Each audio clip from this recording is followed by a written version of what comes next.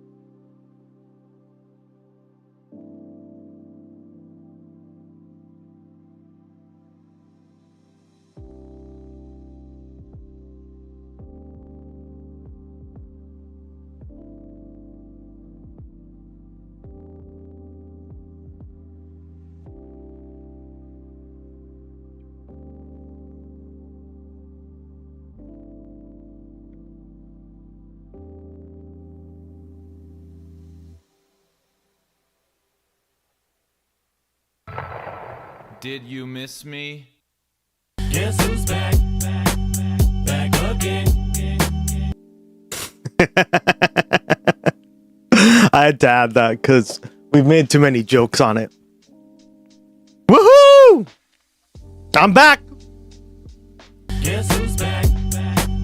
Back again. Damn right. Guess who's back? Guess who's back? Guess who's back? Guess who's back? Guess who's back? Gus Glide says you have landlord. I didn't program them to say that. Explain yourself. Maybe he means landlord. As in lordly. I don't know. What does that even mean? Oh my god. Landlord vibes. Damn, dude. What a roast. Thank you for roasting me, dog. He's really taken the roasting seriously as of late. Mostly me, right? I don't like him roasting you guys, unless you want him to roast you. This is your reminder. Gloggy is a part of the team. He is. Of course he is. I mean, he literally runs the stream. It's so funny. Rappers, I monkey flip like funky rhyme. Be kicking, musician inflicting, composition pain like I'm Scarface sniffing, cocaine holding, an M16C with pen. I'm extreme now. Bullet holes left in my peepholes. I'm suited up with street. I monkey flip 'em with the funky rhythm. I be kicking musician, inflicting composition of pain. I'm like Scarface sniffing cocaine, holding an M16C with the pen. I'm extreme What now. up? Bullet holes left in my peepholes. I'm suited up with street clothes. Hand me a .9 and I'll defeat foes. Y'all know my stilo. With or without the airplay, I keep some E and J sitting bent up in the stairway, or either on the corner betting grants with the CeeLo champs. Nice. Love it. Damn, you really like your rap music. That's awesome, dude. Yeah, me and my friend, that's like literally all we would that's like that one of his like biggest passions before he passed away. Sorry, I didn't mean to. Dude, we do that all the time. What do you that's the whole point.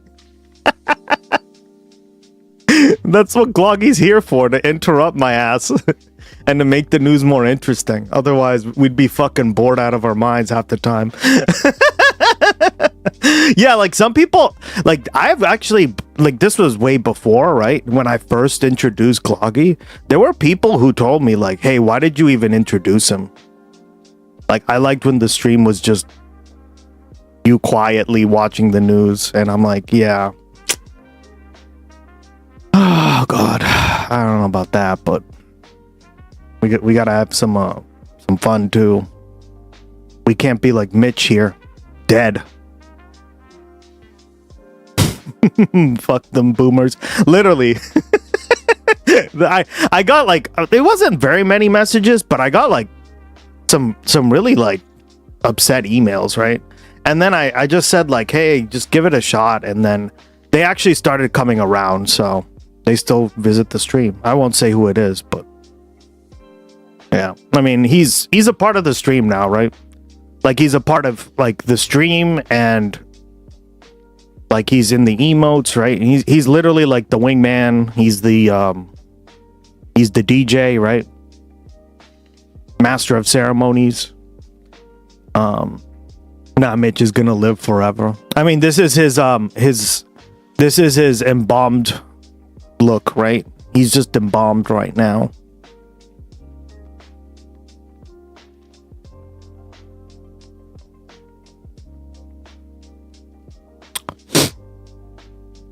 This is his embalmed look, chat.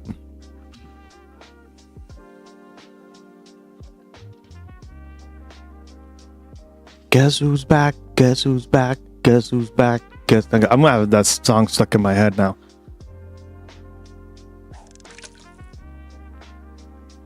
Oh my god. All right.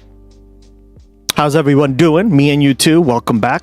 Lucy was first. Wow, that's a first. Normally it's Living Lily. Living Lily was second. Very, very close, it looks like. And then Ducky was second, but then she said 30. God. Do you guys not know how to count? God. Counting. God damn it.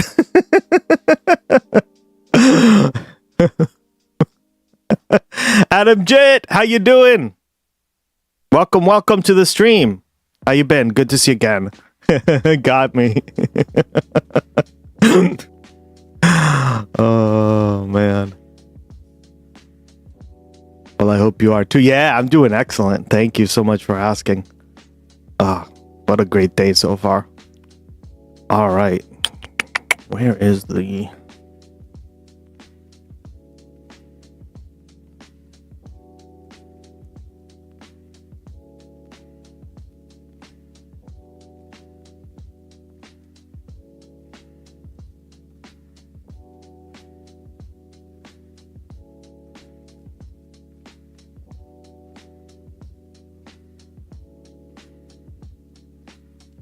All right, it looks like Bernie was on Face the Nation. I do kind of want to see that. And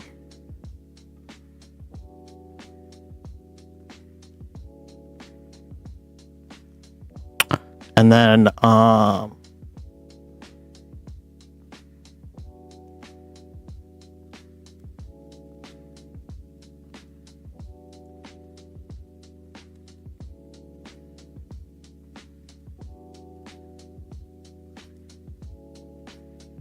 a piece on Democracy Now! About Puerto Rico, which should be interesting.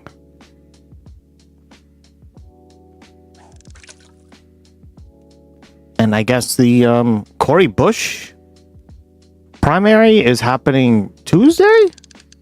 Or is it this weekend? I think it's Tuesday, right? Could never be us on a weekend. Yeah. How's the music, guys?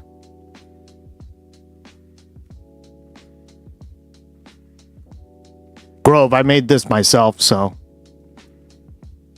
I've been taking like samples from other like genres around the world and been mixing them into my own like instrumental hip hop.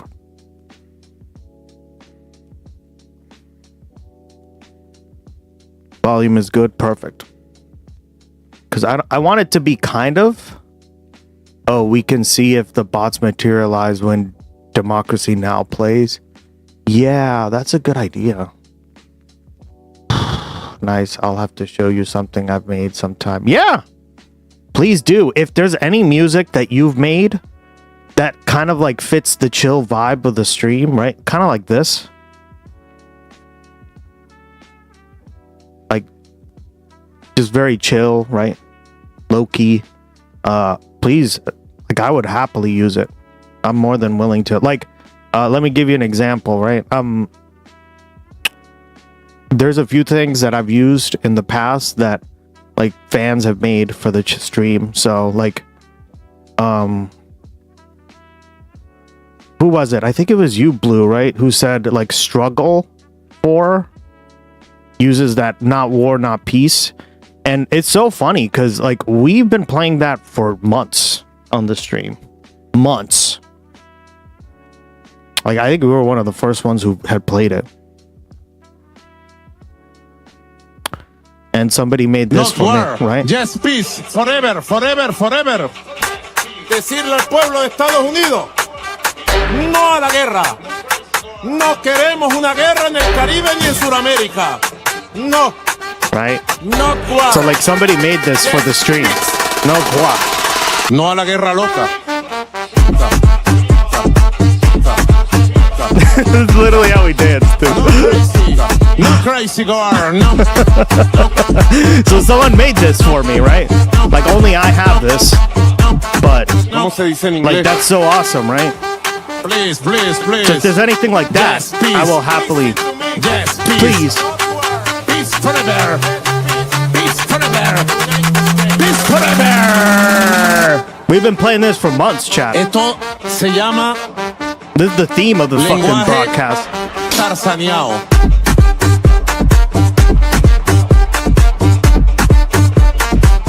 Tipo Tarzán sería sí paz, sí paz, sí paz por siempre. Sí paz, paz, paz, sí paz, paz, paz, sí paz, paz, paz, sí paz, paz, paz. Not war, death speech, the people United States.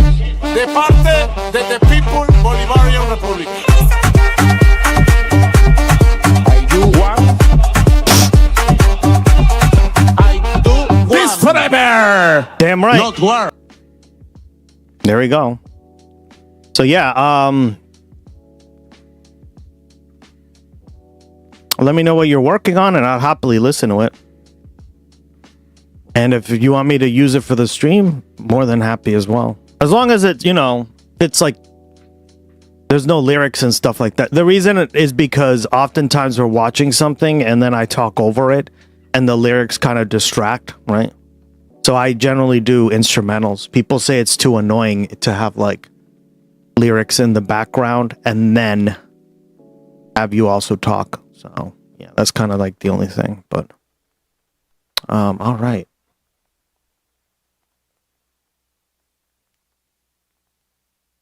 Let's watch the Bernie Sanders interview here. Then I got some other stuff. Start off with that because that dropped fairly.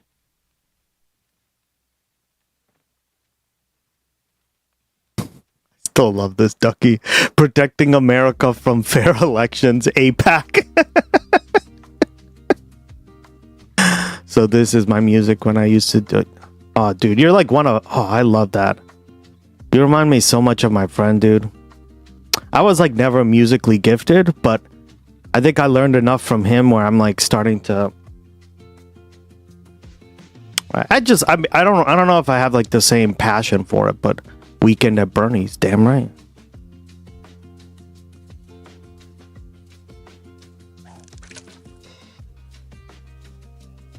All right, let's see.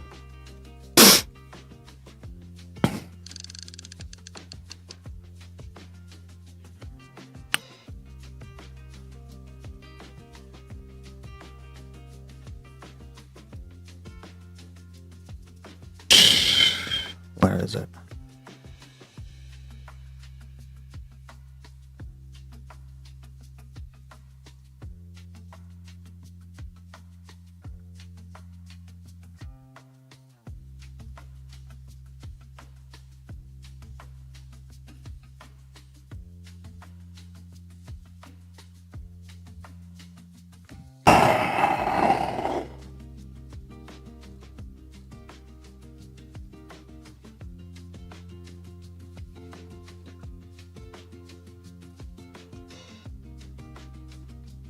I see it now.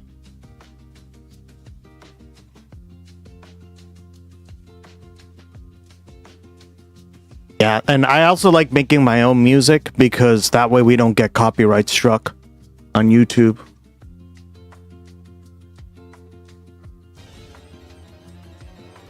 Ooh. Big lift.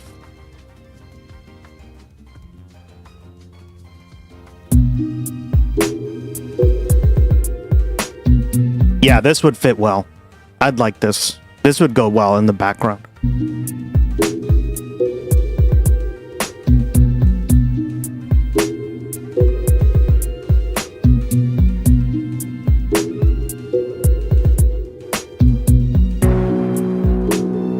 Yeah.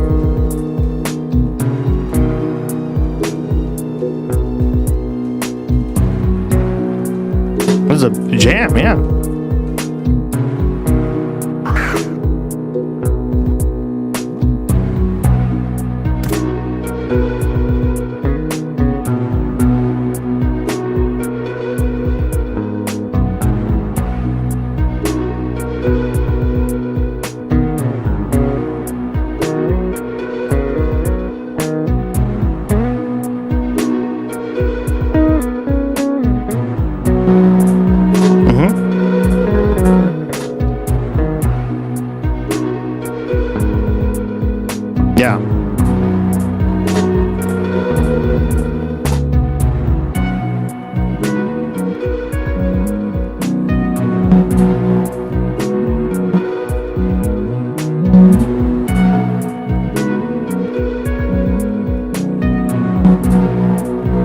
You see what I mean about it being chill? I think, yeah, this would go well with like the overall. Plus, I need to fill about 8, maybe 10 hours so it doesn't repeat. Realistically, I need about 30 hours of music. Right? Realistically. So, like, the more music I can get, the better. But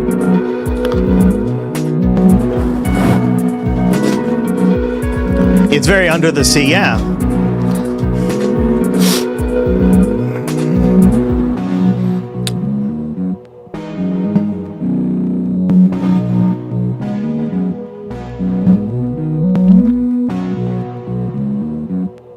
Yeah.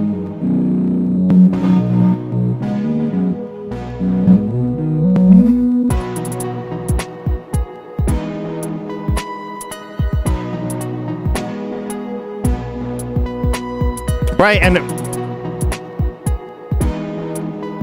yeah. Well, you clearly know what you're doing, dog. You made this yourself? Damn. What do you use, Fruity Loops?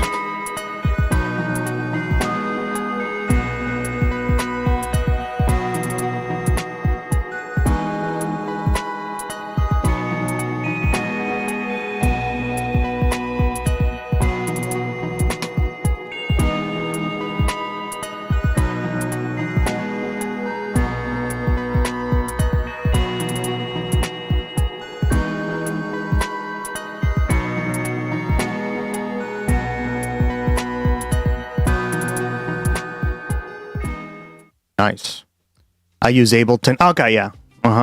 For the MIDI, and I need to do much audio editing. I use Logic. The video stuff, I use whatever native program Mac is for video. I can't remember the name. Gotcha. Oh, so you have a Mac. But the video stuff is mostly don't. Okay. Yeah, it looks very trippy. Nice. Yeah, good job, man. After 13 straight days of U.S. bombing, U.S. strikes were halted over the weekend. Regional sources tell CBS that talks between Oman and Iran on reopening the Strait of Hormuz appear to be headed in a positive direction. Although, caution, more negotiations are needed. As oil prices rose again last week to their highest level in more than a month, a new CBS poll finds 2/3 of Americans believe the U.S. should end the conflict with Iran now, while just 1/3 say it should continue until Iran makes further concessions. Only 35% approve of President Trump's handling of the war. Meanwhile, the Pentagon is asking Congress for additional funding as the costs of the conflict mount. We begin this morning with Vermont Senator Bernie Sanders. Welcome back to Face the Nation, Senator. Good to be with you. Defense Secretary Pete Hegseth told Congress he needs $67 billion on an emergency basis to help pay the troops, to help restock munitions. Yeah, this is the big, like, spending package that just passed the House, but it doesn't look like it's passing the Senate. And this is why I wanted to cover this, because I'm like, wow, more money for the military-industrial complex. Fuck off. I know you object. That's the Secretary of War for you, right? To the war, but we're in this thing now, and I know you want to help the troops. So how do you do that without providing the funding? Well, Margaret, we need $67 billion to build housing, to make sure that all of our people have health care, that we deal with climate change, that we deal with a middle class, a working class in this country that is struggling. The war in Iran is unconstitutional. It is illegal, should never have been started. We need to sit down, negotiate, end this war as quickly as possible. So our polling that we just referenced there show that the president does have low approval ratings, but when it comes to Democrats, they actually fare slightly worse on this. When they were asked by CBS who has the better approach to Iran, 32% say Trump and the GOP, only 30% say Democrats. So what should Demon the rats solution be here? Is there an affirmative vision from Democrats on how to get out of this? The solution should be, A, And by the way, both the House and the Senate have voted for war powers resolution that makes it clear what Trump is doing is illegal. But given that we are where we are right now, let's sit down, let's negotiate with them, let's stop the killing, let's stop the devastation to our economy, which is raising gas prices, prices all across the board. That's what we've got to do. Sit down, negotiate, let's end this war. Just cut the losses where they are. Yes. Okay. Well, we are 100 days out from the midterm races. I know you've been working, going around the country to help boost some of these progressive candidates. Maine is a state that could flip control of the Senate. Yesterday, 600 Maine primary delegates replaced scandal-ridden Graham Plattner with Troy Jackson. He's a logger. He's a progressive. He had been allied with Plattner before he called on him to wake out in the wake of those sexual assault allegations. I'm wondering, with 100 days out, can Jackson play catch-up here?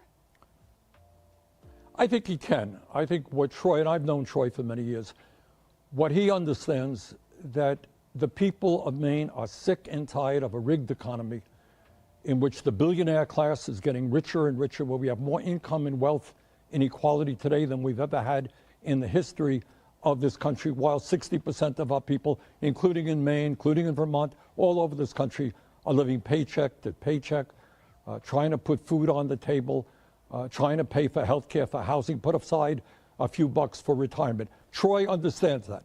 He's a working class guy. He's from the working class. He is very articulate. Playing catch up. An excellent chance to win. He does always sound like that.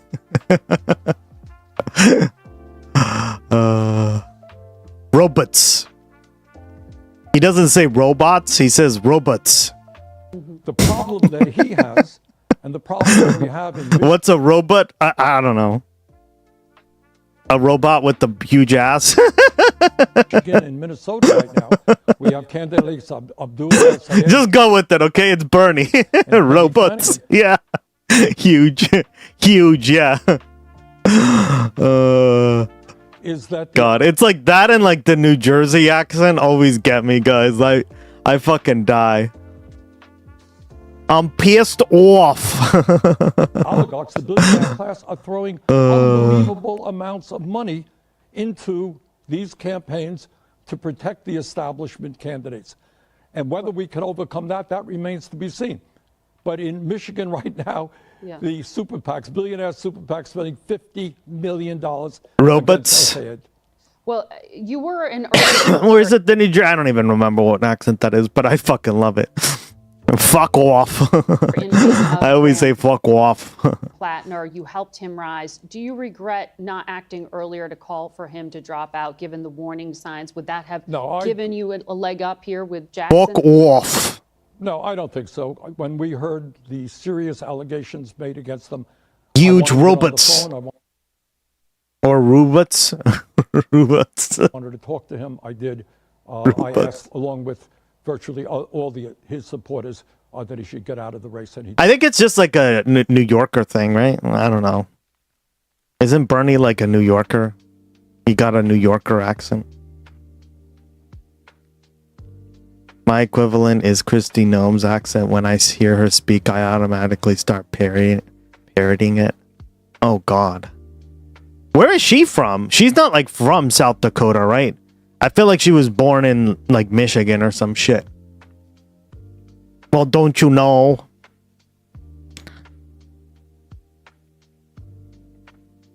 I mean, I don't know, right? There is that diss track on her. Kristi Noem is a bird-legged hoe. Where was she born? Watertown, South Dakota. Oh God, we have a Watertown. Jesus. Looks very different though. I literally can't hear Kristi Noem's name without having that bird-legged. I know! Kristi Noem is a bird-legged hoe! Kristi Noem! That song always gets stuck in my head now. That hoe, that's got to go! We played... The minute that track dropped, we played it on the stream like 5 times in a row. It was so funny. Oh my God, it was so good.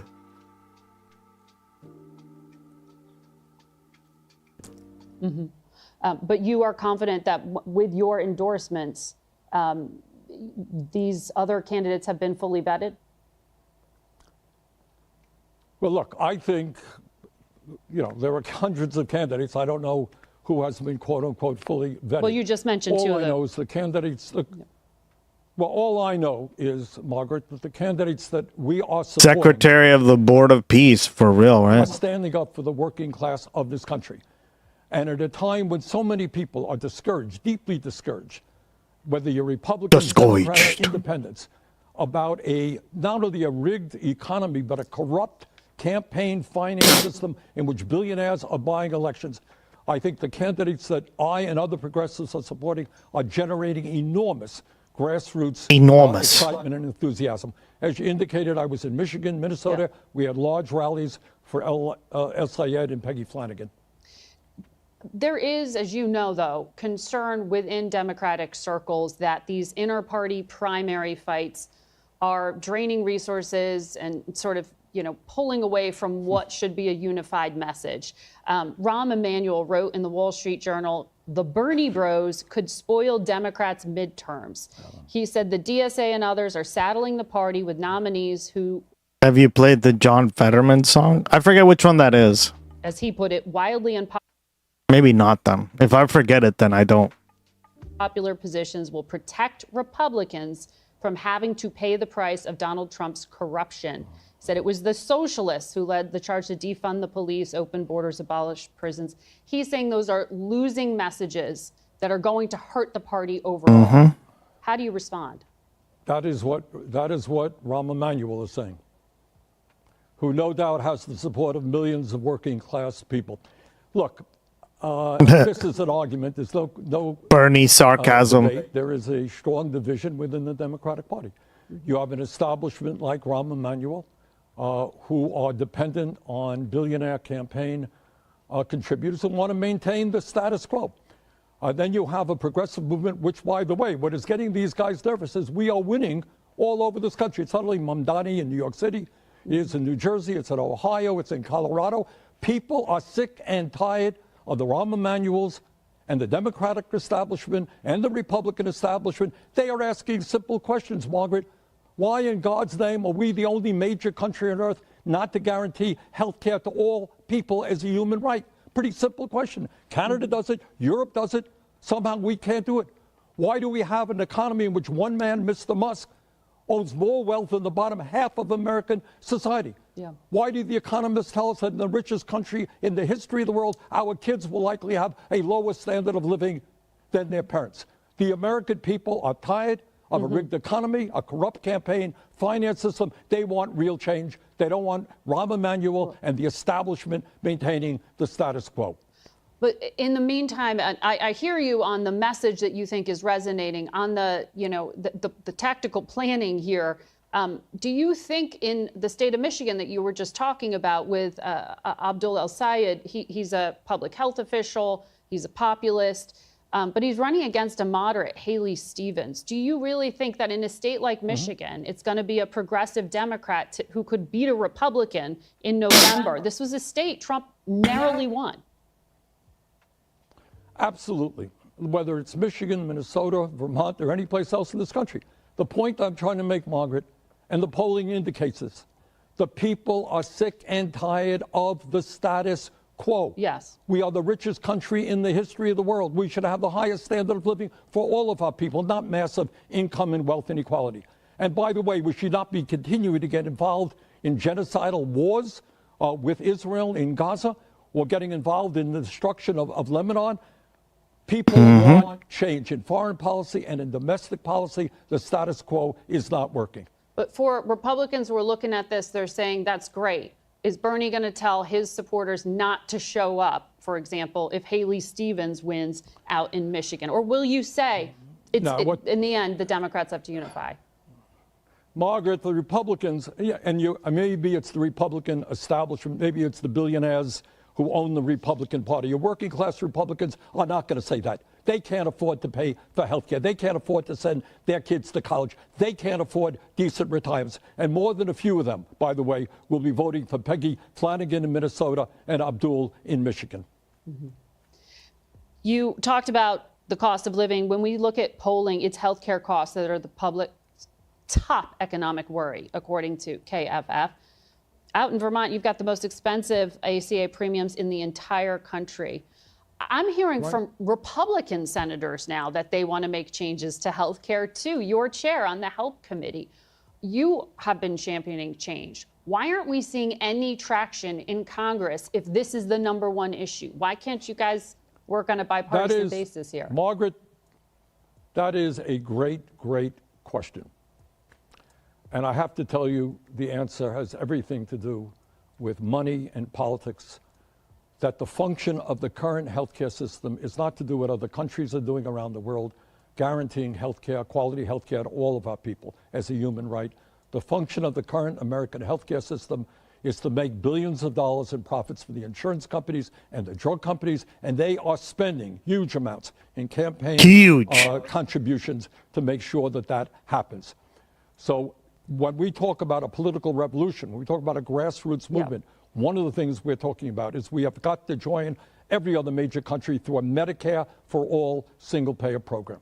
Is there a single-payer program in this country that you think actually works? And Vermont struggled with it when your state tried it. Is there a model for what you're talking about? No, Vermont, no, there is not. But 50 miles north of where I am talking to you right now, they are spending half as much per capita as we spend, and somehow or another, they manage to guarantee health care to every man, woman, and child in that country. Go to the hospital for every man, person, woman, TV.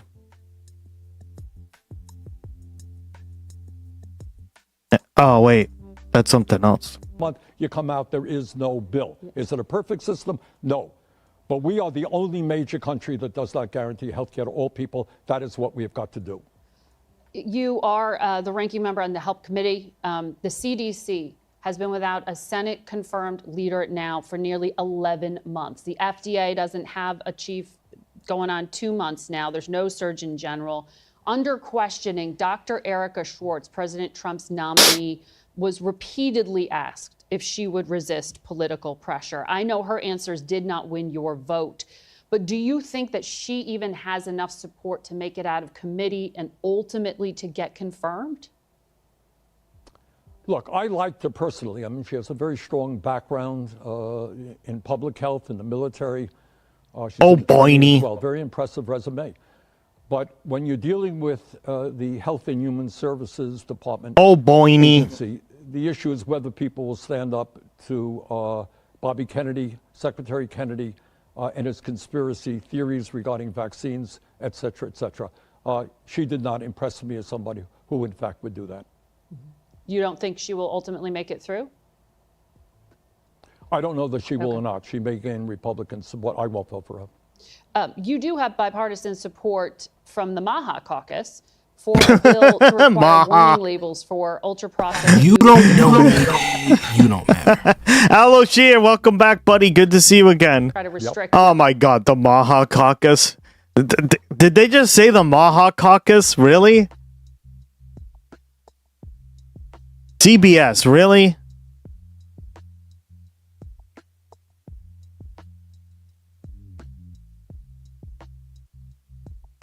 That thing is deader than fucking, oh my God, what? To kids.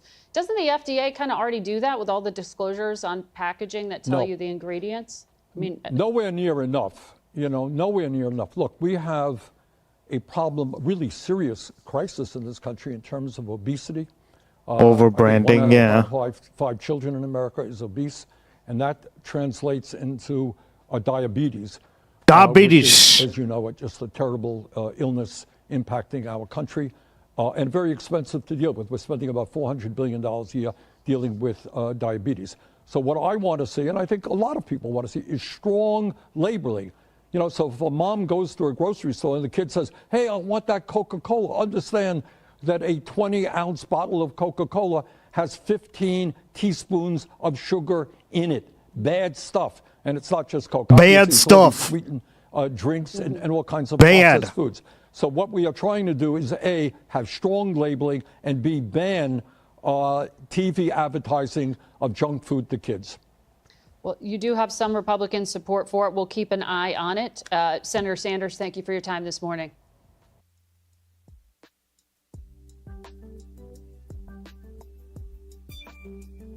Oh my god, guys.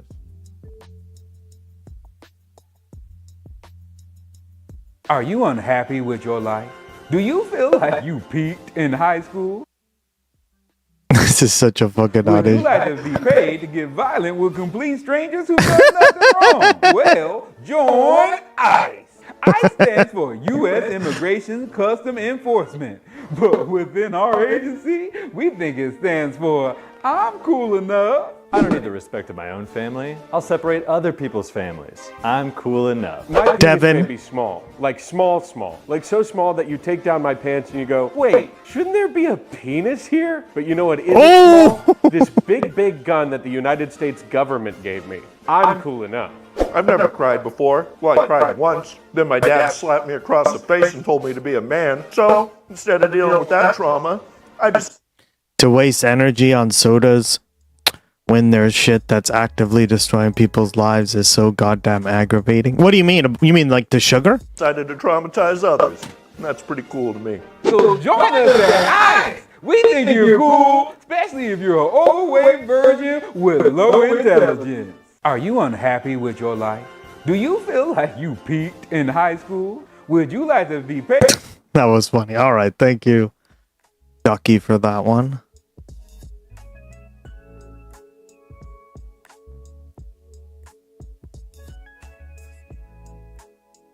This. We'll watch that with. Oh God. It's Ducky's goat. Ducky, your goat is on the screen. If you're Chuck Schumer, damn right I'm dangerous. We don't need lip service. Her, right? That's your goat. Look, I'm not a celebrity candidate. Al Sayed versus Stevens, and so much more. Outsider anti-establishment is exactly what we need right now. I'm very Buck Hibbs. frightened by what I see going on in the God, Democratic I can't stand the sound of her fucking voice. I mean, I'm easily annoyed and I just go like, "Pff, whatever, but I can't stand the fucking, oh my God. I don't know why. It's just so annoying. Like, I guess in like I guess it could be like kind of charming.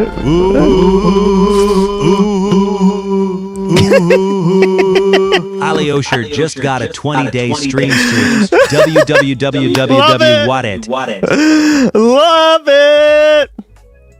Thank you, Ali Osher, my Bostonian friend. Hope you're doing well. She reminds me of an angry teacher. Yeah, it's very annoying. I don't know. It's almost like, I'm not even gonna say the word because you guys made it. Me and you two and Lucy and Living Lily made it amazing. Sandpaper. But we're saving that for something else, if you know what I mean. Oh.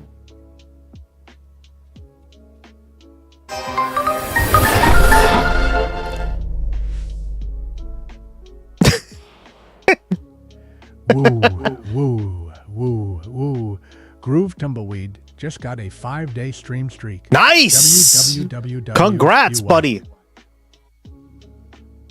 Thank you so much for the 5 days. Also, remember, type out a message. You can, Gloggy will read out the message included.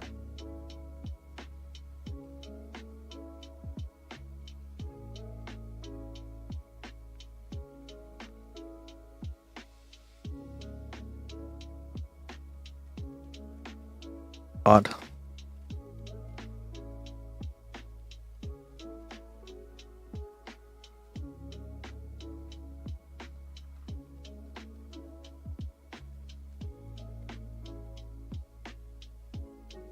Fuck's sake, guys.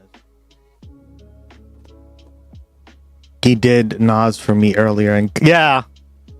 No, I mean he's good. Every day I'm working on him some more, right? Like he's getting better and better. Like if you see the V1 Gloggy compared to, right? He's becoming more like expressive, more realistic. He's kind of like breaking down certain things. Like I don't know, he's just more like his conversation is flowing better, right?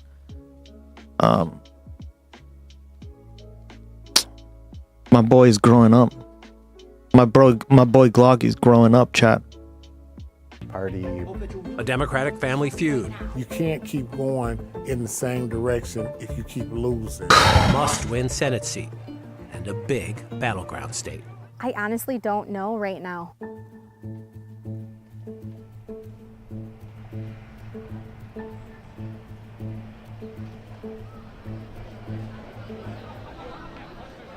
A packed church basement on a steamy summer evening. All right, friends, money out of? The insurgent keeps it simple. Try that one again. Money out of? Money in your? Medicare for? And he pulls no punches. AIPAC shouldn't be able to dominate our politics. Corporations shouldn't be able to dominate our politics. Chuck Schumer should no longer be Senate leader for anything. Abdul El Sayed is 41, the son of Egyptian Sandpaper not here. You know, I don't pay my taxes thinking, no, I can't wait for Israel. He's just a simple country Oxford scholar. I know. Simple. Literally exactly what Kennedy does here in Louisiana. 100% fake. Oh yeah, I mean, he's literally a Rhodes Scholar, right? The dude's a genius. Kennedy's a genuinely a smart guy. Right? He's a Rhodes Scholar. I think he went to Harvard. Or was it Brown? I forget where, right? Yale? One of those schools, right? And yeah, he talks all and acts all dumb and stuff. And it's because if you see like videos of him 20 years ago, he not only was he a Democrat, but he speaks very, very like normal, like, you know, like a typical American accent. He now talks like that to just basically do what you just said, dog. Vanderbilt. Yeah, Vanderbilt. Right. I can't wait for. I forgot. Yeah, but he's a Rhodes Scholar, which I mean, it's not easy to get. Right? It's not something easy that you can that you just get approved for, right? I call him Senator Clout Goblin. Hey, that's an insult to Gloggy, okay? Egypt to get another set of bombs. No. You're not a Clout Goblin. He's a treasure goblin. Completely different. Guys, there's different kinds, okay? There's like the creepy ones, right? Then there are the ones that look like Gloggy. Baby Yoda, basically. Imagine him foghorn, leghorn his way around Oxford campus. I know, it's cringe, right? Jesus. Like, they'd laugh him the fuck out. They'd be like, "Oh, that Rhodes Scholar degree, that Rhodes scholarship you got, well, yank." Another church meeting hall, also just across the Detroit city line. This is the best of Michigan. Haley The Stevens best is of 43 Michigan. in her 4th term in Congress. By the way, I think Gloggy has one of these accents that I programmed into him. I just try to find funny accents to like replicate. And like this is literally one of them, right? He has like this old man version of this where he's like, "Hello." And he's like, "Hello." And he speaks just like this. I don't know how to describe it. You'll probably hear it coming up. Before that, worked for President Obama's Auto Industry Task Force. The work that I was a part of when it mattered. You know, the work that we cannot forget. God, it's like a black hole of charisma.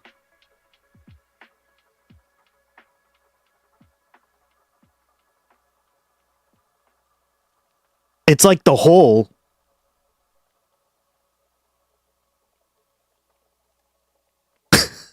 Oh my God, I'm not even going to say that. The revolution here. It is, Whoopsies. Yes, old school. Big old rallies are nice things. I want to see who's I'll let you imagine that in one. the neighborhood.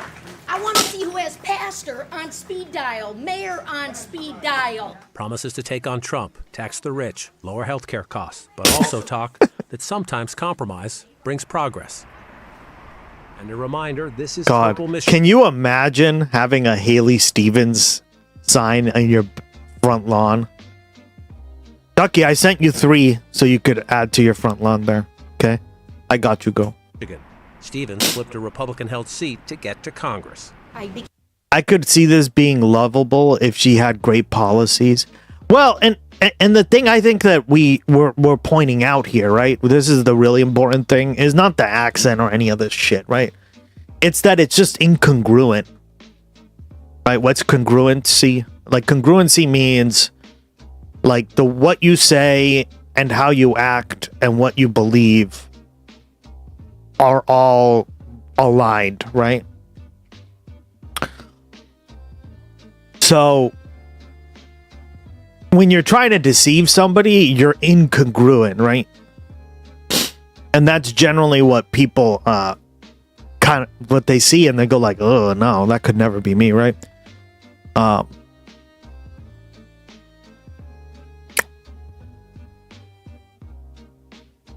I've never seen a Stevens yard sign, but I've seen a lot of them. Oh, that's awesome. Good to know. I mean, Michigan, I don't know shit about Michigan, so I can't act like I can't predictably speak about how it's going to turn out.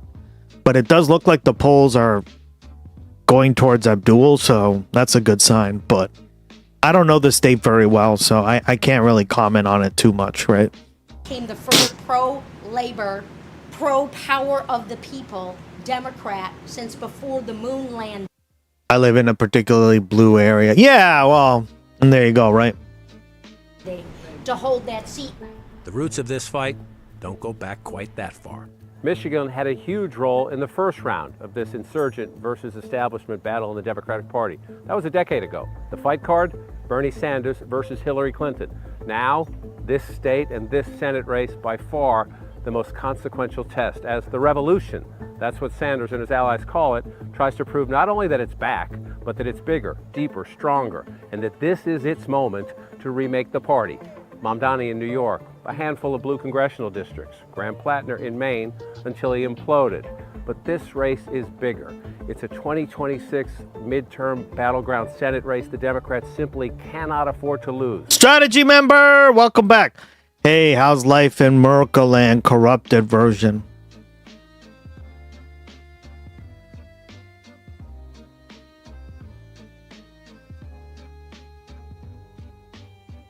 Sucking. And Michigan will have a It's the Zionism and corporate PAC money more so than the voice of the voice that doesn't huge role. Always has been. In both the nomination chase and the general election in 2028, when we pick the next president. Yeah, first day of the strike. First day. Tonya Rincon worked the Ford assembly line for 30 years. Her initial Senate choice quit the race. So I'm all the way in for Abdul. Rincon rejects the idea he's all the way in for Abdul. too liberal to win statewide. Her worry is what might happen if Al-Sayed loses the primary. There are some young people that are falling in love, and I do worry that if Abdul doesn't win, they will be disenchanted, just like the Bernie Hillary kind of thing. I mean, yeah. Have you seen Haley Stevens? The population lives in Detroit and its close-in suburbs. So this is Dearborn, suburban Detroit, majority Arab, and a big piece of why Vice President Harris lost here in 2024. She lost statewide by 80,000 votes just here in Dearborn.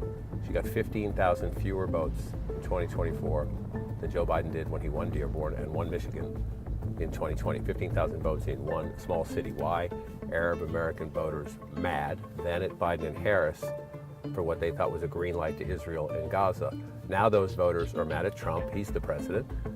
Al-Sayed hopes to tap that anger. He says he will be their voice. He says he will stand up to Trump, who he calls a dumbass, who lets Israel run his foreign policy. And he says he'll also stand up to a Democratic establishment that he says is still beholden to AIPAC, the Pro-Israeli Political Action Committee. It's a huge issue in the Democratic Party right now and a giant defining issue in this race. Walter Robinson Jr. lives in neighboring Dearborn Heights. Its population, 40% Arab. Affordability is by 40%. See, this is, to me, this is so interesting because I don't know any other state that has this high of percentage. Maybe like New Jersey, right? Has a lot of New York, obviously, right? So I don't like, obviously in the 2024 election, they turned for Trump. But in this case, I think it's going to be the opposite, right? Just an educated guess, though.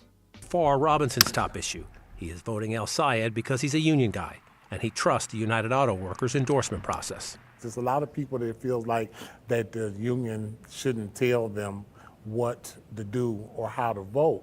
But like I said, connecting the ballot box. That's the whole point of a fucking union. Anybody who says that is so stupid. It's not like they're forcing you to vote for them. They're just endorsing them. Like some of these like union people, like we need to have some serious education in this country. Unions. I love unions. Yeah, like don't get me wrong. I'm not saying anything against them. I'm just saying that like remember like the union leader who like endorsed Trump recently?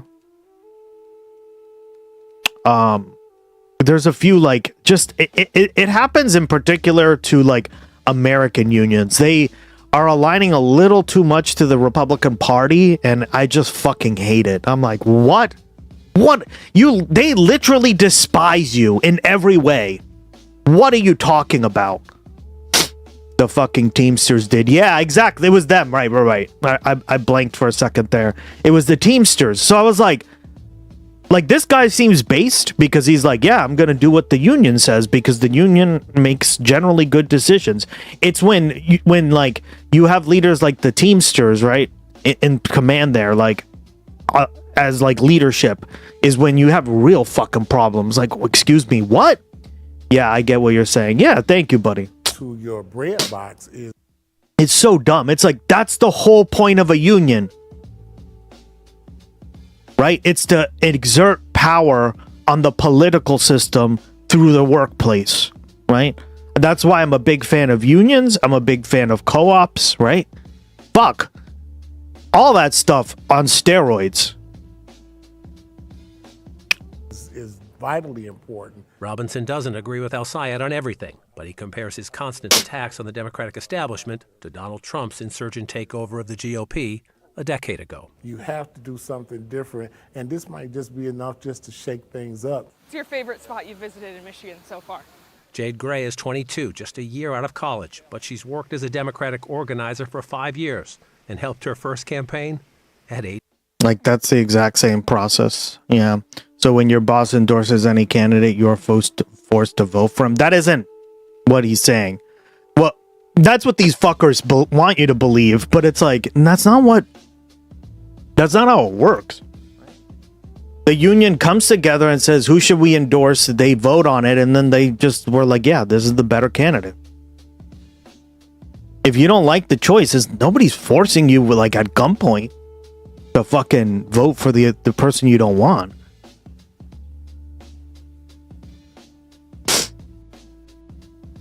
Age 12 in 2016. I think we're seeing two paths emerge for the Democratic Party, and this is going to be one of a few examples of where we're really headed. Gray is from northern Michigan.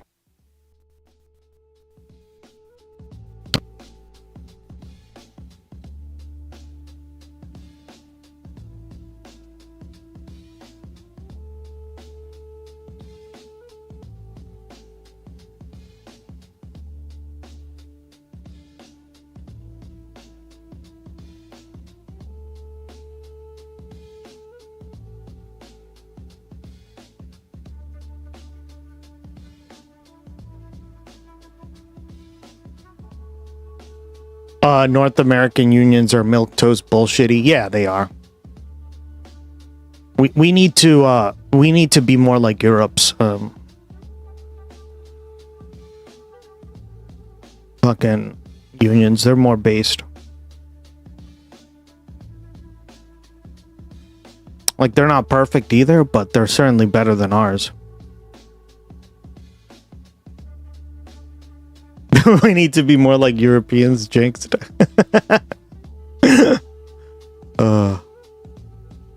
Or co-ops, right? I'm a big fan of co-ops because co-ops are like an even more democratic version of that, right?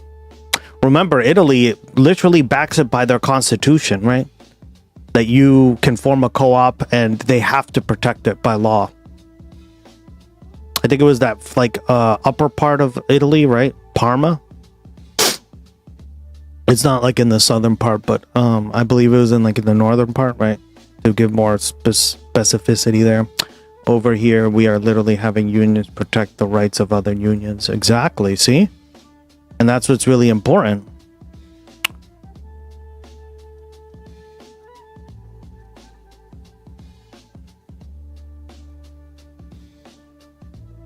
Oh, okay. It's got to play it, that's why.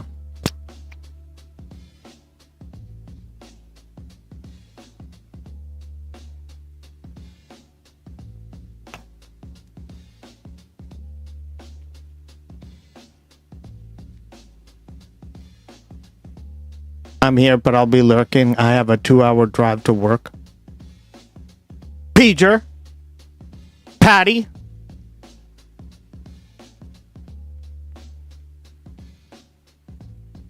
Your name is so simple, too. Strategy member reached 30 stream streak 4 there minutes it is. ago. 30 streaking violatins. Let's go. Violatins.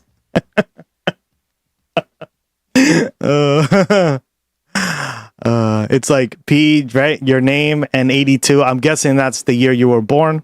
There you go. What up?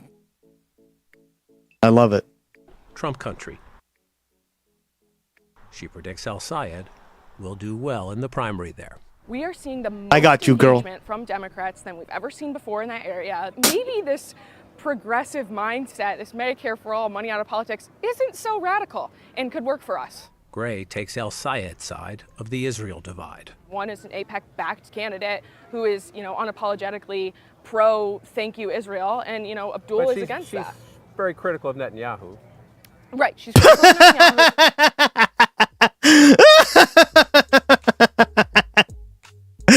She's very critical of Netanyahu while taking AIPAC money, right?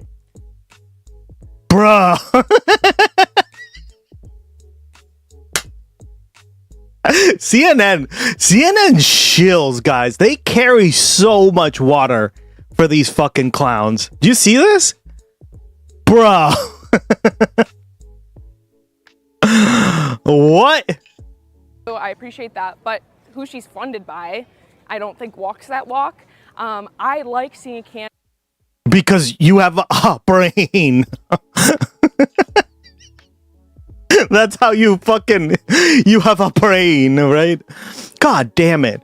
Like, how stupid does CNN think we are? I wonder if there's like comments of this. Haley, Israel comes to me in my dreams, Stevens. That's the first comment.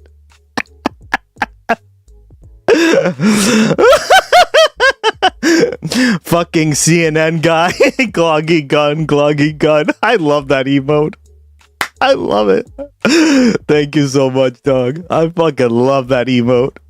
That emote is fire. Oh. Yeah, sure. Criticism of leaders does not justify ignoring all the calling of the genocide what it is. Yeah. Oh my God. Haley, I am the loyal to Israel before my constituent Stevens. Jesus. The comments, like CNN's own fucking video comment section is roasting her, chat. Roasting her. We need someone who will work for the people, not another country. AIPAC owns half our government. We've already put 40 million in her account They've already put 40 million in her account just for the primary and the corruption. Al-Sayed will actually fight this administration. Who will win? The data setter Dem or the actual real person? Bingo. And watch the replies be like AIPAC funded as well.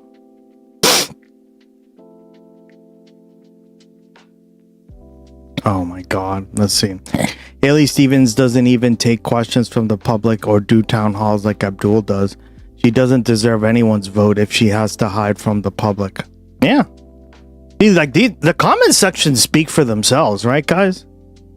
Not in every video, but like, goddamn, Stevens equals AIPAC stooge. Guys, these are all from like an hour to 2 hours ago. Look at that. corporate America versus working America, currently happening in the Democratic Party. Yes. 100 million poured into her campaign from AIPAC. Only almost 31 million currently, according to AIPAC tracker. But I mean, how much of it is like other groups that are affiliated with AIPAC, or just AIPAC and with a different name, right? And that's the harder part to track, but you're right. So like, you get the gist, right, guys? A lot of people, particularly older folks, get all their info from candidates from these ads they see on TV, so I'm not optimistic here. Yeah, the fucking boomers, for real. Candidate who's, unapologetically anti-Zionist. Now we got it going. Rob Lippett is more than patient with a pickleball novice. And he is more than anxious about this primary. I think they're creating litmus tests suggesting that Israel shouldn't exist, or being unwilling, as al-Sayed is, to affirm the idea that Israel has a right to exist as a state, doesn't move us closer to peace. Lippett sees al-Sayed as part of a broader, troubling democratic shift. The socialist drift of the party and the hardline and somewhat radical positions that they take are not good for the state or good for the country. He loathes Trump and wants a Democratic Senate. But Lippett says he and many other Jewish voters will face a painful choice if al-Sayed wins the primary. Oh, God. I think there are a lot of people that won't vote for al-Sayed. Are you one of them? Probably. I don't feel like the Democratic Party is a safe space. Traverse City is along the spectacular Lake Michigan, population 16,000. Northern Michigan is mostly rural, in every way a long way from Detroit and its suburbs. Ashley Ayala lives in a town of 1,500 people, works for a nonprofit conservation group. There we go. These goats working one section at a time to clear rural land. What do you want? Oh, I thought they meant like goats, as in like the greatest of all time. But they actually meant real goats. God, Michigan. The Democratic Party, what's missing? Oh,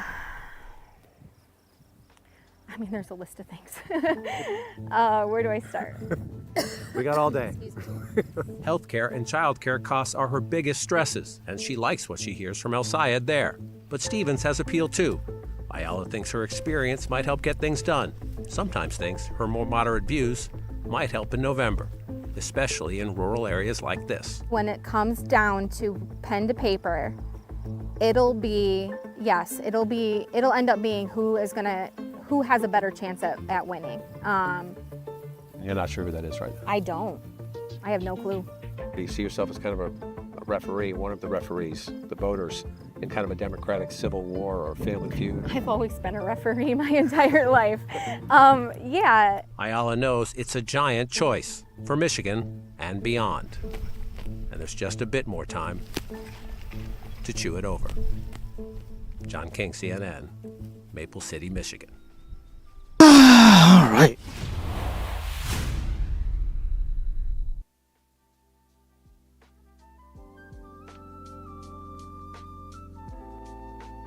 Interesting. Interesting. Raina! There you are, girl. What up?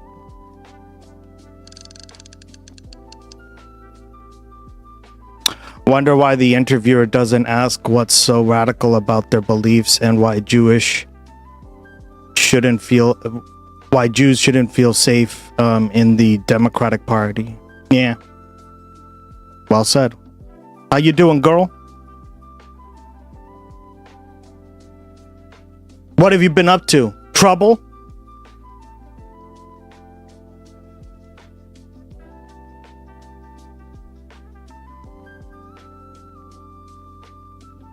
Tired as fuck? Yeah, we're working a lot. Taking care of your son. All right.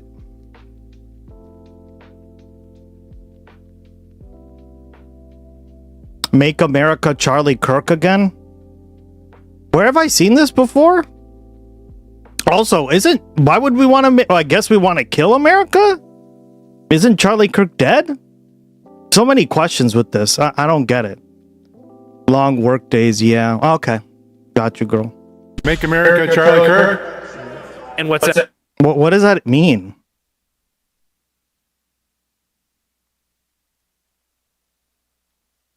What does that fucking mean, chat? What he stood for, Christian American principles, Donald Trump. I think the Iran war was necessary. I didn't like paying extra money for gas either, but they're never going to have a nuclear weapon. Remove the threat, sponsoring terrorism all over the world. Hopefully that will end for good. There will be peace in the middle. Oh my god, this guy's so fucking brain dead. I have a good authority, Tim Pool, that Charlie Kirk is stable. Right, okay. Please. You think he's living in Israel, huh? that's possible? I do. I think Europe is a bigger problem right now with the immigration and all that stuff. F you, Great Britain. F you. Teabag loving motherfuckers, dude.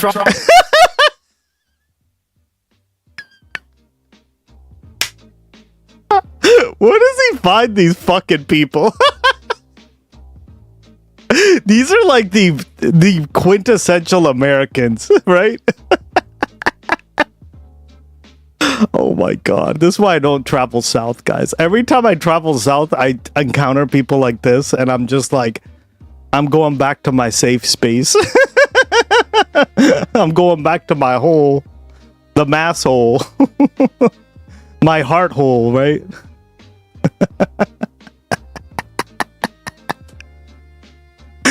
At least it's none of these fuckers around. Jesus. The Chud frat house. Yeah, for real. Oh my god. I went down for a conference. I think it was in Texas or something, right? And yeah, it was Texas. And there were just so many people like that around here. Like when I went over there. I was like, my face was so confused, guys. And they just like didn't know what to say to me because I was just like, I was so blunt to them, and I don't know, like it's just like, man, Northerners and Southerners are just, the more you like see the differences, the more you're just like, ooh. They're always like, hi, how you doing? Yeah. Fuck off. Like, I'm just like, isn't even that far. I know, but it's very associated with the South, right? Tennessee at least is. Tennessee, you're the only 10 I see. What up? New Orleans is dope, though. I'm obviously biased. Yeah, I don't know. New Orleans is cool. I feel like New Orleans, like the cities in the South are not necessarily the problem. It's like every other place in the South that's kind of the problem, right? And you see a lot of this like chuddery. I don't know. Like I'm telling you, you go to Mass and you just don't encounter people like this. It's very rare. Like you will occasionally, but like I haven't seen someone like this in probably over a year or so. So. And I'm out and about all the time, so I was in Tennessee and I discovered people that are really more polite in the South. Well, that's what I'm saying. Like, I don't know. I think like the quintessential like Southerner, they're more polite and outgoing, and they tend to be, but they're just like, I don't know. Like they're very like surface level. And like Northerners, especially people in like New England, they're much more like quiet, reserved, cold, distant. Right? Especially in New England. I'm speaking of New England in particular. But like once you crack the surface, right? Once you crack like a Northerner's like surface, they tend to be pretty like loyal and like open with shit, right? And like I don't know, like just the two don't really mix very well, right?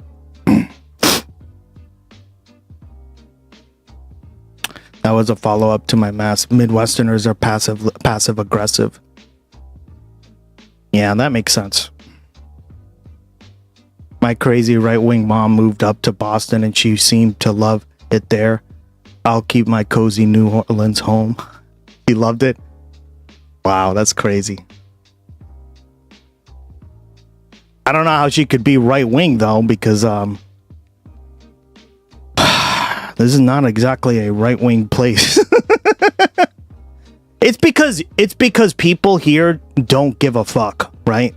Like if you come at them with politics, first of all, people here really love politics.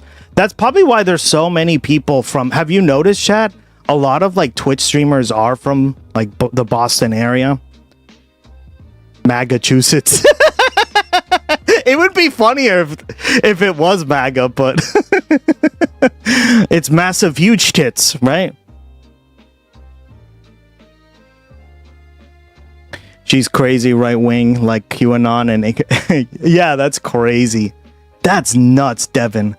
Like, I mean, I guess there are some of those people here, but like nobody, I don't know, like, see, I think it's because people here just like they hear that stuff and they're like, whatever, fuck off, right? People here are very dismissive, so they just kind of carry on, right?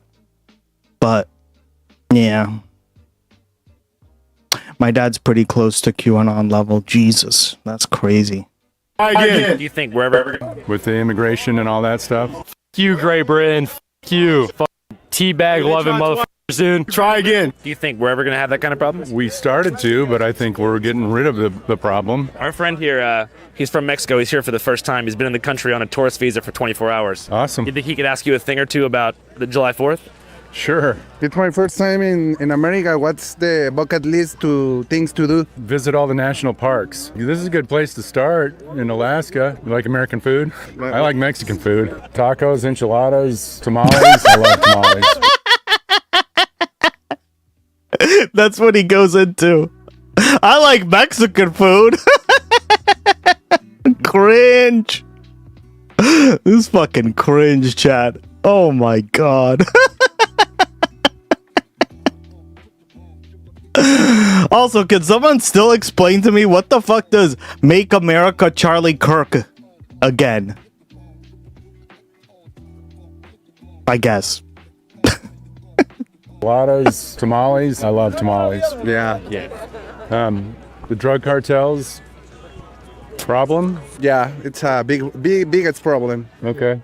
But the cartel is with the government and... Yeah, the corruption is so intertwined with the government there that it's like eliminating the cartel is almost impossible because they've evolved to more than a drug trafficking organization. They have stake in oil and farming and everything. So it's an endemic issue. Yep. Well, and it's like what Andrew's saying, right?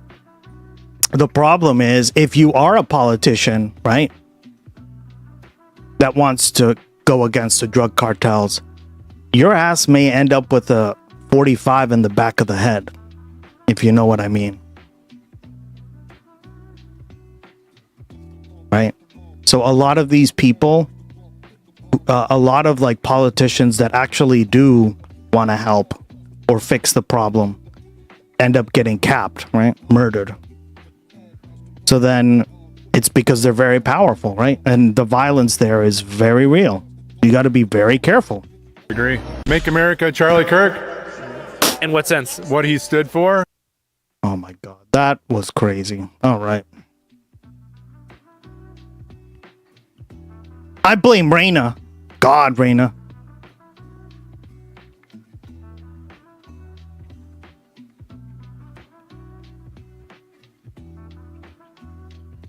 Boy, oh boy, oh boy, y'all.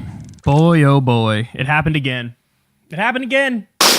It happened again, man. They came at me. What'd I do?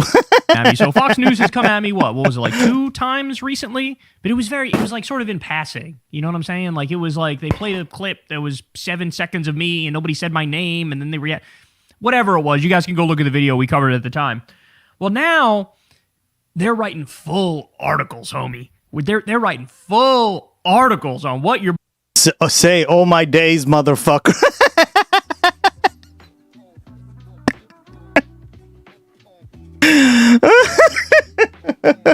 Cloggy gun. Boy says. I'm telling you guys, that emote.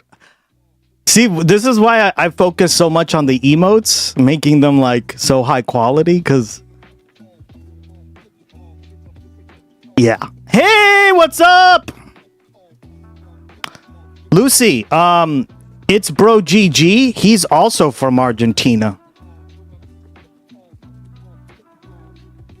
He's from Malay land. Yeah, he's one of the OG chatters on the stream. He's the GOAT. What up, my brother? How you been? Long time no see.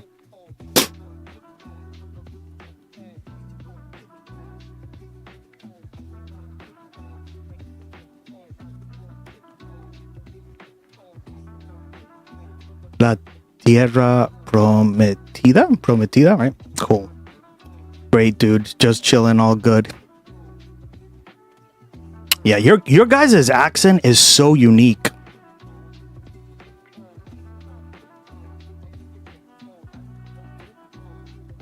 Like hearing you guys speak is so unique. It's like its own kind of Spanish almost. It's crazy. Yeah, Lucy's from Argentina too, man. You know Argentina is great if you have money. Because of the hyperinflation you're talking about? Yeah. I studied that in college. We are special in a non-retarded way. My goat. Although apparently everyone wanted Argentina to lose, right? In the World Cup. So, I don't know, dog. Because Messi's a right winger or some shit. I don't know. I don't care, but I was going for Spain anyway. Sorry, but I just thought that Argentina would beat Spain, but I was hoping secretly, and they did. They won at the end. Sorry, man. sorry, Lucy. Yummy. Come to Papa. Sorry. Okay, I've been looking forward for this. Everyone wants a hegemon to lose, dude. It's okay. We are the football hegemon. Yeah, it makes sense. Right. It's just a game too. Like, who cares at the end of the day, right? Like, it's fun to watch and stuff, but like, yeah, I love it. I've been looking. In fact, how many times have you heard me say? I love watching the fans. Like seeing all the fans on both sides is great. I told Joy Reid last week. I was like, bro, what is it? What do I have to do to get on their radar? I don't understand. Is it the fact that I'm white? That, like, I largely get a pass? I'm a white male, right? With the fucking Deminem bleach blonde hair? Is that why? Like, what is it? Because they go after Joy Reid like crazy. They go after Jennifer Welch like crazy. Obviously, Hassan to them is public enemy number one. And part of that is because his name is Hassan, right? But what do I have to do? Is it because my name is Kyle? Is it like the fucking, the least threatening name to old white people imaginable is Kyle? But it took them a while, but we're finally here where they're coming after me aggressively. Okay. I love it. So I'm going to get to that in just a second. But first, let me show you. The other day, I'm scrolling through Twitter, and this pops up on the timeline. And I'm going, oh shit, that's what's up. So one of these so-called anti-Semitism monitor groups, which is not really that, like the whole purpose of this group called the Canary Mission, it's one of those groups that's like, if you say, hey, I think the Israel lobby is kind of bad. I'm not sure they should be able to spend this much money in politics and like bias our Congress people. They go, anti-Semitism. It's one of those groups, right? It's like a fake anti-Semitism monitor. If I'm not mistaken, Crystal mentioned, didn't they do some shit with ICE? I think they were involved with ICE. Like they tried to get people deported or some shit. Like, they're bad news. They're bad news. But they decided in order to go after DSA candidates, they found a way that they thought they could do that, right? They took this live stream that we did Don't be so Victory. stupid. Shout out to the people of Progressive Victory. We did this live stream where myself and Hassan and Crystal and a bunch of I love how you do the Italian fingers. You guys do that over there, right? It's bro GG, Lucy. Because you guys are basically Italian, right? Who speak Spanish. Don't be so stupid. Wait, is Kyle trying to turn himself into an archetype? We don't care about Kyles. Oh man, that's hilarious. Needham, I had to look it up. That's where she moved to. Oh my god, I live near Needham. That's crazy. It's not a dude, Devin. Needham is not a MAGA hole by any stretch of the imagination. Let's look it up. I'm just gonna show you what I mean.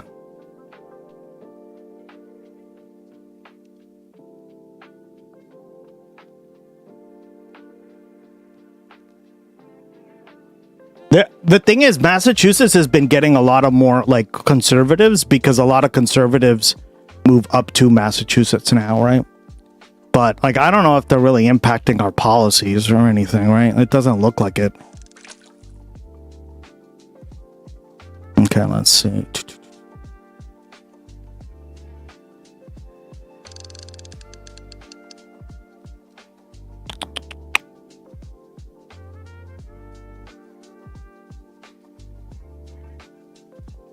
We do the Spanish and Italian shits mostly. But I'm 1/2 Polish, 1/4 German, and 1/4 Russian descent. Dude, that's sick. Wow. Yeah, I mean, I know you guys are very diverse. Very diverse. I always tell people that. You guys have all sorts of like different immigrants. Like, I'm descendant from a reformist Jews and non-Zionist, but I'm an atheist. Gotcha. That's awesome.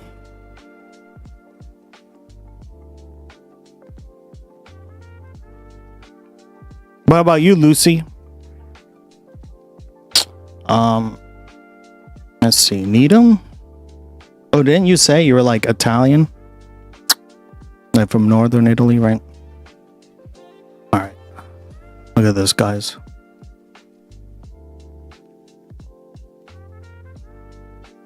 So, okay, look, out of the total look at this, Devin. I'm going to show you the demographics here, okay? Just so you know. Like when I tell you guys that Massachusetts is a different kind of breed, it is, okay? And the numbers don't lie, right?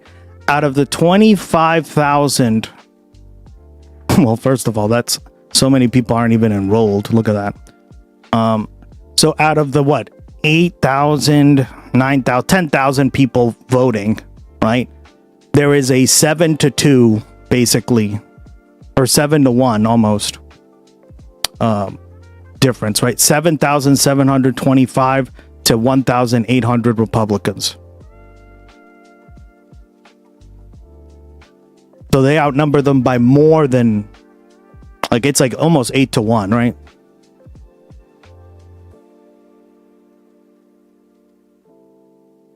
My last 2 boyfriends were from Boston. Oh, really? Well, then maybe your next one will be. What up?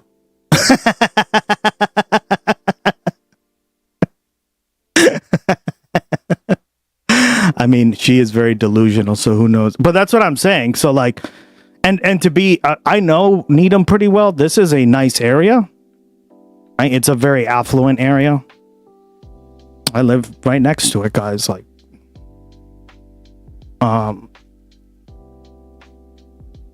yeah. There you go. Almost 8-1. Right? Overwhelmingly Democratic. Mm-hmm. And Needham is not in the city, guys. Like, Needham is in the suburbs. This is the burbs. Right?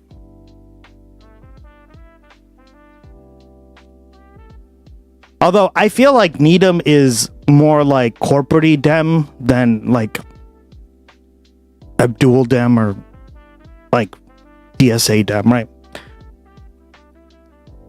They like the boring kind of politicians.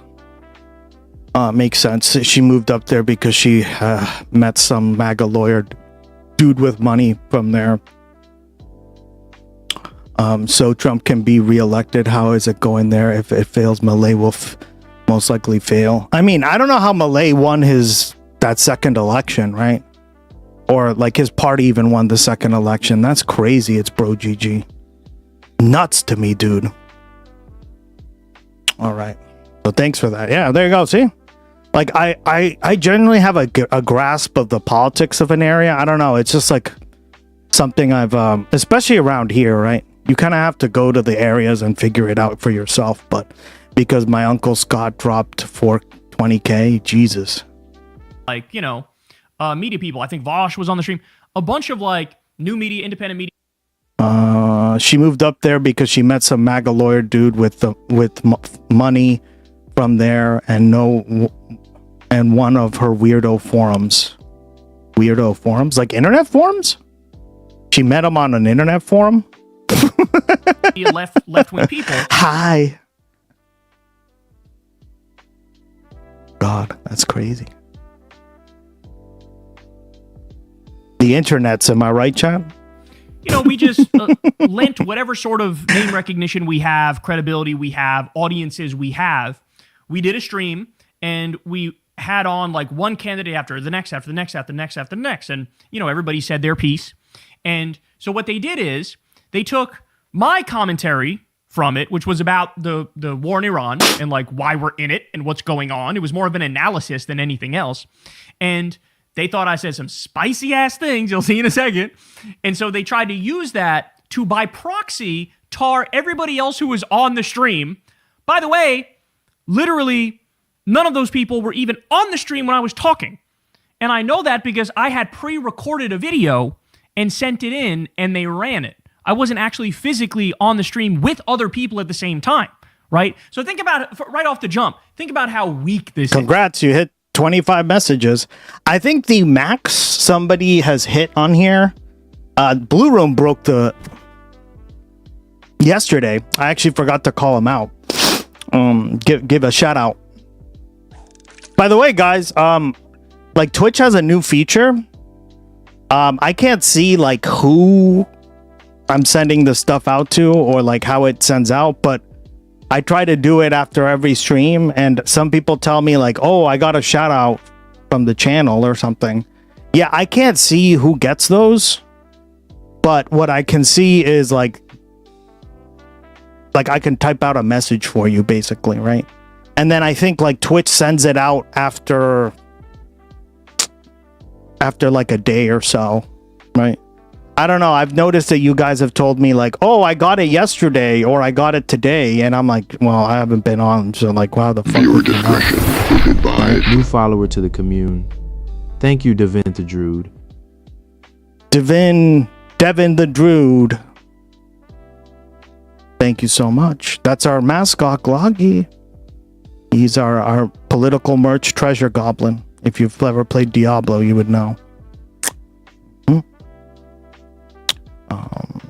Yeah, so I think the most anyone's ever gotten is 250 messages. And remember, the commands don't count.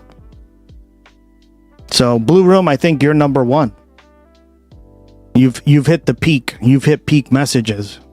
250. 250. They're into Jordan Peterson and an all meat diet too.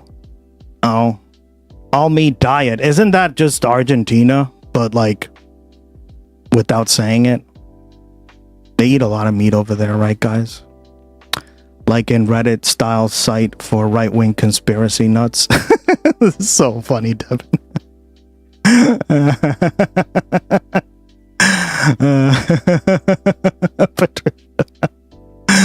Yeah.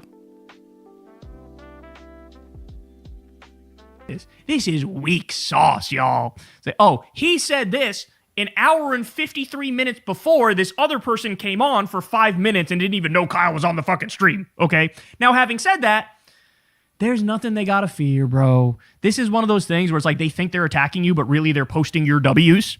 All right, so here we go. First, let me show you the video that sparked all of this, because I think what happened is Fox News saw this clip, and they were like, ooh. Listen, yeah, but can you keep away from my side of the country? We don't need people like that around. No, I'm joking. We can absorb them. They're minuscule in comparison. I'll take one for the team.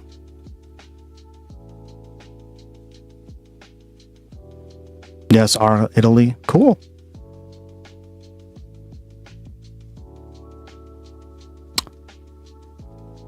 Eating a carnivore diet is just asking for a case of Diverkitis? Huh? The fuck is that? I've never heard of that. Listen, I'm just happy she's on the other side of the country now. Reddit is actually a delivery boy right-wing platform, oppress from oppression, something like what would be the slogan. Do you use Reddit a lot? It's bro GG? Or nah? Gotta touch the glorious grass. See you later. All right, girl. See you soon. More salad for me. Hell yeah. Could definitely write an attack article over this, right? So Go touch that grass. here it is. This is what the Canary mission posted. My favorite part of this, as you're going to see, is the scary music in the background to try to make it feel nefarious, even though I'm just spitting facts. But here we go. Listen. The U.S. government and the Israeli government, they're in the midst of creating the Fourth Reich. I love it. And it is absolutely accurate to compare these people to Mussolini, to Adolf Hitler. What is wrong with these people?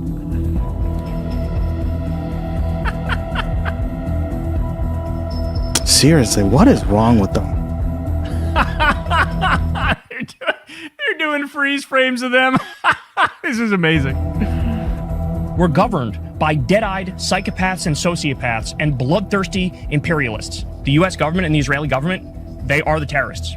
They are the terrorists. They are doing terrorism. If Iran's off the table as a regional power, that means Hezbollah can't be funded, Hamas can't be funded, the Houthis can't be funded, like the Shia Crescent falls, and then you have nothing but regional domination for Israel. There's a reason why I call Israel and the U.S. the axis of Epstein, okay? There's a reason why I've said repeatedly that they're in the midst of creating the Fourth Reich, because that sincerely is what they're doing. These are genuinely repulsive, disgusting, wretched, depraved human beings. And it is absolutely accurate to compare these people to the worst criminals in history, to Mussolini, to Adolf Hitler. This is an attack ad? This says DSA spreads hatred of America. And what? Turn me vegetarian for a bit.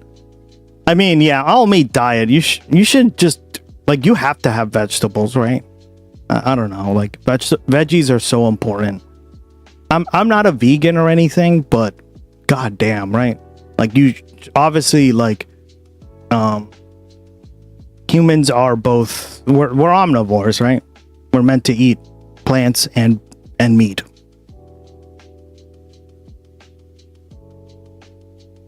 Right? And to what degree, I don't know. There's a lot of studies that say beef and meat in general is bad for you, right? I think it depends how it's killed, right? How it's raised, how much. It's all right. I'm an IT dev and I don't do social networks. We just do gaming. Really, dude? That's dope. Okay. Oh man, I had to stay at her place once because she moved because of hurricane, and I gagged having to watch her eat an entire bowl of straight ground beef. Ew. Yeah, that could never be me. Ugh. I mean, I like ground beef, but like, just imagine all the like I don't know, like, I could never just have is a condition of the intestines. Sometimes it develops pus and tears into my intestines. Can be pretty uncomfortable, painful, and goes for... Oh, really? So you have it, dog? I didn't know that. Try to find potato chips with 100% meat.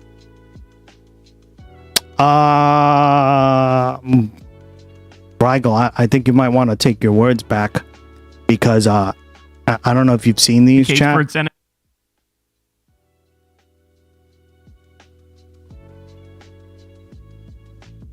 I think Rigel's brain is about to explode.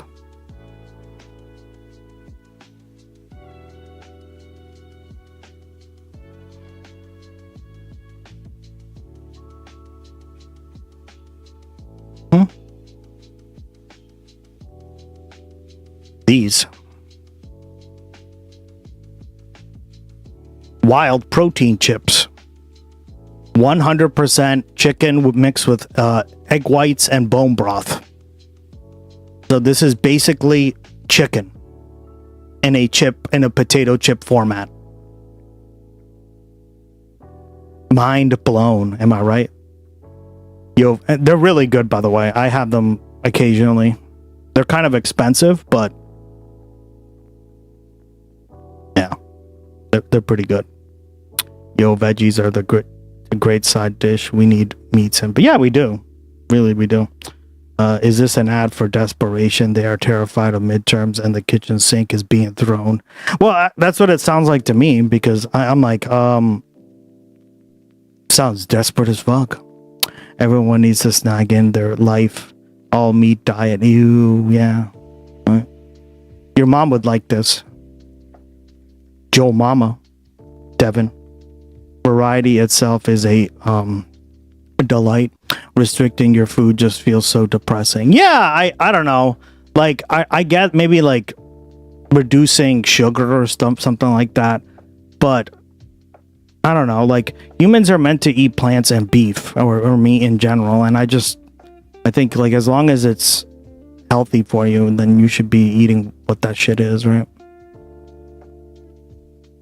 But there you go. Reigel's head is just exploded. That's why he isn't chatting anymore. I can chow down and pile a ground-about beef. Also fat. Yeah, I just can't do that. I don't know. Like, I'd have to have veggies in it. I don't know. Kind of see what you're saying, guys.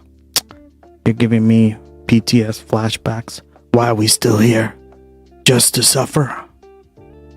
I love that fucking video. I can feel it in my leg. Veggies are just vitamins. Oh yeah. Chicken wins. What a noble fruit. Wings. Eggs are no meat. No, but they just use the egg as like a binding agent, right? Rigel. The egg is just like a binding agent to keep it together. But it's just mostly chicken breast with bone broth, which bone broth is really good for you. If you can get bone broth, guys, drink a lot of bone broth in general because it's good for you. Word of the day, fish, fuck it. Shit happens. None of that here. Oh wait, that's how we live by every day. I guess jerky is closer to 100% fish meat chips. Yeah. It is jerky to a certain degree, but these actually taste like chips and they're delicious. If you can find them in Germany, try them out. No, she'd complain it's too processed. Oh, okay. Gotcha. She's one of those. Okay. She drinks bone broth like most people drink smoothies. Oh my god. I'm drinking my smoothie right now, girl. What up? Bone broth is really good for you. Yeah, it is. Oh no. Excess oil in the pan hack. God.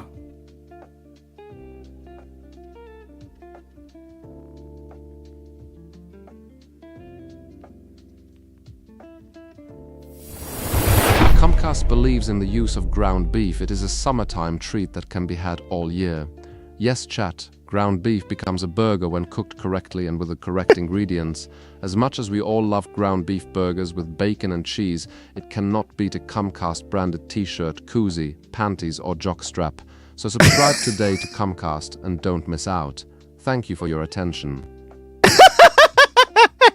Get your free Comcast panties, chat.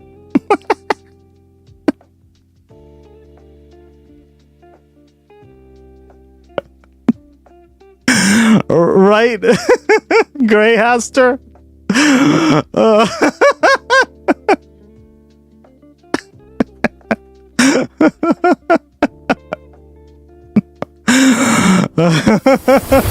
We're all the burgers. The Burger Channel. The Burger Channel.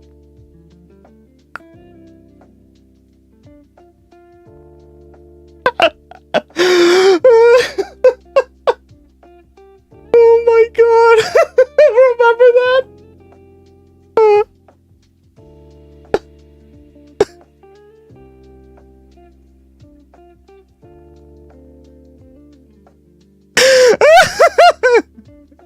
That was you, Lucy. You were like, I was on the Burger Channel. I was like, the fuck is that?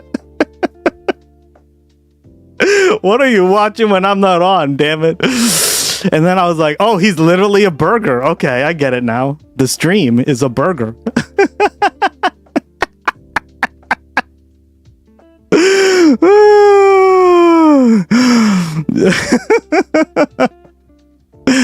I could have a burger right now, chat.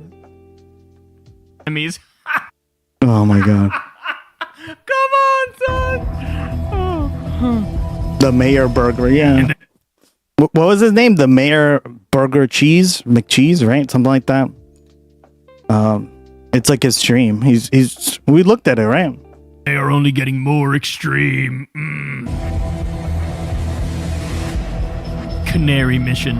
It's coming to save the day. Oh my days. The canary mission. Oh my god. Get it? The canary in the coal mine. God, even their messaging is shit. I just happen to have a great deal of ground beef in my fridge. Tomorrow's lunch is ground beef and vegetable medley. Yeah, I love ground beef. Nothing wrong with it, and I could eat like mostly, but I gotta have some veggies in it too. Like, guys, I love my lettuce. I love my tomato. I love my like corn in it, right? I'm trying to think what else. Maybe put a little salsa in it. Cheese. That's another thing I really like. I'm craving a salad now. Girl, you made me hungry. We're talking about burger channels and an all meat diet. Damn. Dude, French fries don't count as veggies. To Americans, they do. Pizza counts as veggies. You didn't know that, dog? I have cheese too. Yeah. You gotta have cheese. You gotta, like, that's what I mean. You can't just have like ground beef. Ugh. Could never be me. So, I mean, unless you make it really good, I guess, but it's still like, to me, it'd be like missing something, right? Like, I don't know. But RFK put poop all over the lettuce. Girl, let me enjoy my lettuce, okay? If I got explosive diarrhea afterwards, at least it was delicious. Bellissimo. Pizza, when cooked correctly, is a balanced meal. Yeah, that's what my government tells me. It's a vegetable. Oh, yes. Injected in my veins. My favorite reaction was Crystal. When I showed Crystal this, she was like, you're just doing like analysis. You're not even like, that's nothing. You think that was edgy? You think that was spicy? Bitch, tune into my show on any given Tuesday and I'll give you a hell of a lot more than that. That was just analysis. Like, that was just objectively describing what is. Like, what do we even I don't even blink at that. I was like, yeah, that's what's going on right now. I mean, I guess it'll work for the weight loss goal.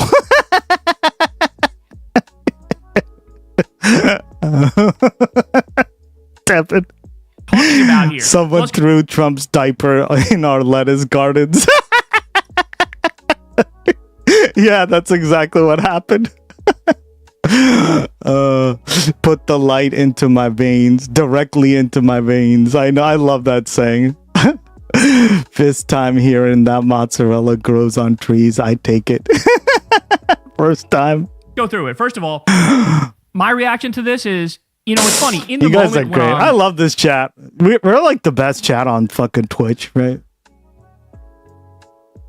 We really are. Oh my god, that guy we rate, he didn't even like say anything. Did he say anything? I don't know. Like my I was like cooking my meal, but then I came back and was like, "Yo, what's up?" And he didn't say anything.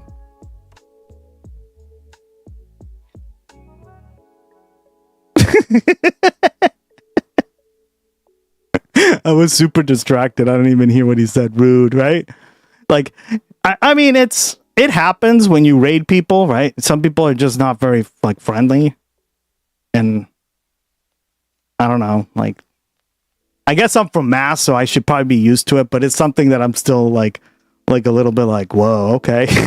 doing shows or I'm doing commentary or whatever. You know, sometimes right when I'm done, I'll be like, that was mid. Like, I don't know if I did a good job that show. Whenever you watch shit back, I'm like, damn, I'm good, bro. I'm like, damn. Yeah, I left right after you, Gus. Yeah, it was just like, I don't know. I think people just like turn them on and then leave, right? They just have like him in the background or something. I don't know. Fucking guy. Yeah, we rated him. The Stream Lord dude, whatever his name is, Galactic Stream Lord. Fitting, that was on point. I like all that shit. Fourth Reich, facts. I love that. I just like rating other politics streamers, but I'm kind of like, I've rated them all, right?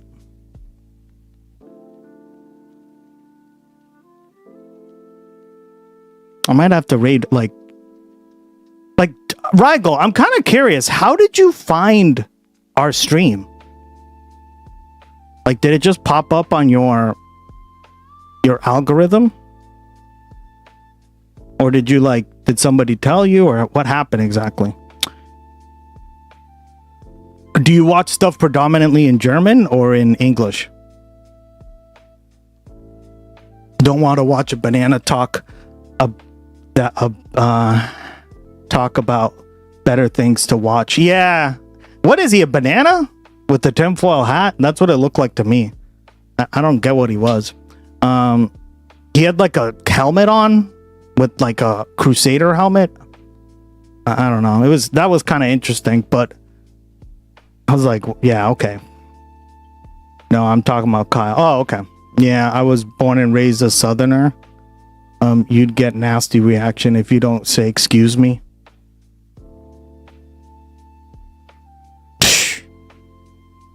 Well, you better not do that around me. That's why you dated mostly people from Boston. Because we don't put up with that crap. You Southerners, god damn it. They've been in the chat too long. You better watch it, girl. He said thank you for the raid when we first got there. I don't stick around that long. Oh, he did? Okay, I didn't hear him. I had the volume on, I just didn't hear anything. All right. And we were chatting in the chat. He didn't even like respond in the chat or anything. Weird. Politeness culture is heavy down here. Yeah, well, we were just talking about that. Manners matter. Yeah. Canada. Even my foul-mouthed carpenter ass knows that. Is what a good question. I have no idea how I found you. Yeah, how did you find me? Interesting. I watch a lot of political streams and Twitch pushed it as a suggestion. Okay, got you. That makes sense. I'm always curious. Cause like I have a friend, right, who says Twitch doesn't have an algorithm, but I disagree. I think it does, right? I think like the algorithm is you guys like going on other people's streams and like connecting and stuff, and like lurkers doing this and lurkers, right? People watching this, and so I don't know. I was rated ever since and have been ever since. What up? I remember that day, Peter. And then stars were in your eyes. I saw them, girl.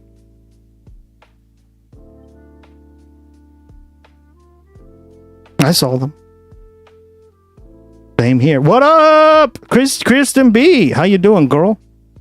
You gotta go to work soon? I only say excuse me after I fart. That's polite. I'm Canadian. I just apologize. It's what we do. God, Canadians. Am I right, chat? Canada! I rated him from RTP and haven't left so many thanks, Jay, for me causing chaos in here.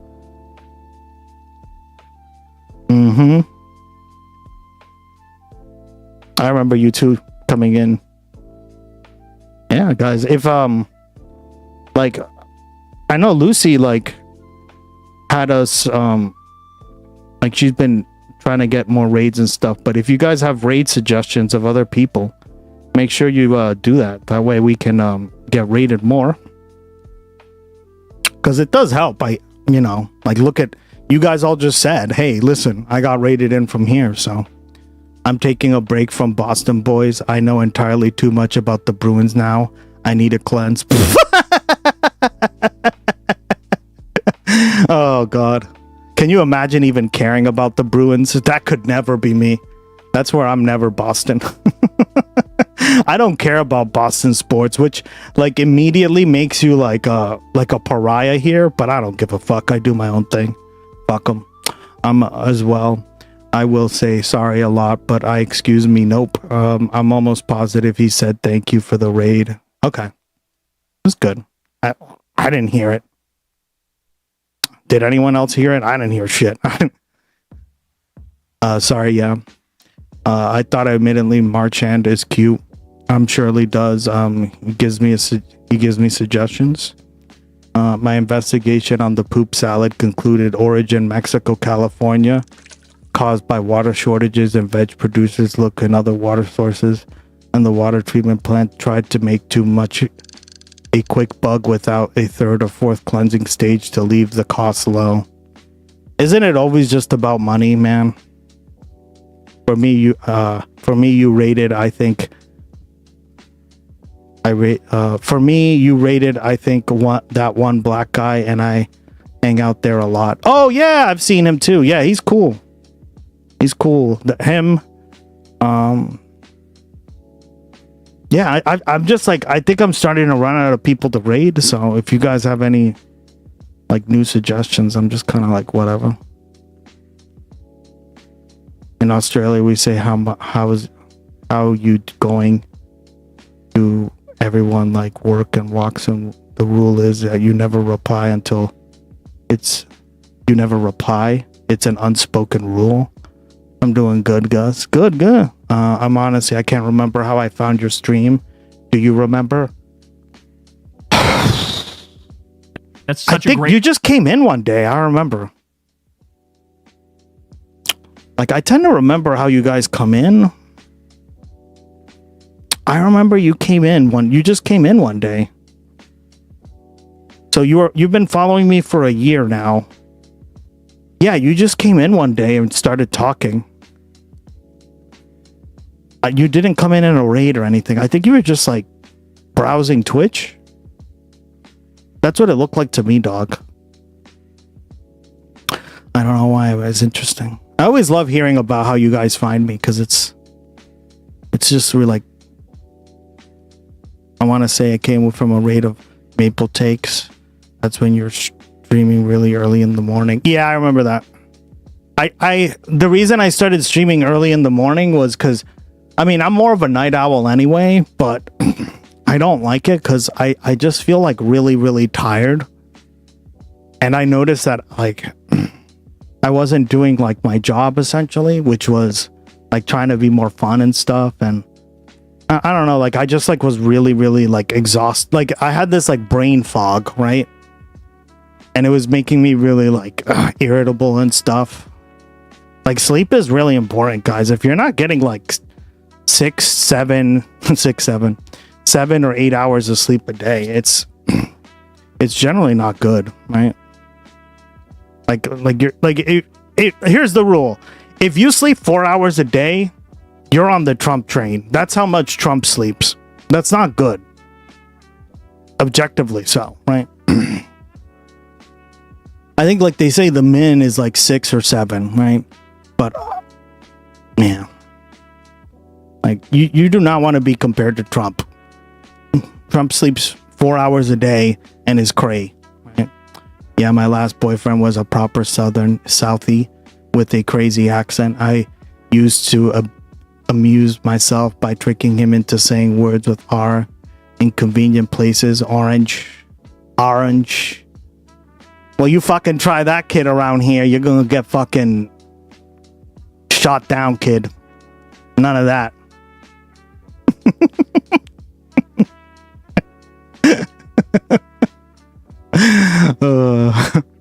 Seems like Hassan is back in action. Yeah, finally. Yeah, I'll be like wandering around Twitch if that's about politics. Interesting. I've been personally.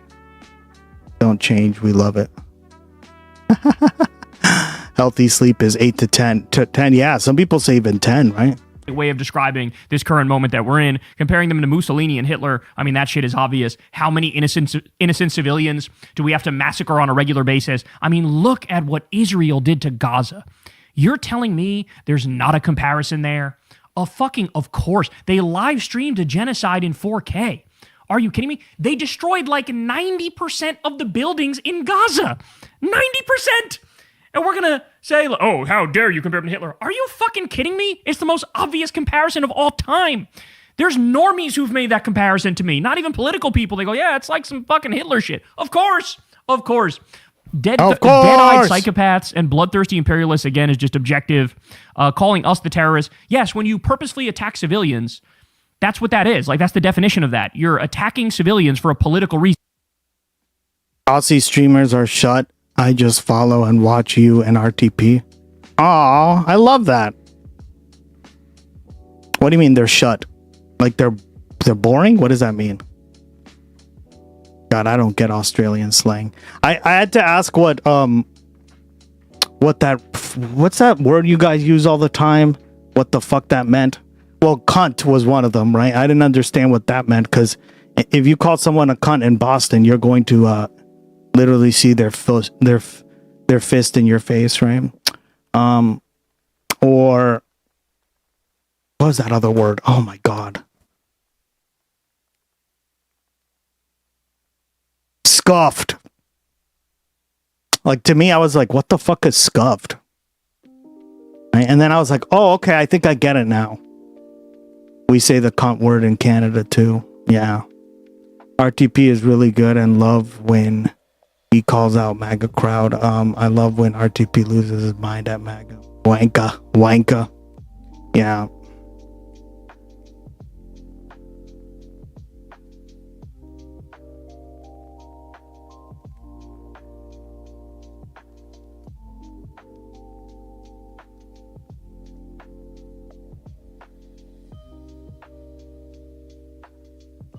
What does that mean, Peter? I think that's really important aspect of his stream. The YouTube crowd, MAGA loves it and love being shut down by him.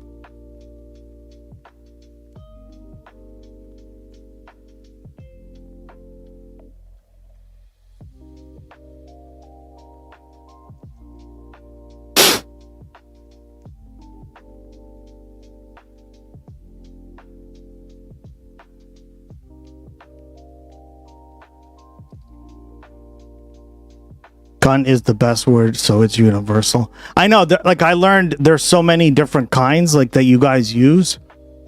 That's kind of what there's like, oh, you're good cunt, like in a friendly way, and then you can say it in a derogatory way. It's weird, at least to me, right? But I'm not Australian, I guess. Twitch would let me write the word. No, I get it, but I'm saying what do you mean that like Twitch streamers on Aussie streamers are shut? I just follow and watch you and RTP. I mean, I'm honored you only watch like me and another streamer. That's cool. I feel like I've been getting a lot of that recently. Absolutely, because MAGA believes they're right until RTP calls them a dumb bitch. Yeah. Oh, Jesus, guys.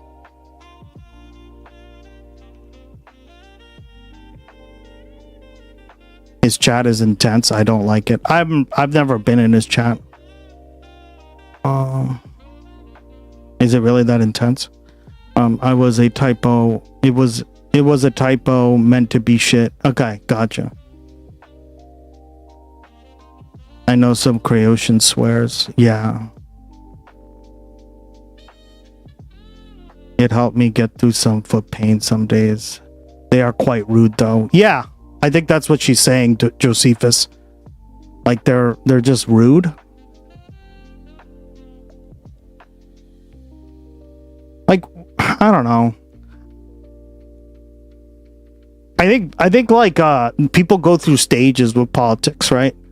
I feel like a lot of Twitch streams, the ones I've visited, like people are like debate lording, or they like to like point out stuff about that Trump is doing. And I don't know, I've just done that so much in college that I've just kind of grown out of it. Like I don't really see much of a point. His chat is a lot. Yeah, what do you mean a lot? Very rude. His chat is very rude. Yeah, somebody told me that, like, whatever, you know, and this has stuck with me for a while, right? Somebody told me this a few months ago. They said, like, the streamer really determines who makes it into chat.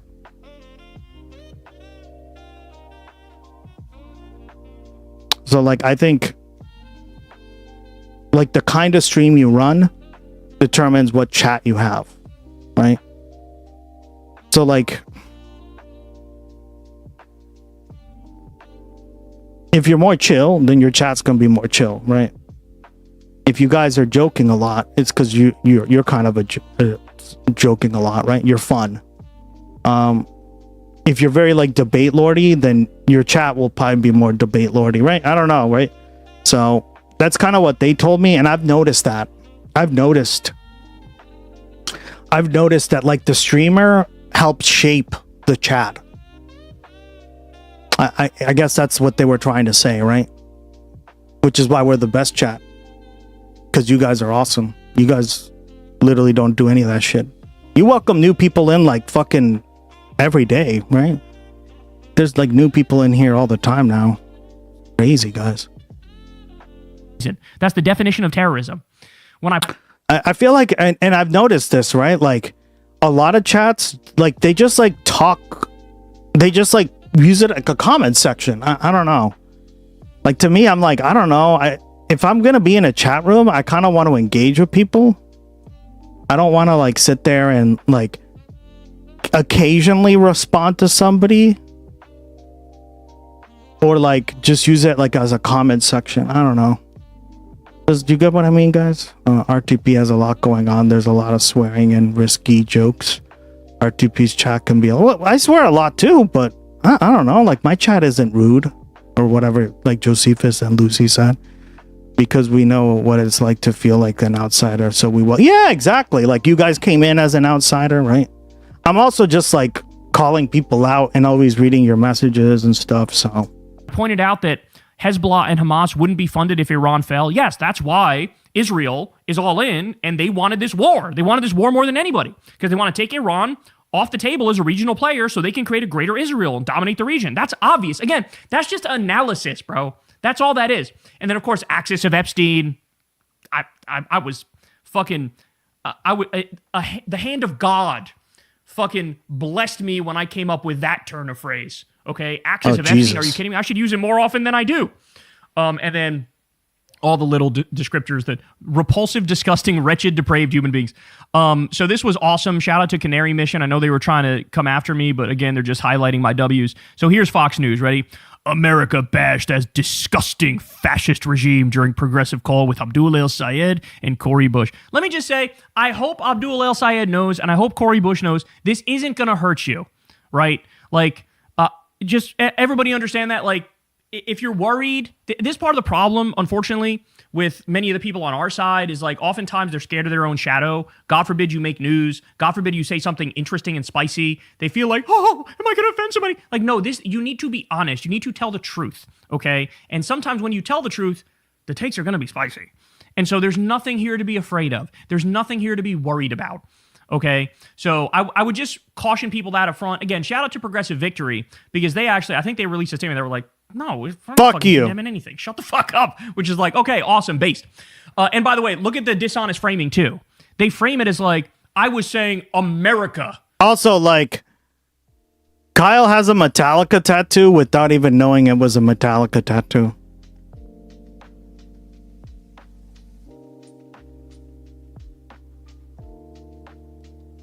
Oh boy, that could never be me. Full stop is disgusting. I'm about to watch a sunrise. What up? It's that early, huh? And fascist. No, I very clearly was saying the American government. Take pics, send in chat in Discord. I agree. I don't chat in there most times. I don't even say good afternoon because of the chat going on. Interesting. Yeah. Yeah, I just, like, I've noticed that about Twitch, right? Some chats are very, like, clicky. Is that the right word? Clicky?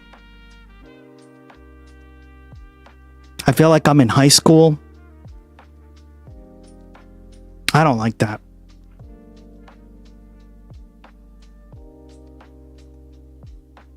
and the Israeli government. But of course, everybody's different, right? It's like yesterday's chat. That guy we rated yesterday, he was pretty chill. Like his chat was pretty dead, right? But like he was just a more chill streamer.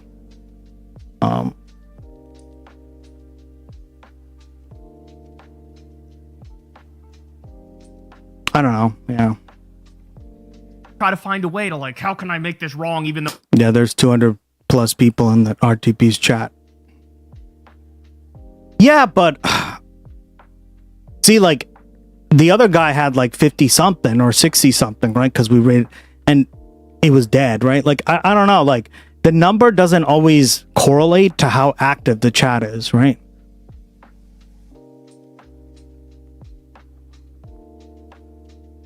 So there's like a lot to consider there, but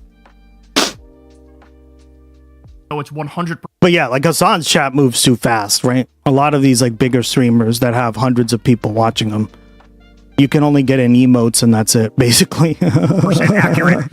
All right, here we go. Several prominent Democrats were caught on camera participating in a progressive political video call, which began with one speaker. Just yesterday, I noticed that the big diamond on Crystal's wedding ring, I don't think she is you pay grade. Comparing America to a Nazi regime. She got married, yeah. My weed.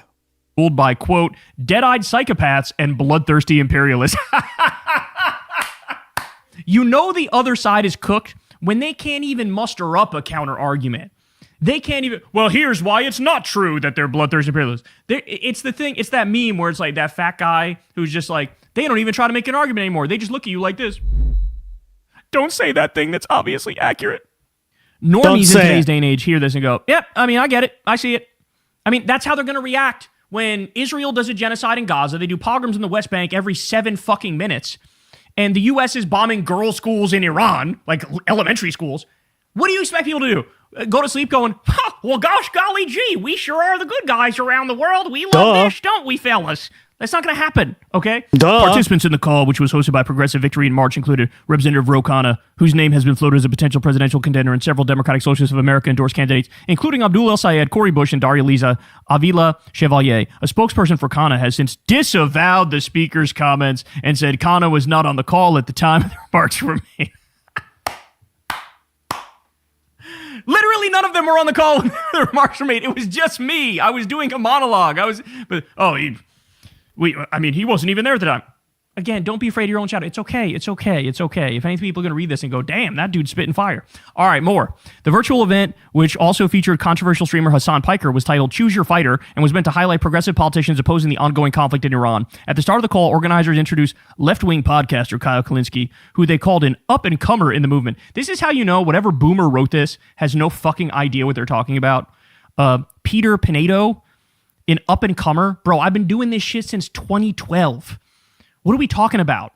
I'm like the OGest of the OG in this bitch. Up-and-comer? I'm 38 years old. My back hurts sometimes. What the fuck are we babbling about? Kulinski launched into a diatribe in which he accused the U.S. and Israel of creating the Fourth Reich. These are genuinely repulsive, disgusting, wretched, depraved human beings, okay? They enjoy the pain and the violence and the suffering and the death and the destruction that they inflict on the rest of the world, Kulinski railed, adding, it is absolutely accurate to compare these people to the worst criminals in history, to Mussolini, to Adolf Hitler. Kulinski claimed that we have descended into fascism and that the U.S. is governed by dead-eyed psychopaths and sociopaths and bloodthirsty imperialists. I have to say, bro, This is my favorite genre of attack piece. It really is. Because again, they think it stands on its own, that just quoting me back to people is going to be like, oh, they're going to hate this. But let's be serious. That's not going to happen. First of all, everybody on the left agrees with me. Like there's not a single person, liberal or leftist, who looks at this and doesn't go, yeah, of course. Like what we're doing right now is fucking unconscionable. But then also, if we're being honest, Trump's approval rating is at 30%. There are so many people who say, like, oh yeah, I supported Trump or I voted for Trump, and the main thing was no new wars. I like the no new wars thing. And then Trump goes, well, how about I start a war with Venezuela? How about I start bombing fucking Ecuador? How about I bomb Nigeria? How about I bomb Somalia? How about I threaten Greenland? How about I threaten Cuba? How about I do a regime change war in Iran that turns into a fucking forever war? And everybody's looking at it and thinking the same thing. Everybody's looking at it going, well, what the fuck? This is crazy. It's almost like, where are the baddies? So they act like, like, oh, this is out of left field. Like, the fuck it is. This is what everybody's thinking. Are you kidding me? But again, hat tip to them, shout out to them, because I'll ask you, you guys tell me. It almost feels like the dude who wrote it, low-key, he might be a fan. Because again, there's at no point is there an argument. At no point is there like, here's why this is wrong. It's just like, here's some of the greatest hits. And you can all giggle and enjoy it and realize how objectively true it is. It's incredible, bro. It's absolutely incredible. They say, he asserted that people need to come to terms with the fact that in this instance, the U.S. government and the Israeli government, they are the terrorists. They are doing terrorism. If Iran is off the table as regional power, that means Hezbollah can't be funded, Hamas can't be funded, the Houthis can't be funded, like the Shia Crescent falls, and then you have nothing but regional domination for Israel. Now, this is the first part. This is the first, like, objectively misleading thing that they do. They try to frame this as if embedded in my commentary was me saying, oh, this is a bad thing. But that wasn't what I was saying. I was just objectively describing the situation, that this is why Israel wants war with Iran, wants the U.S. to fight a war with Iran. Israel wants the U.S. to fight the war with Iran to do their dirty work, specifically because if Iran's gone, then there's no regional pushback to their domination of the region. And that's both because Iran pushes back against them, but also their proxies push back against them, Hezbollah and Hamas, right? That was the point. That's literally just like basic 101,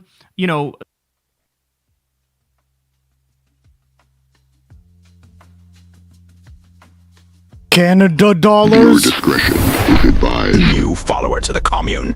Thank you, Drurin43. Thank you, Druin. Appreciate the support. The follow. How are you doing today? Barely college level analysis of the political situation. That's not at all like, I'm not saying anything prescriptive there, like, oh, it should be this way or the other way. I'm not saying that. I'm just describing what is. But they try to trick people into thinking I was, right? Kulinski also referred to the Make America Great Again movement as an imperialist fascist death cult. And it's time to take them down. In response, a spokesperson for Canary Mission, an anti-Semitism watchdog, warned that Kulinski's rhetoric evidences the growth of self-hatred for the U.S. on the part of the left. How about it's a factual analysis based in reality and anybody who disagrees is just wrong? How about that? How about it is people finally being honest, finally telling the truth, and finally not, desperately huffing American exceptionalism and pretending like it's real life. Like, that's the thing that's so weird about this, is everybody knows it on some level, bro. Everybody knows it. It's just I'm actually putting it into words for people, right? That's why people watch the show. It's like, oh, yeah, that makes sense, and I didn't think about it quite like that. Yeah, that's the point. Is like, let's actually be honest about what's going on right now, okay? When you have ICE shooting people in the face on a regular basis and shoving people into concentration camps, and we get horror stories like people being sent to CCOT in El Salvador, another concentration camp, and they get tortured and they get graped, and then we have to learn all about it. Ladies and gentlemen, that is fascism. That is fascism. Now, I know it might hurt the feelings of right-wingers to have that told to them, but it's just, get over it. Nobody cares about your feelings. Fuck your feelings. Nobody cares. The truth has to override how you feel about it. And this is what they're doing. This is like boomers desperately trying to struggle with the nature of reality, and they can't quite grasp it because they were raised on mother's knee to be told that, like, we're always the good guys and we always do the right thing. And then meanwhile, what's happening now is literally the exact opposite of that, okay? Kyle Kulinski's speech at Progressive Victories online rally attended by prominent DSA and Democratic politicians indicates the hateful and anti-American ideas proliferating on the left. See, this is the dumbest thing I've ever heard. Anti-American ideas. How many times have I told you guys this, right? If you're a parent and you see your kid, using crystal meth behind a dumpster in the back of an Arby's and sucking dick for drugs, is the way you love your kid to go, I support you in anything and everything you do. Here's more crystal meth, and here's my friend Dave's dick to suck. No, you go, we're going to get you help. We're going to fix this, okay? We're going to get you off the drugs. We're going to get you into rehab. You're going to, stay at the house, and we'll give you the meal. You suck dick because you want to suck dick. Am I right, chat?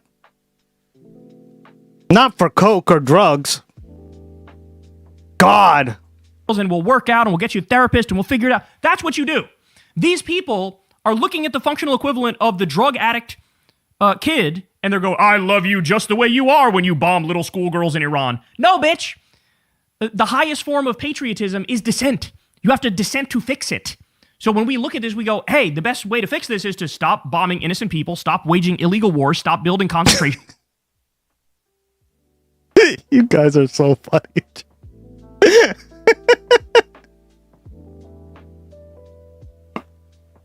I fucking love it. I'd say like the most crazy shit, and you guys fucking go.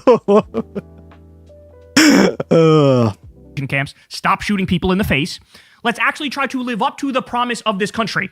Okay? Joe Exotic entered the That's chat. what we're saying. But oh, you just hate America.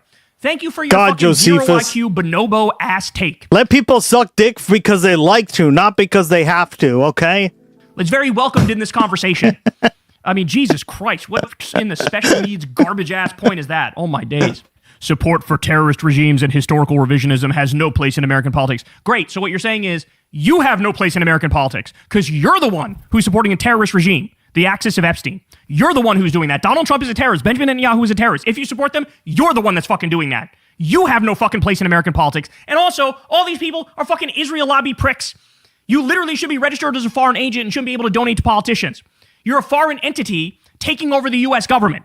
And you're lecturing me, a fucking American who's born here, who has every right to say these things because I have a motherfucking First Amendment in my country? Fuck you. Fuck you. Fuck The you. spokesperson Yeah, continued damn right. adding, this level of extremism must be distanced from the Democratic Party. No, bitch. You need to be distanced from not just the Republican Party, from the entire fucking country.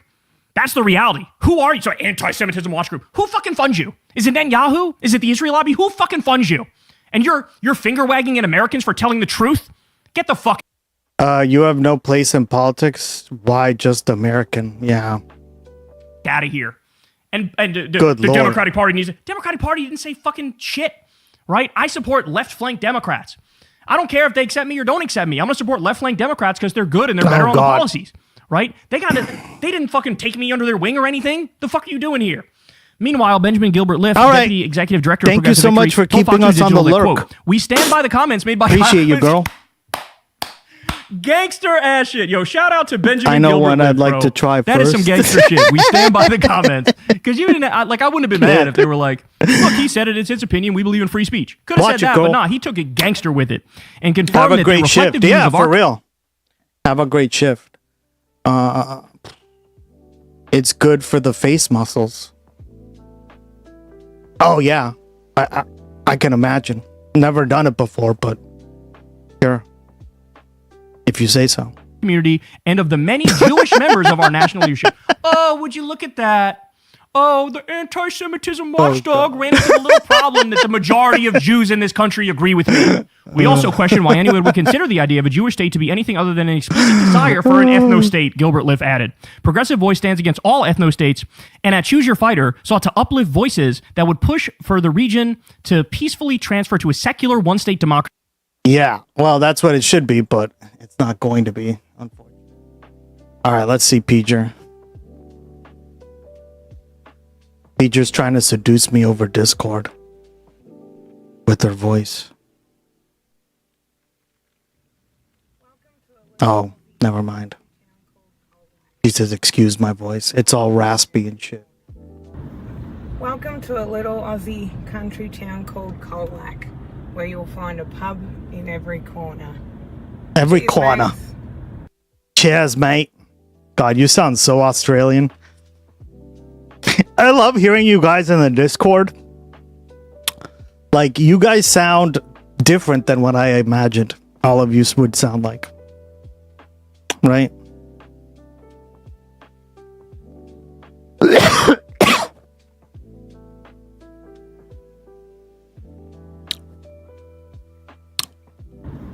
Welcome to a little Aussie country town called Colac, where you'll find a pub in every corner.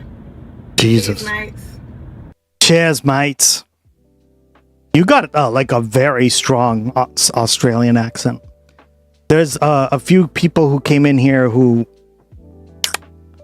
and like they would come into the Discord occasionally and they just never sounded that Australian to me. I don't know.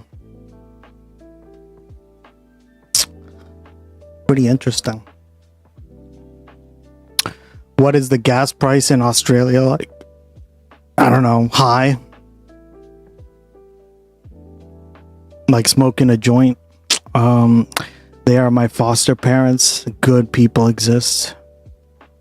My mom and dad took me out today and decided to fill the freezer. They dropped like 4 bills. To be honest, I probably needed it because the ramen noodles and canned mushrooms weren't cutting it. Gotcha. Damn, dude. I'm sorry you're going through that, dog. You're the GOAT. Love you, brother. Much love. They are foster parents. Good people exist. Yeah, it's with the Spanish twang, but like I can pick up the Bogan accent. About to go past a servo. I'll check as I drive past. Okay. That's awesome. Parents will always help. Yeah, that's awesome. I love that. Yeah. People that say Australia sounds British irritate me. They sound nothing like us. Yeah, I would say the closest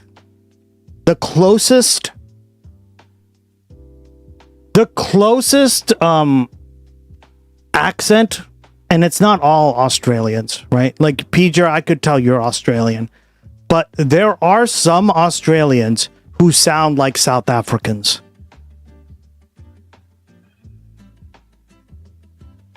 That's the closest one.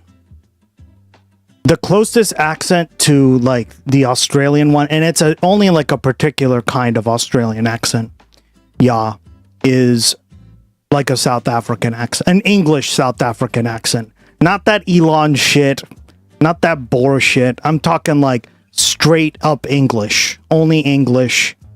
None of like I speak Boer or any of that crap. No. Like disregard those white South Africans. Do the English South Africans, right? The ones who speak English only. Yeah, they're going to sound more like Australians. And even then, not all of them. When my son moved out and made a bunch of different foods and prepped them for his freezer, we pay per liter. Oh, that's nice of you, me and you too. I have a weird experience with my life. My real parents are shit humans. Mom and dad saved my life. My goat. Love it. Yeah, my dad grew up with basically no parents too, so he used to talk about it when I was a kid. It really it clearly really shaped him because he did basically the polar opposite, which was awesome. This is why I'm a fan of you take your parents and you take who they are and then you basically just do the opposite. Right, guys?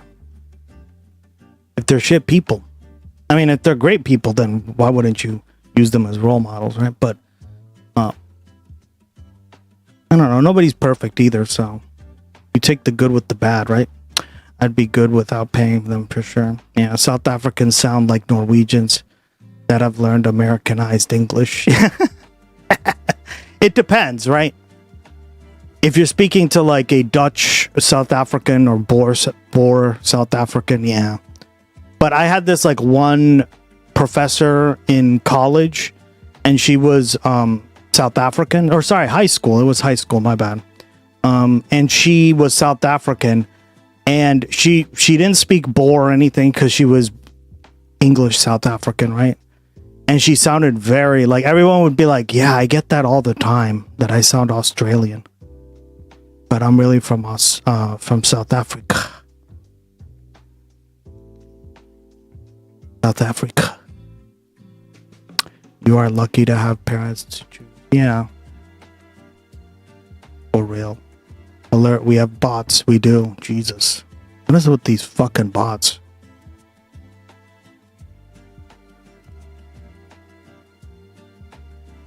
Oh, my camera went down. I don't know what happened to it. There it is.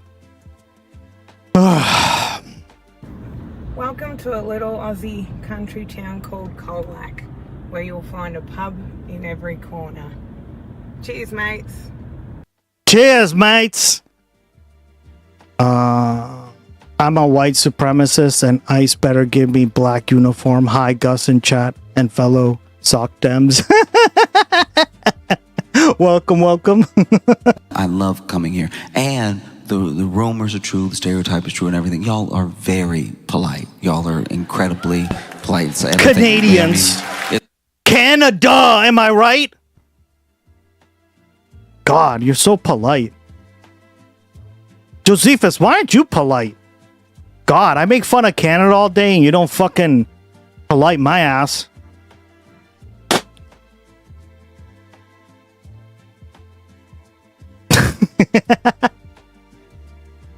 Yup. Moaning.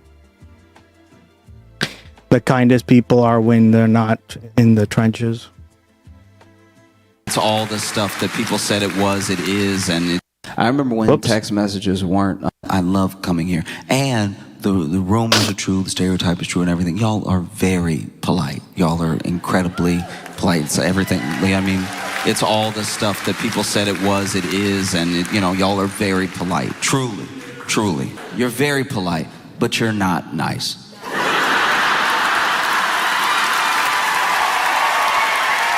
I think this was what I was trying to argue, right? There's a difference, guys, between being polite and being nice.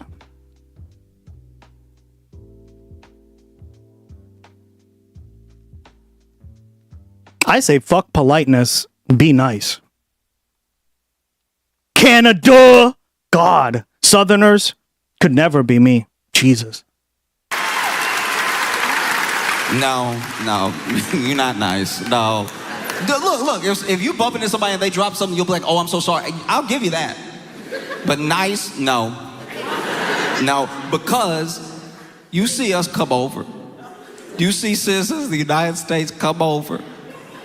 And we're struggling, and y'all do a thing that's not y'all look at us, and y'all are like,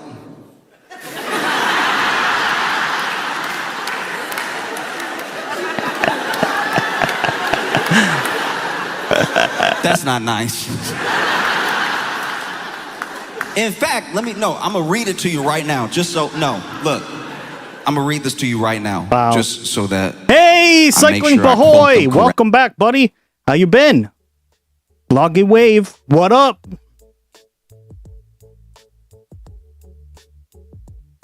Seneca, I'm glad you joined us as well over in Europa. Isn't it mad late there? Yeah, Gus, my dad was a scum biker. My mom is a con artist, fraudster. What I learned from them was not to do.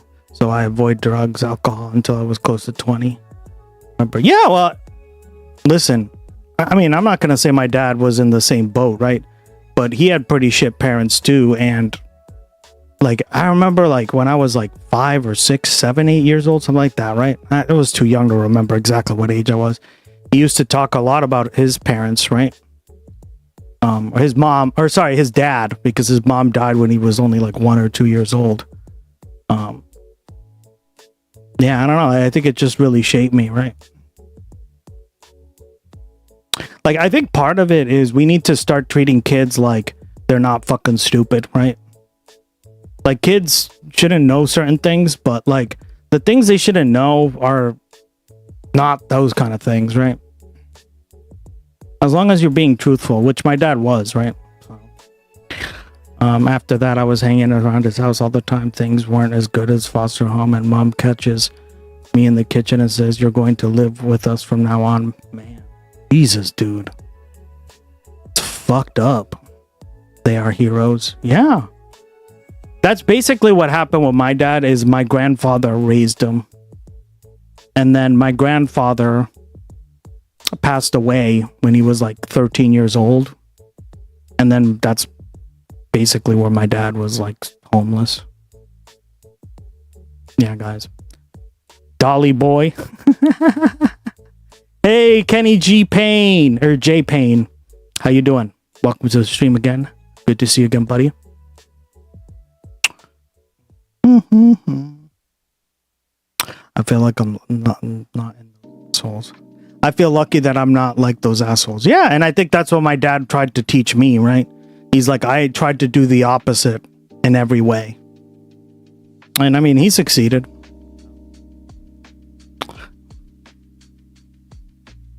He succeeded with what he had, right? I have the day off. I'm going to do laundry at my mom's. Damn! And watch the Gustex broadcast in the background, right? What up, Kenny? Exactly. All right, because this was crazy. I couldn't believe this when I saw this. This is wild. Okay, so you know all the stuff going on at Taco Bell, right? Well, then Taco Bell, okay. Which one? The combination Taco one? Bell, Canada.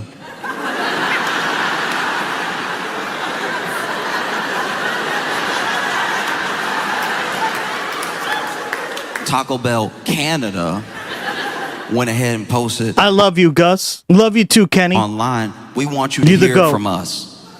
We take your health and safety. Taco Bell is a different entity. Oh, I thought it was like the combination Taco Bell. My town had a Taco Bell that was a combination one, and it was like a crack house secretly. Yeah. I used to hang out there all the time in high school. I didn't know it was a crack house. Guys, I'm not even joking. Seriously, we've seen your comments and want to They had to shut that motherfucker down.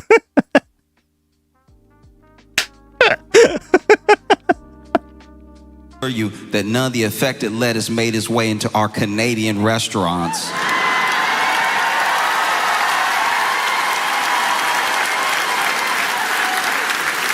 I was excited to try Taco Bell when it came to the UK. They're always way too stingy on the meat. They are. I don't like that.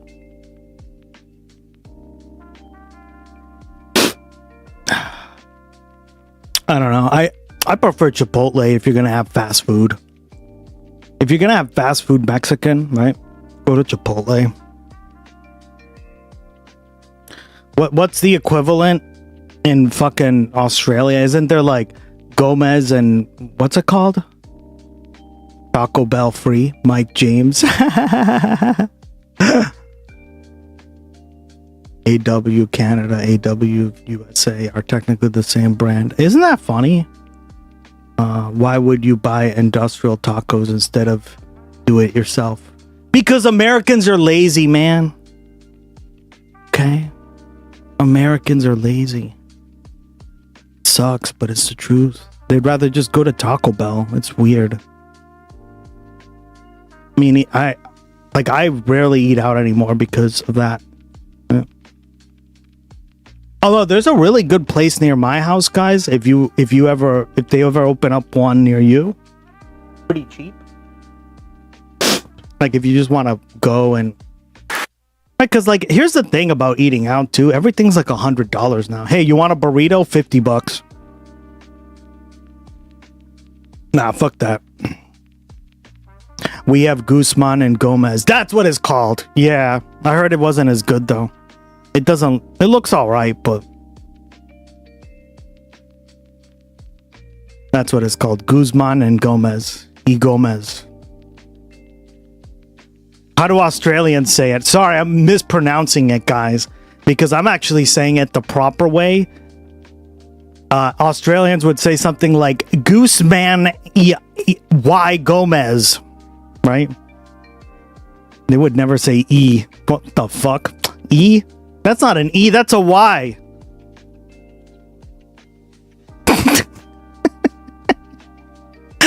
I may go to the UK someday just to make piss on your queen, to be fair, by the way, I'm sorry.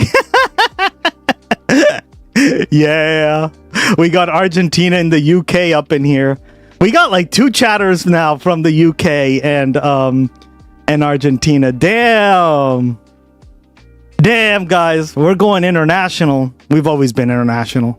I love this chat for that reason. Right, Lucy? Right, bro? All right, let's do it. Mortal Kombat. Mortal Kombat. I demand a show. I'm not the streamer. You guys perform for me.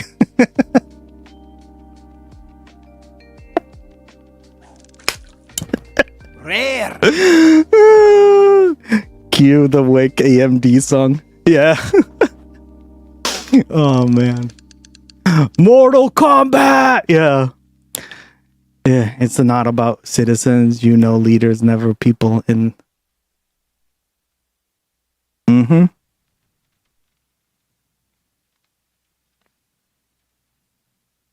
Yeah, that's crazy, guys. Wow. I love our diversity, though. We all get along here. So go ahead and satisfy that craving. See you soon. And the people that don't get along, get the fuck out because I don't want you. Yeah. This is the effect that lettuce made its way into our Canadian restaurants.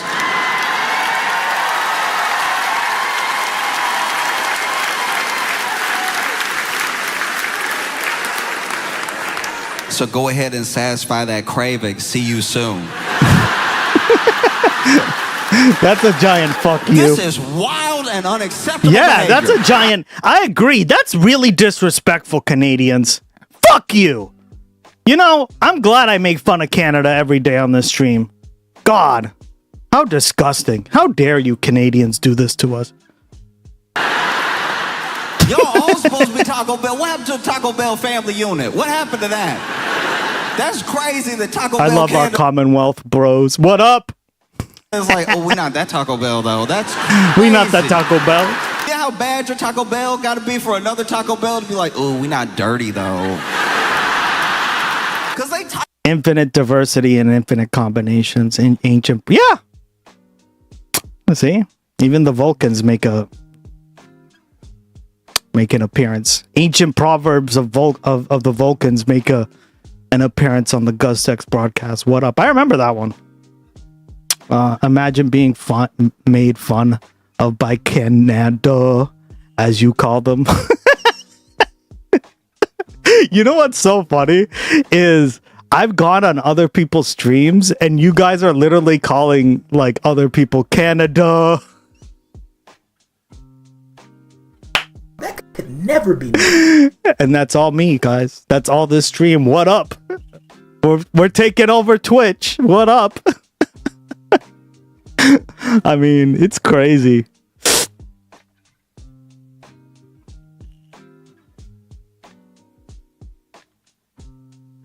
Josephus must hate us.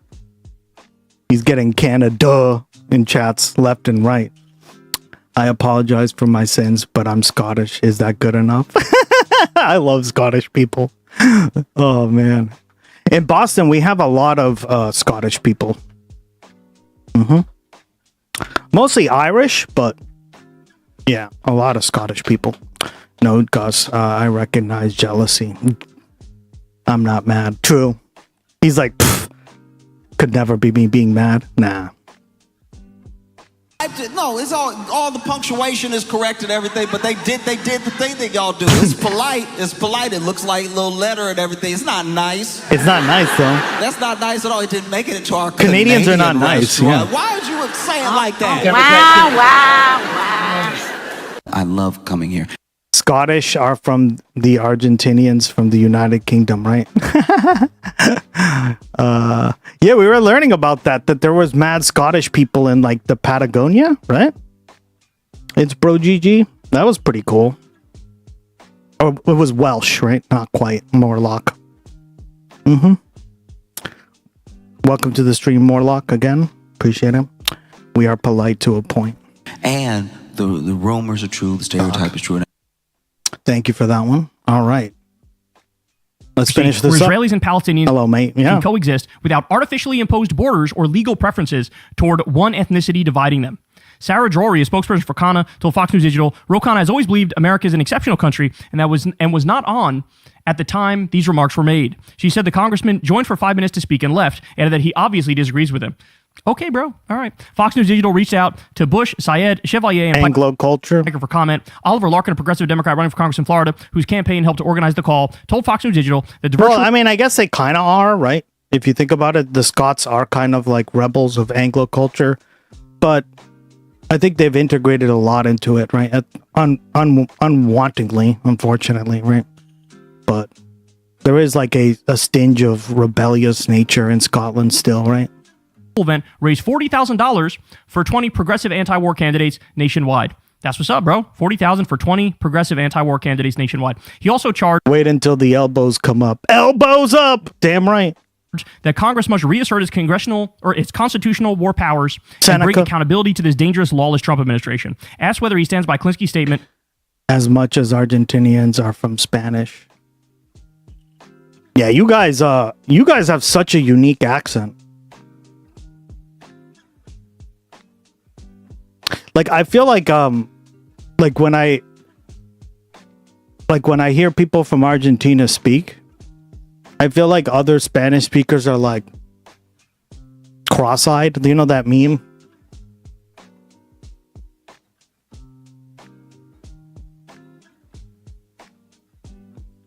Like, they don't know how to respond to you guys. Like, are you even speaking the same language?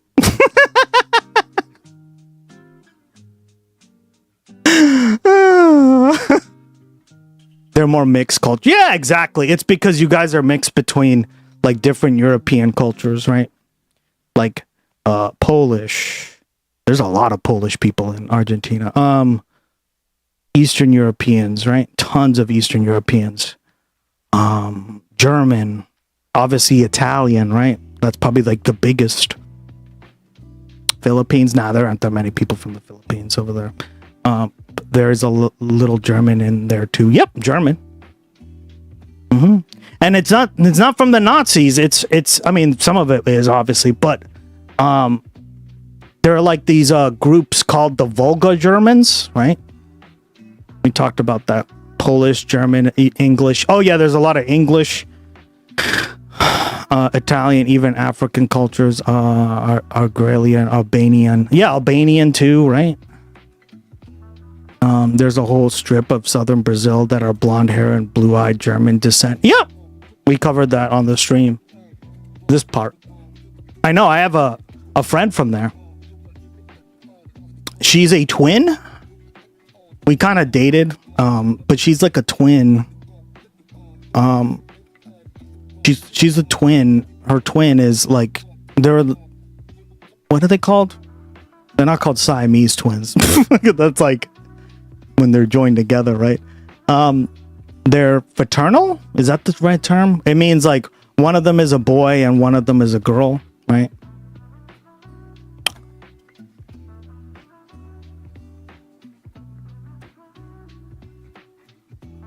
Yeah, let's pop it open here. Right here. So like this is what he's talking about, right? This region of Brazil. That southern part. The one that borders Argentina and Uruguay. This is like the most hombre. There's a lot of blonde haired, blue-eyed German people here, as you say.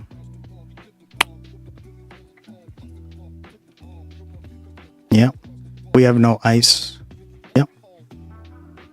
Yeah, see, I always talk about that. In fact, I wrote a paper on that like part of like the idea of open borders is actually a really good idea because Argentina technically has open borders, right? Like they're not allowed to restrict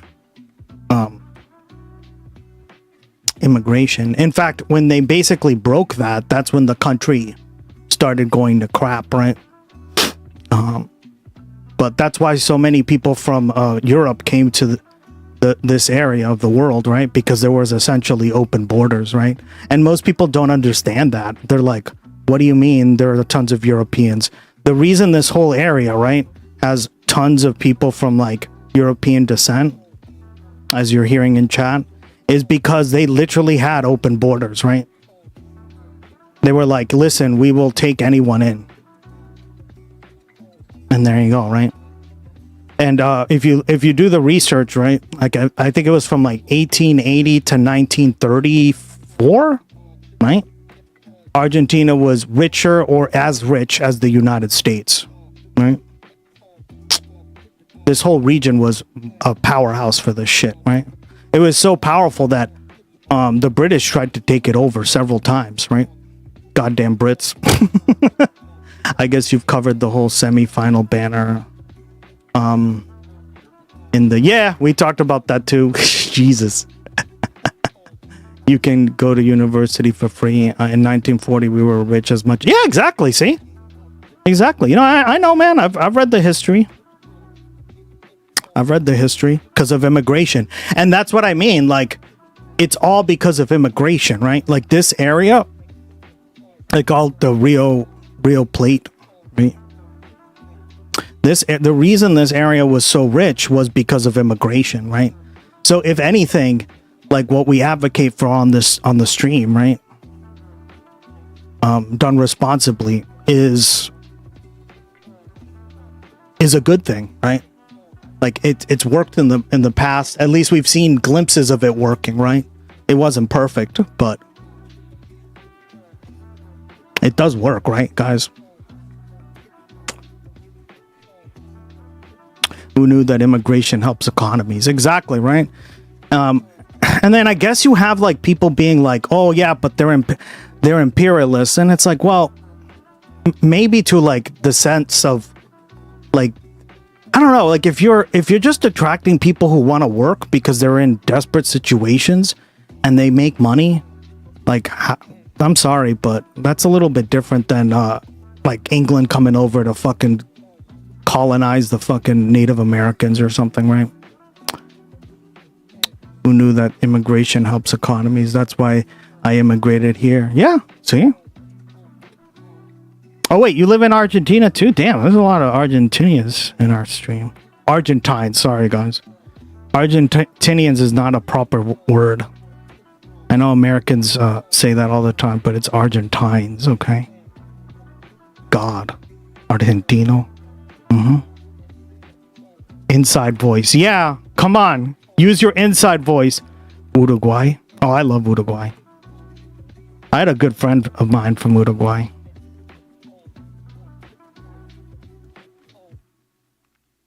I haven't talked to him in a while. He has like a family now and shit.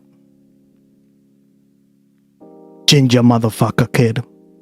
I mean, we could have run America better. Yeah.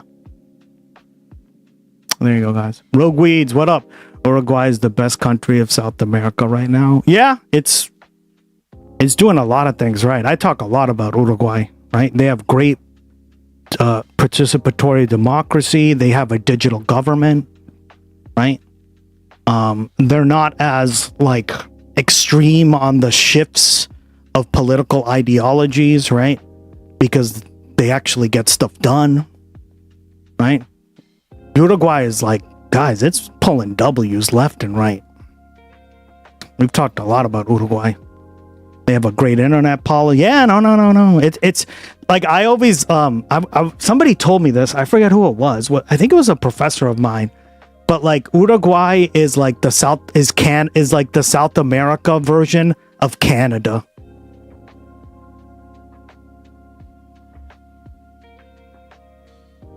Wow. Canada can't even get fucking compared to itself.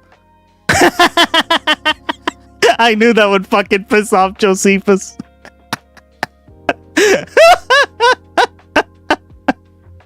Because obviously Argentina is more like the US. Kind of. I mean, because they're very similar cultures, right? That was what his argument was. He was like, they're similar cultures. They talk very similar. They're almost undistinguishable in many cases. And they have very similar demographics, right? Let's see. They also, but like one is way more stable and friendlier, and one is more like, I don't know, democratic. The other one's more authoritarian. I do not sound... Larkin remarked... I love you, Josie. Crimes of the Epstein class. That's what my professor said. Hey, I'm going to use it. Are depraved. I'm going to use it. I'll believe him when I see it. I feel like Brazil is the South America of the US. Yeah, but it speaks a very different language, right? I guess that's what I was trying to say, but you could argue that in terms of economics, right? Based. He accused the Trump administration of I feel like a nerve has hit. I know. You guys are so fun. I love this chat. Rather than enforcing U.S. and international law, continuing to fund an ongoing genocide. Fox News Digital also reached out to... Libel. Damn right.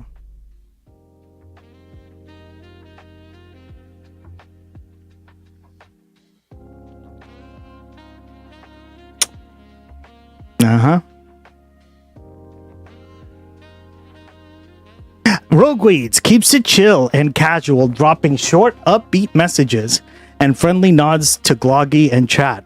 They mix light humor with conversational warmth and occasional playful slang, showing ease and not over-the-top hype. They share professional milestones with low-key excitement and pop simple memes. God, I can't speak today. Or greetings spontaneously. Tags include casual, friendly, elite member, low-key hype, chat engager. Brazil is more like Mexico. I would compare it more. That's kind of what he said. Brazil was more like Mexico. It's not a one-to-one comparison, right? Because it's not exactly. But I would say Argentina, like his argument was, right? And this is a guy who studied this. He was an expert in Latin American politics, so I'm going to take his word on it, right? He said, like, Argentina is more like the US, which means that Canada would be like Uruguay, right? Because it's more pacifist, it's more peaceful, it's more democratic, it's more all the stuff we just said, right? And Brazil is more like the Mexico. And the reason he said that too, even down to their climate, right? It's more like tropical. It has more, it has a different language than the rest of the continent as well. But it's not like one-to-one because obviously Brazil's bigger, right? And Mexico's smaller, so. But so is Uruguay, right? Uruguay is smaller than Argentina. Canada's bigger than the United States, right? So yeah. It's not one-to-one. I'm going to tell Kairos about this. You're in big trouble. Yeah, I reached out to that guy. You sent me a DM, dog. And I like sent him a message, or I went in his chat and I was like, I heard you wanted help with AI. And he's like, no. I was like, oh, okay. Oh my God. The US is Chile. Most likely. Chile is kind of its own thing, though. I think Chile is more right-wing, right? Chile has become a very right-wing country. Is a lively Australian chatter. Of course you're Australian. Man, Gloggy nailed you, girl. God. Could you be anything but Australian? Who drops playful memes like it's Picasso's masterpiece? You do. You do that a lot. And enjoys casual banter. Oh, is that what we call it these days? All right. With a wink and a lot of emotes. They toss slang around, talk about daily life and stuff. Daily life stuff and glaze convos with big energy and humor. Chill with an easy laugh vibe and some low-key self-roasts. Tags include Aussie slang, casual banter, memes, friendly, and heavy emotes. Man, nailed to the wall, girl. I think that's a great assessment on you, girl. I gotta see what it says about it's bro GG.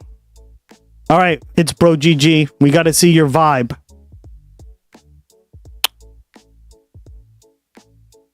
Uruguay is like Canada. Chile is like the UK. Oh, yeah, I would say maybe more like the UK.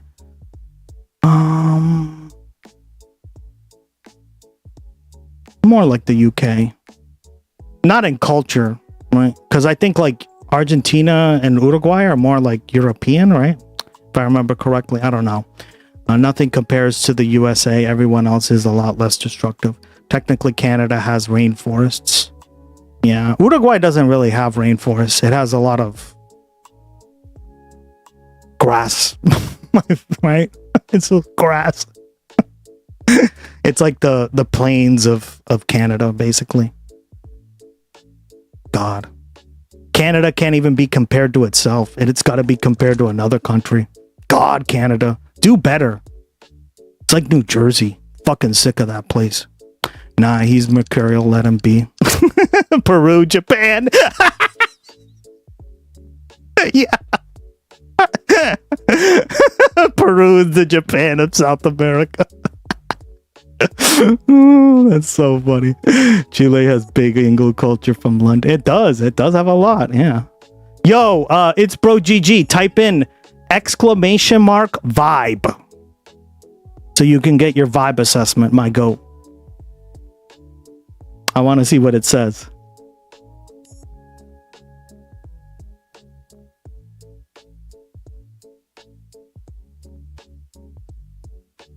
I love Aussies and other Commonwealth, bro. Hey.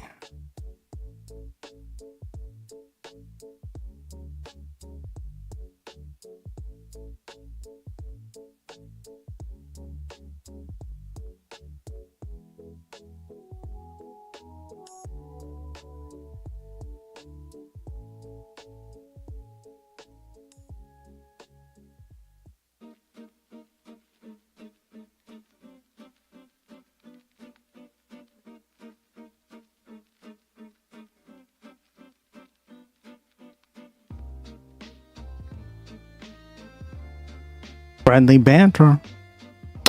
Hold on. Alright, let's read yours. It's Bro GG chats with steady, casual flow, mixing humor with straightforward takes on food, culture, and politics. They joke loosely and freely about serious and silly topics, showing a playful jab style, but also engaged in cultural musings. God, you're so cosmopolitan, my goat. They interact with a mix of irony and opinionated comments. Tags include casual humor, cultural commentary, food talk, political musings, light roasting. All right, let's read yours now. You got to do more messages. I'm glad you guys like that new feature. I worked pretty hard on it, so I've been taking more time off, like from streaming, right? Because I just can't work on the code and all the things in the stream, like at the same time while I'm streaming, right? The White House and DSA for comment. They asked the White House for comment. Oh no! Oh my days! It's over for your boy, y'all. It's over. It is over. My ass will be in CCOP before the end of the year. God damn, yo. This is not good. It was all fun and games until the White House got involved and Stephen Miller's fucking micro penis Goebbels looking ass. So you can tell now Argentinians are not so cocky. Even AI can tell you the truth. We are superiors. Probably gonna put me in a dungeon somewhere. Oh shit. Damn, this ended on a sour note. I was happy. I forget who came in here, but somebody came in here and was like, fuck Argentina, and then left or something, right? I forget who it was. Oh my god. Blonde hair, blue eyes. There's a lot of those in Argentina. Having fun and being all happy. Now I'm on the White House's radar. Goddamn. Anyway, come to Papa. I can take all the smoke. Fuck you, Fox News. Fuck you, Canary Mission. You guys think you're serious. You guys think you're... Like, that's the thing. They think of themselves as, like, serious people doing a serious thing. You are the biggest jokes in the country, okay? And not just you guys. Also, Fox News. You are the biggest jokes in the country. Your whole existence is to poison the minds of boomers. Yeah, for real. They've been doing it for 20 plus years. Right? Like, 30, right? Technically. Your whole existence is pathetic. Propaganda is... All right, let's read yours, Morlock. Morlock chatters with casual British flair, drops light teasing and Kappa-laced humor. Oh, shit. I love how he can detect, that Gloggy can detect that you're like, what country you're from. All right, based on your like typing style. That's so cool in my opinion. And stays chill even with poke correct, when poked or corrected. They engage mostly on topical banter around football, immigration, and Commonwealth connections. showing playful self-distance and laid-back vibe. Tags include British humor, wow, football talk, playful teasing, chill vibes, and Commonwealth references. Not are all, we're mostly brown like Mexicans. Shit, reference to history. I'm sorry, I'm not giving you shit specifically. Dick riding for a fat pedophile, war criminal, rapist, con man, terrorist. None of you people who work at Fox News should be able to fucking sleep at night. What is wrong with you? It is literally state regime media. It is worse than fucking Pravda. And you not entirely. I think it's just the AI is good at picking up what kind of language you use, right? And language, okay, I had a conversation with a professor at a party one time. This was like 3 years ago, right? And it was one of those stuffy New England parties that I had to go to, right? So I showed up and there was like an English professor and he said like down to like where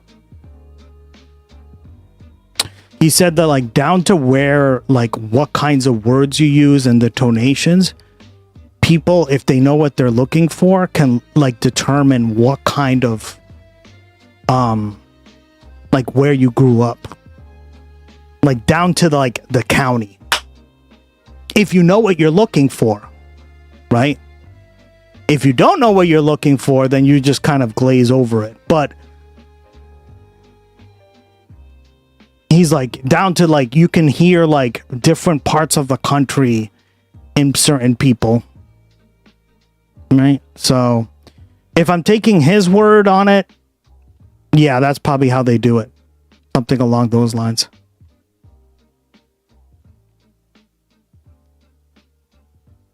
Well, wasn't it people escaping the Nazis and also the Nazis, right? That's like another thing that I never understood. It wasn't just Nazis. It was also people escaping the Nazis, aka, you know, the refugees from Europe, especially. I feel like some people have been making obvious reference to where they are. Yeah. Good follow-up, this twisted media attempt. Oh, God. All right, let's watch it.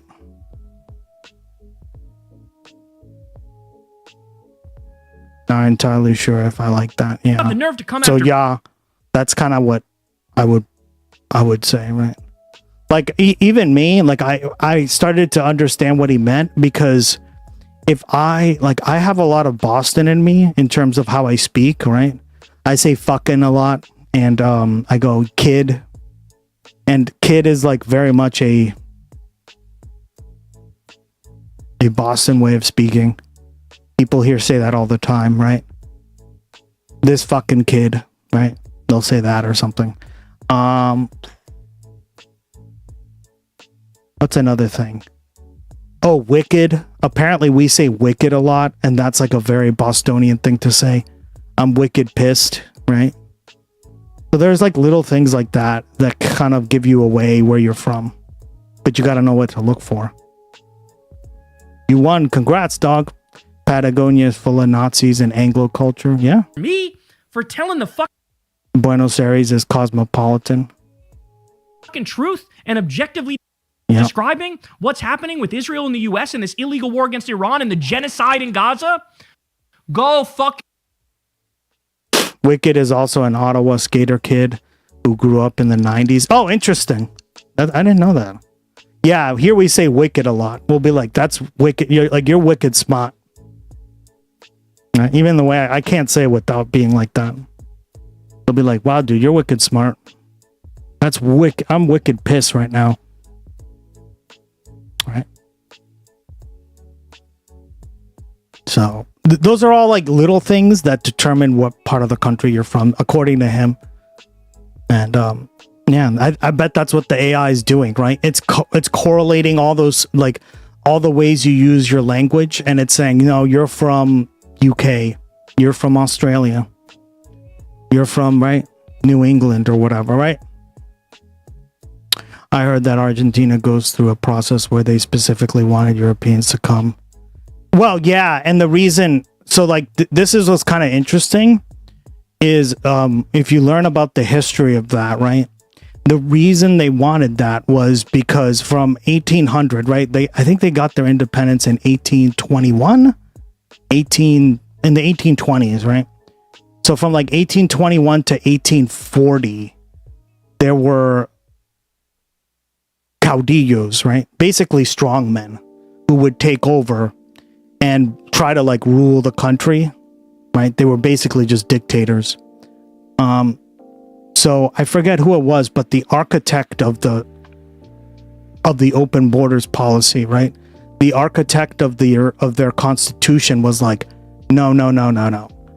Why are we like allowing like colonial Spaniards to rule us? Why don't we like bring in fresh blood, essentially, right? Fresh ideas. So that like the caudillos can't rule the country anymore, right? Because it was basically one dictatorship after another. So his idea was that like if you attracted a lot of immigrants to the region, they wouldn't allow the dictatorships to form because they like came there to work and to like, right, be a part of the country. And I guess it worked because for a while it was a lot better off, right? But that was like the mentality of it, right? That was the mentality of it. Basically, I remember reading that guy's writings on the subject, and it was very interesting. Cordoba Danish. There are a lot of Danish people too in Argentina. I saw Wicked all the time. Gloggy, I was going. What about Tranical are very based in Germany? Fever Dream, yeah. No way, my family's Danish. So it wasn't race based, but more about creating an environment. Correct. It was not about race. It was never about race. This is where like Americans are kind of selfish and they look at their stuff from like a they look at their stuff from like their perspective, and it's hard not to do that because everybody has their perspective, right? But when you read the firsthand accounts of the people that were determining the policy, right? Exactly. See, thank you. It's Bro GG. It was about creating a stable country that wasn't ruled by dictators, right? Because they had they had dictator after dictator after dictator, right? And the old stock, as they called it, right? It wasn't like a race thing. It was a colonial versus non-colonial thing. They were like, the colonials are too used to being used by they're too like peasant minded. Does that make sense? They're too like, yes, we will obey the dictator in chief, and they don't really care, right? Meanwhile, like the idea was people in Europe, because they had gone through the French Revolution and they had gone through all these like more enlightened ideas, right? That they would never allow that to happen, right? And it to be fair, that is kind of how it worked out for a while. It did change later on, but like that's how Argentina became so rich, right? The region itself. It wasn't just Argentina, but see, this is what I find so interesting. So when people say, yeah, it was a race thing, here we have somebody from Argentina telling you it was not a race thing. And from the firsthand accounts that I read, right, it was never a race thing. He never said like, oh, we need to bring, right? That was never the case. It was literally about creating a stable environment. And it worked because like millions of immigrants came and the country became very well off economically. It became richer than the United States. It's a class thing. Exactly. It was about class, right? And class struggle. That's probably a better way to phrase the argument, right? And this is what's so interesting about it is that like most Americans view it as like, oh, well, it's just this and that. And it really wasn't, guys, right? And I'm blanking on the guy's name. I remember reading his we had to do it for a class. Hold on.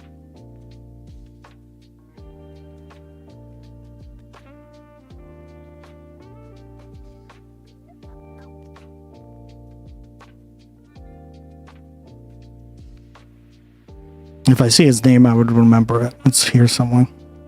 It's this guy. Juan Bautista Alberti. This guy is considered like the GOAT when it comes to this stuff. Right?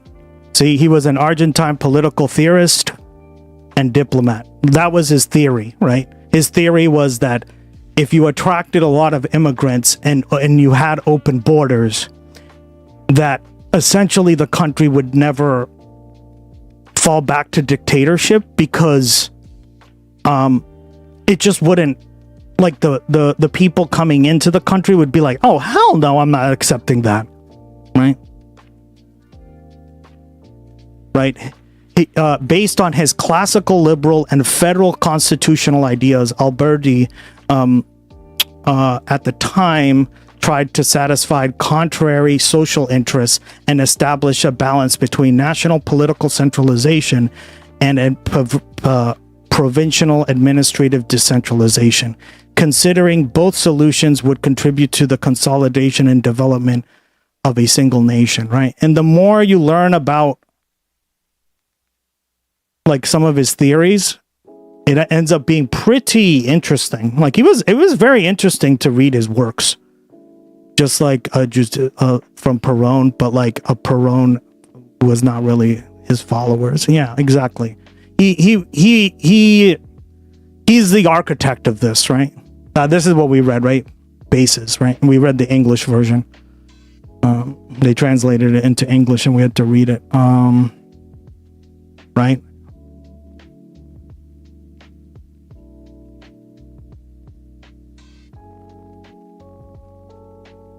Look at this. I'm just going to read this out loud so you can see what I'm talking about, right? He attributed most of the problems of Argentina to its low population density, as the country had a very small population for its huge size, which is true, right? This is why the immigrants quickly overran the locals, right? The colonizers, as they put it, right? Why? Because there were never that many Native Americans in Argentina, in that area of South America. Secondly, it was not a very rich country, colony for Spain ever, right? He frequently describes the countryside as a desert, right? So this is the opposite of like, we got to make the country white, right? Because a desert would be like, there's nothing there, right? And this is what I mean. Like, the more you read this book of his, it was never about race. It was about like class struggle, which I find so interesting because we talk a lot about class struggle, right, on the stream. And I'm glad you brought this up because this is actually I remember this. Like, this was a very fascinating topic in college for me. Welcome to Hitting 100 Messages. What up, club? His proposed solution was to promote an influx of European immigration, right? His most known quotation is "Gobernador es polar." To govern is to populate, right? He proposed as well to improve infrastructure, ports, roads, bridges, and introduce recently invented telegraph and rail transports to the country. There you go, right? So this guy was like a big government spender, right? Back in like 1800s, which is crazy. He advocated as well for economic freedom, rejecting protectionism from the Rosas government, right? So he didn't believe in tariffs, right? Which we're arguing about to this fucking day, I guess, right?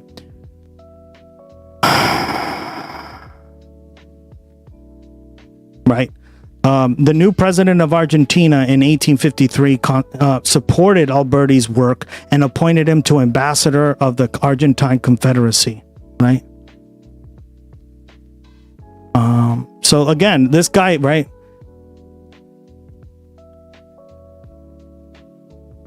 And caudillos are an important part of this history as well, right?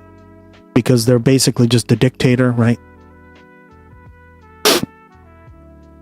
It's a military dictator, warlord, or strongman, right? Even Cuba had caudillos, right?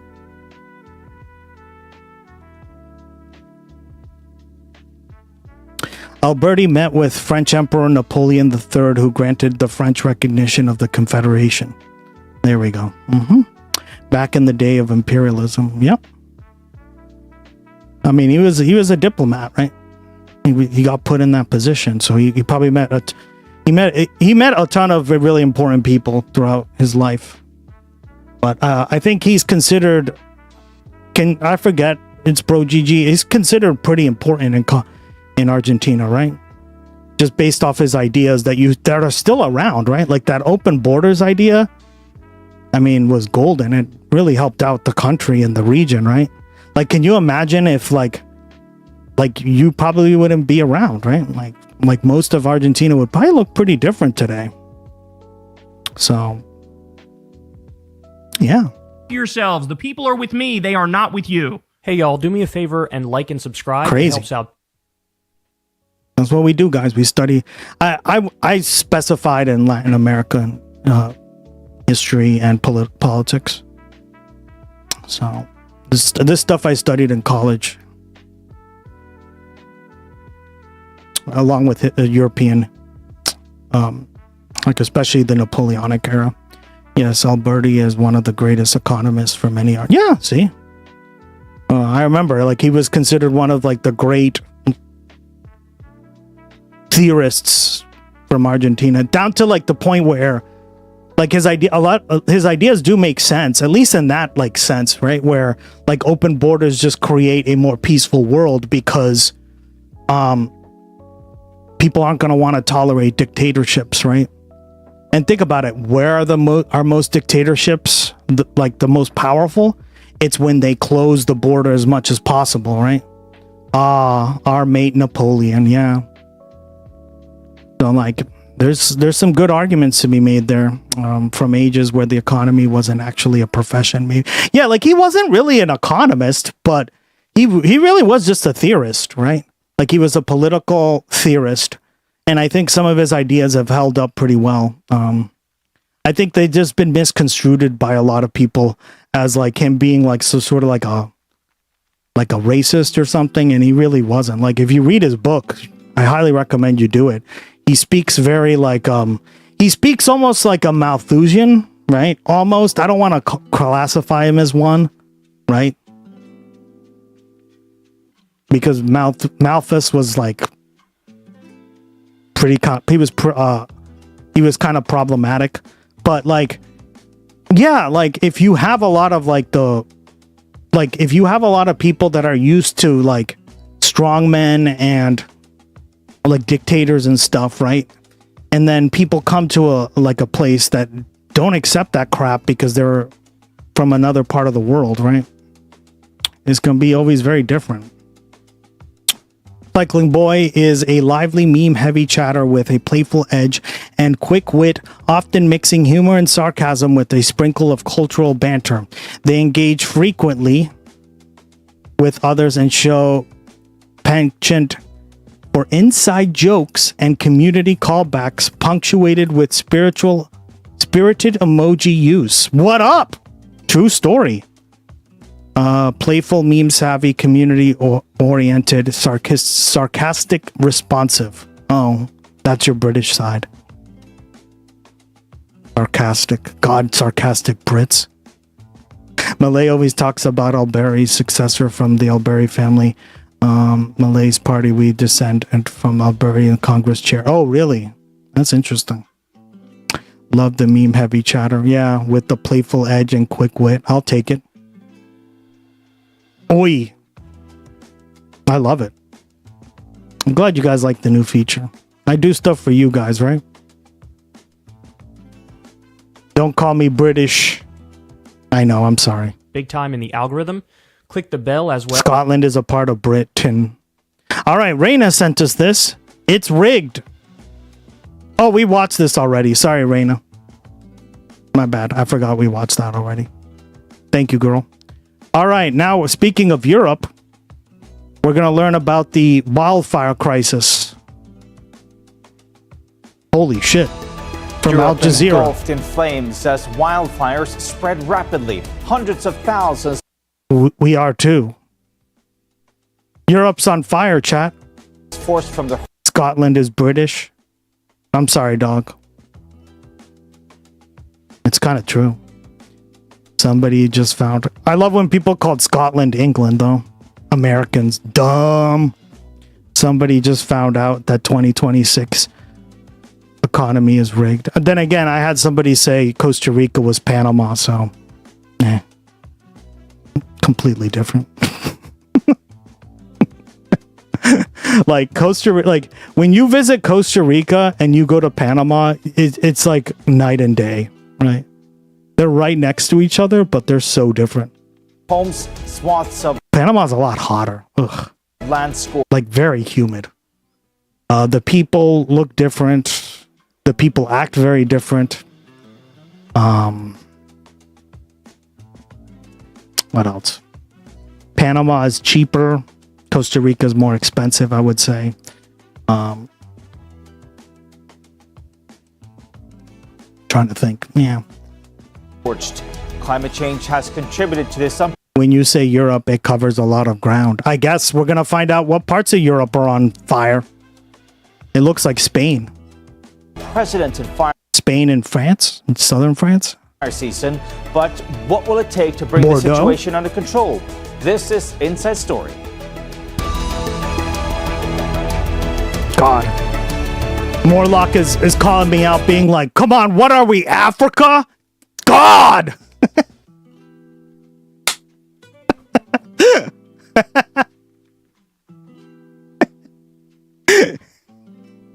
It's like when people say Africa. Oh, man. Yeah, it's a country, guys, Africa. Oh, man, Ukraine. There's a lot of F there, yeah.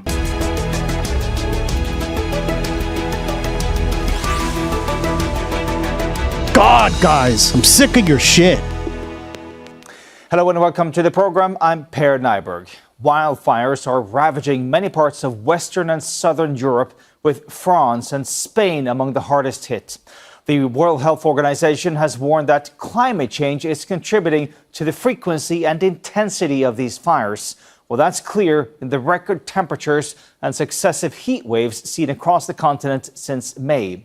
France and Spain have deployed thousands of firefighters, and neighboring countries have also sent assistance. Authorities say the situation is now unprecedented. So what will it take to extinguish these flames? We'll talk to our guests in just a moment. First, though, this report from Michael Apple. Michael Apple. This year's wildfire season in Western Europe is alarming authorities and scientists alike. The fires are spreading quickly, fed by dry vegetation and... Europe is a continent. Is it really? Oh my God.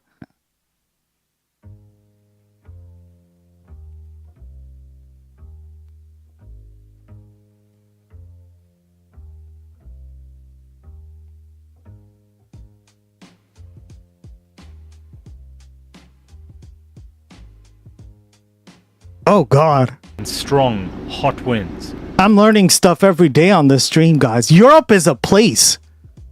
It's a continent. I thought it was a country. The result of successive record-breaking heat waves that started in late May. Numerous wildfires are burning in southwestern France, in the Gironde and Landes regions near Bordeaux, in neighboring Spain in Madrid, Avila and the Valencian community, and in It wasn't aimed at you. I know, I'm joking. I'm just Morlock. That's our stream here. We're always memeing on each other. Yeah, I told you it's like southern Spain, southern Europe, Valencian.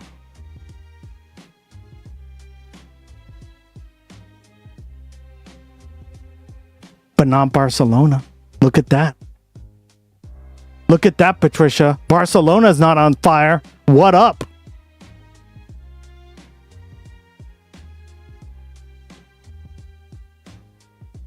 I can't imagine like Galicia being on fire because there was a lot of rain in that area, right? God, I gotta delete these fucking kick messages. I'm sorry, guys.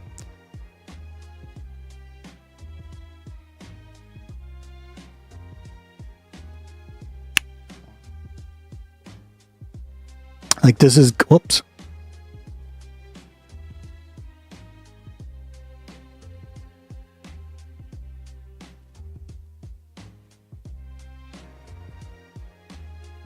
Like this is Galicia up here, right?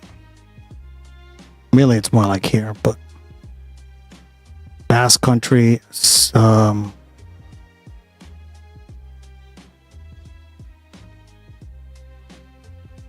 Catalonia, right? And basically like the rest of Spain. A lot of people don't know this, but Spain's like 4 nations in one, right? Kind of like Britain, actually, right? Because when you go to Britain, you have it's the United Kingdom, right? That's why it's called the United Kingdom. So we're getting another 30C temps again. Yeah. Oh God. Southern Italy. Oh, Southern Italy too. Shit.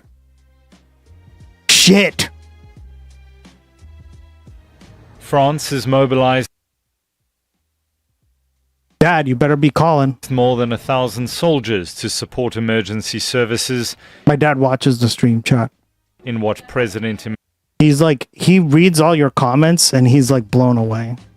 I think you literally like blow his mind.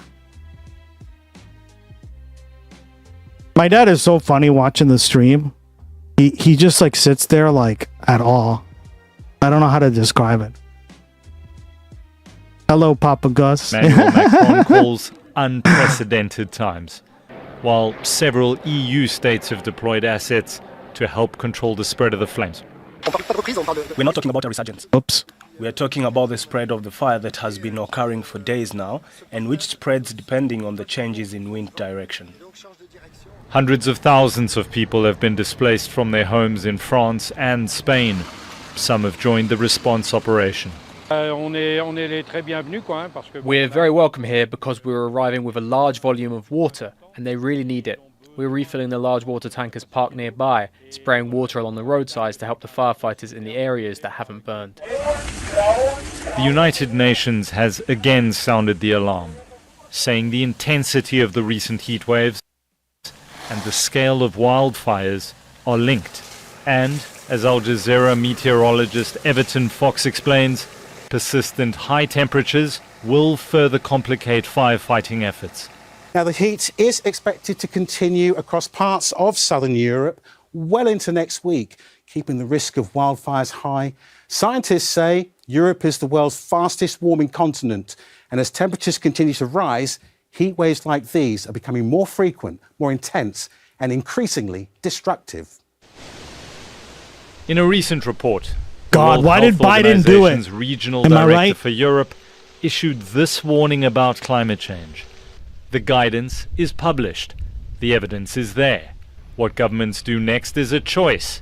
And this summer shows what's at stake. Michael Apple, Al Jazeera, for Insight.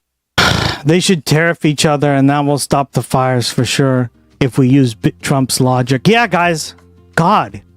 Why doesn't Europe just do that?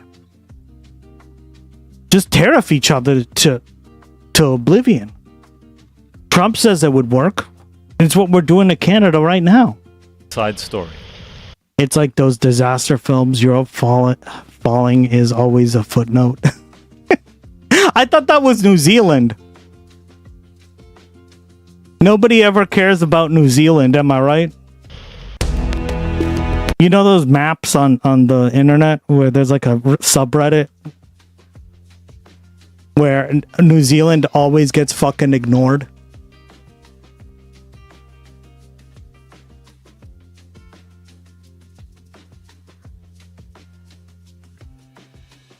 I discovered it recently while I was making the new Reddit.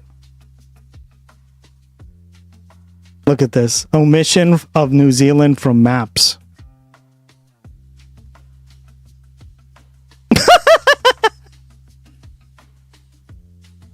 I noticed it right away. New Zealand should be right over here, but nope, don't exist.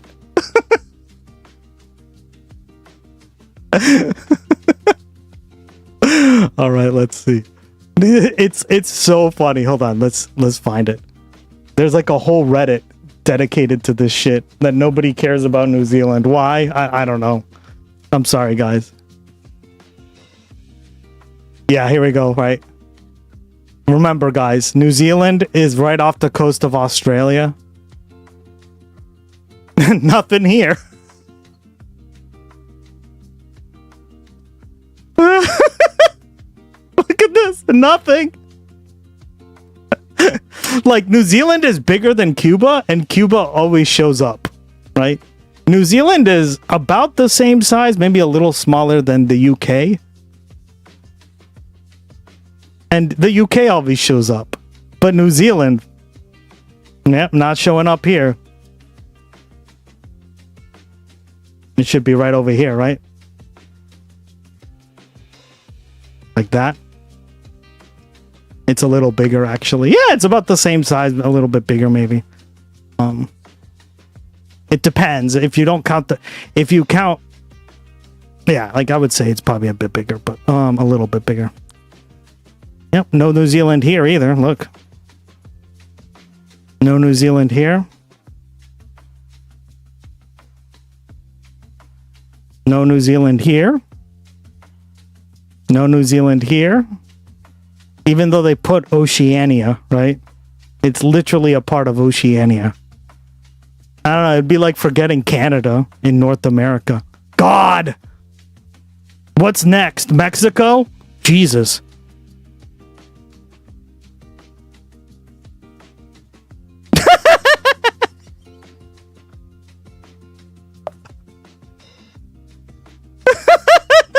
This is so... This map is... Fuck around, man. Look, this map is incredible. PJ, you're gonna laugh at this. I'm gonna turn off my camera. Oh my god, this is so funny.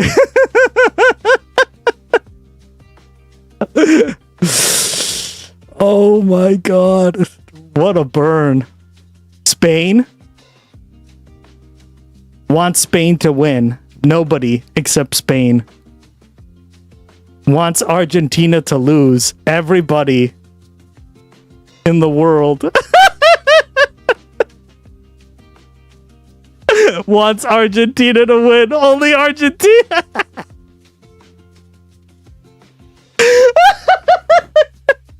This is amazing.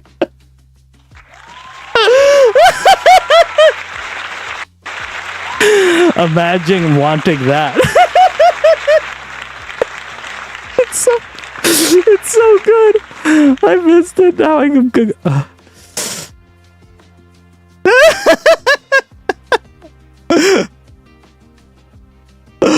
Hey, I wanted Spain to win, and I live in the US, so fuck you.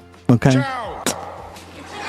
You should see Bangladesh celebrations for Argentina. I know. Where's Bangladesh? Is right here.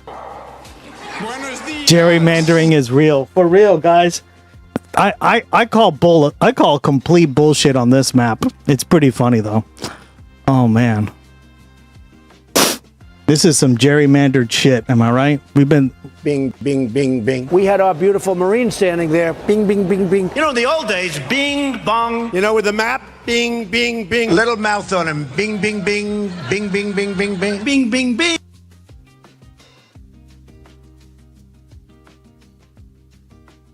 Nice. Use your inside voice. Unlocked.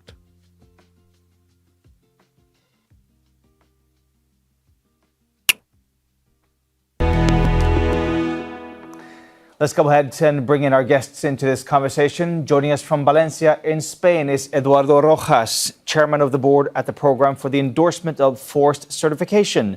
In Bordeaux in France, Soraya Feti, she's the global campaigns coordinator at 350.org, an international environmental organization focused on addressing the climate crisis.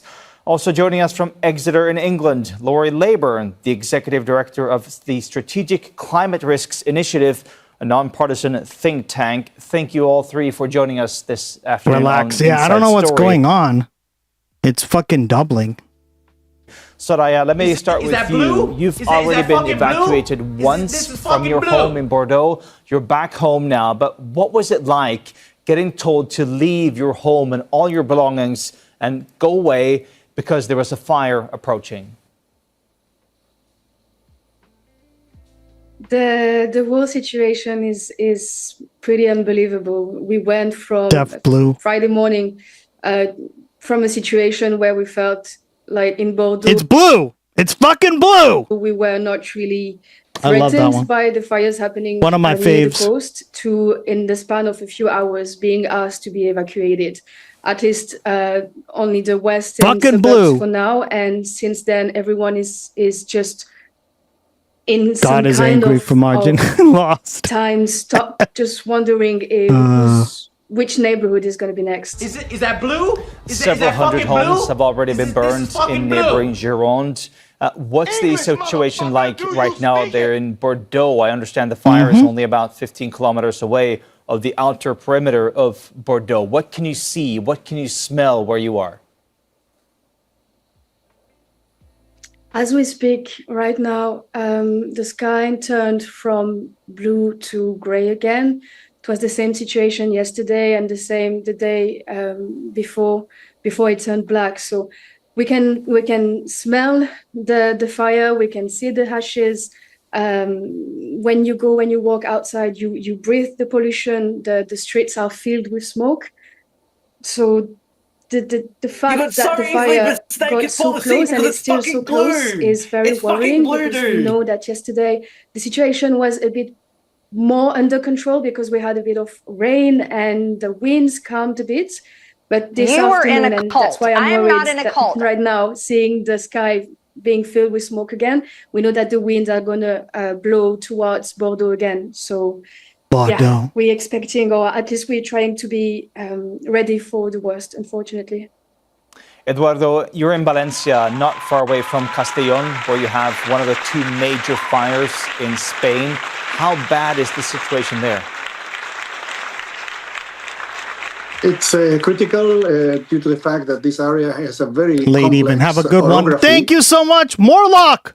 Appreciate you stopping by. Is there anybody I hope you feel that's better. going to vote for? We're all here Ryan for you in Kamala? case you need us. Love you very much. I'll see you soon. Don't do anything I wouldn't do, which is actually not that much, so go ahead and do it. Okay, peeps, I'm outie off to work. Damn right, girl. Cheers, man. Been a pleasure. Absolutely. Thank you so much for stopping by. Have a good rest. And the winds... I'll do it all. Damn right. That's what I would do. If you think Gus, he would never do that. Actually, I would. And do it anyway. Going in the wrong direction in this moment. There seems to come some release from the weather situation in the next days. But nevertheless, this is an important nature-protected area. And as I commented, with extraordinarily difficult orography, few roads that allow the firemen to combat the fire directly, and with scattered settlements around. So it's a complex situation, at least for the next 24, 48 hours. What would you say is driving these fires in Spain right now? It's a combination of factors, and there are basically three kinds of fire situation.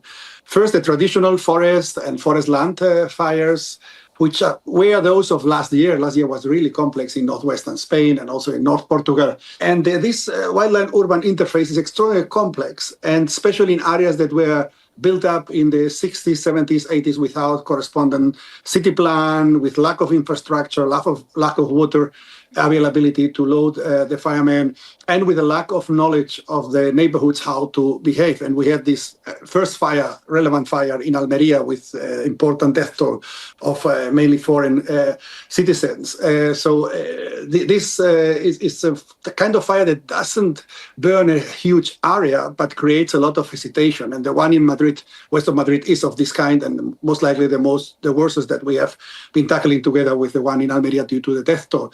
And then we have as well farm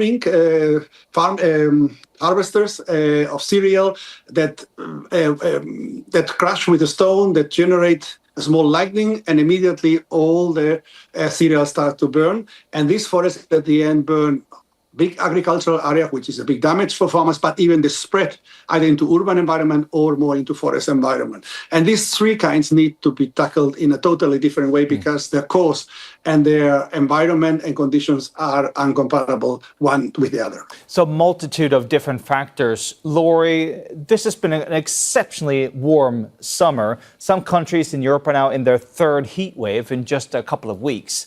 How much of this are you attributing to climate change?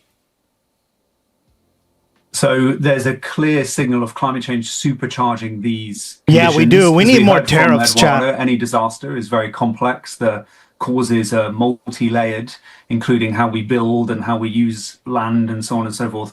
But climate change is supercharging the conditions that make us vulnerable to things like wildfires. And that has been something that's been predicted now for many, many decades and tragically becoming true in front of our eyes. Decades. According to Copernicus, that's how these fucking New Zealanders and Australians say it. Decades. Sounds like they're saying dick. The European Union's climate change service. We don't support the fire department though enough. Europe is actually the fastest warming It's pro continent GG. on Earth, with temperatures increasing twice as fast as the global average since 1980. Lori, why Europe? So it's to do with the way that climate change is enveloping the world and to do with various regional differences. For example, in the Arctic as well, another fast warming area of the world, the melting of the reflective ice and snow is then supercharging the heating that's going on there. So you have different but similar types of dynamics that exist across Europe.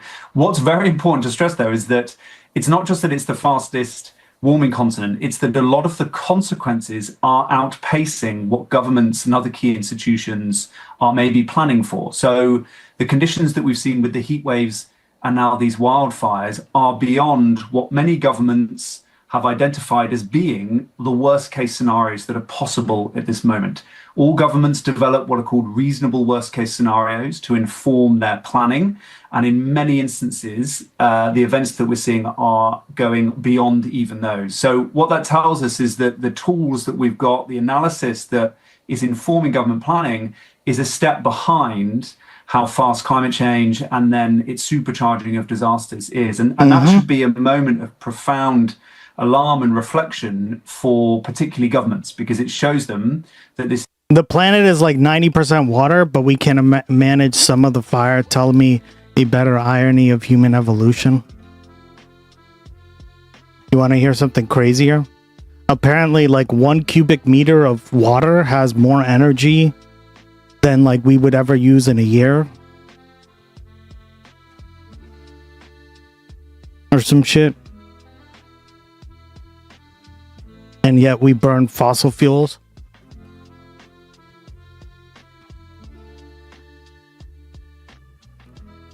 Let that sink in. Is much worse than they maybe would have thought, and definitely much worse than their planning and their protection policies have made us ready for. Soraya, this June in France was the hottest on record. For you living there in southwestern France, what have you seen of these record-breaking temperatures in Europe and in France over the last couple of years? What have I seen of them? In the past 10 years, the region has turned into like kilometers and kilometers of greenlands into now what is just like dry lands, mostly yellows, very, very vulnerable to fires, to drought, to dying vegetation. It's when you study topography, right?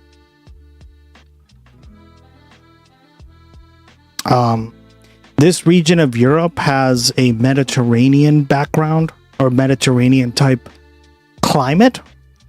What's like a very Mediterranean type climate? It tends to be more dry, shrubby, grasses. If you've ever gone to California, actually like Southern California has a Mediterranean climate. Like a Mediterranean biome, they call it. Right?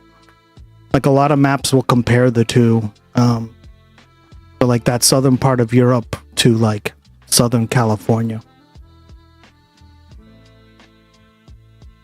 So that's like why California is very prone to fires as well, right? But now it's like Europe, or at least this part of Europe. But we are like world wars for fossil oils. Yeah, we are. Yeah, there's something called hydrogen battery that creates energy from water, but nobody really wants to invest in it. Just a couple of years, we found the first vehicles, but it was banned tech. These forests I grew up in, Well said. I learned how to differentiate from one tree to another. What is the biodiversity of the region right now? They are almost non-existent because of the repeated fires, but also the drought, because of the little means that we are receiving to maintain our lands and to anticipate from these things from happening.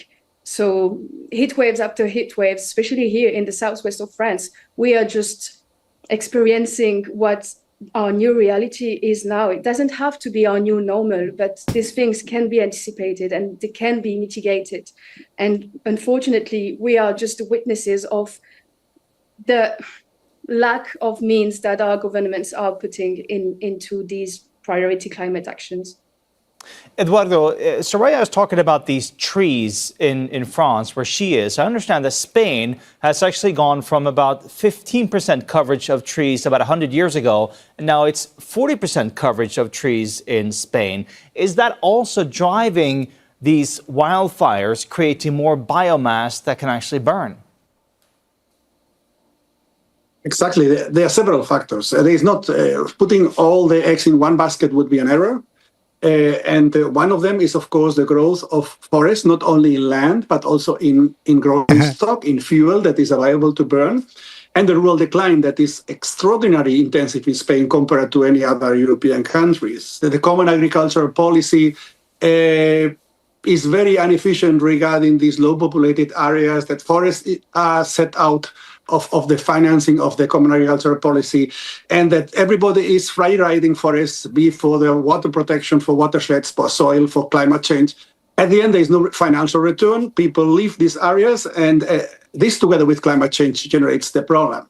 And there is why it's important that we don't tackle only one priority. The important thing is that everything that is France uses Canadian-made fighting planes. Interesting. I didn't know that. Thank you, man. Done. Also to 2050 energy won't be a deal, and some people are saying money won't exist as well. Use the continuity and the load of. If we get rid of money and do post-scarcity, hell yeah, buddy. Fuel is done in a way that is climate smart. This is the issue.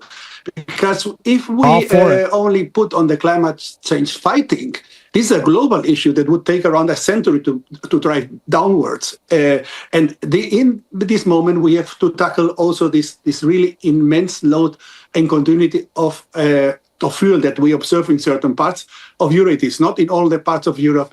And how we can be able to revitalize rural areas, that extensive grazing, that extensive agriculture and forestry comes back instead of I'm for it too, bro. Yeah, for real. Tendency that has been over the last 50 years to concentrate agriculture and livestock production into the lowlands. Laurie, do you think that we've underestimated the risks of climate change in parts of the world like in Europe? Yes, we know that. Like I was saying just now, the risk assessments done by governments sometimes have not profiled or given emphasis to the very worst that could happen. A good example of this is that in the UK, where I'm based, the government's climate change risk assessment of 2022, released in January 2022, said that there was a 0.02% chance that there would be a 40 degrees centigrade heat wave before the 2040s. That had never happened in the UK before. 7 months later, it happened. And that shows you that it was possible to identify that the very worst cases are now actually starting to emerge as the normality of what we should expect. We also know from subsequent assessments, from modelling, from scientific modelling, that some of the heat extremes that Europe is experiencing is beyond even what the models thought was possible. So there has got to be, off the back of the extraordinary heat this summer and off these. Viewer discretion is advised. New follower to the commune. Thank you, Cubics Rev. Thank you, Cubics Rev. Appreciate the support. Following. Really appreciate it. How's your evening going so far? Or morning? I mean, you could be in another part of the world. Appreciate it, buddy. Tragic Love and it. destructive. Our stream has achievements, so you will get achievements. Wildfires, a moment of reflection and reconfiguration of how governments assess climate risk. They've got to be focused much more on the worst case scenarios of the most extreme things that are possible. And as we're hearing from both Eduardo and Soraya, we've got to then make sure that as a continent, adaptation to those conditions are absolutely a priority, an urgent priority, and crucially that does not come at the cost of reducing emissions. They have to. What side of the? I would say you'll get a sense of it. We're on the left. Come together, because the things that we need to make us safer today against things like wildfires have to be the same things that make us safer in the long term by reducing carbon emissions, because there are limits to adaptation here, and there is no way of us ultimately adapting our way out of this very dangerous, very tragic situation that we've now found ourselves in. Soraya, we're only a few months away now from the COP31 meeting happening in Turkey, in Antalya. In the lead up to the Paris Agreement, there was so much focus on the climate. But do you feel that it's almost gone out of fashion now, that it's hard I'd say, yeah. to get your We're definitely not libs here, but campaigns to get any kind of track? we're pretty diverse. We have different. I call myself a post-scarcity leftist, right? My own thing. I don't really believe in any one thing, but that's what I call myself. Action for you as a campaign coordinator who work on these issues? It's my own label, because fuck, I hate labels. But I care about politics. I care about making the material conditions of people better, right? And how we go about that is kind of like the debate. Your research forces me to deduce that Canada is a part of Europe. God, Canada, can you do anything right? For fuck's sake. Canada.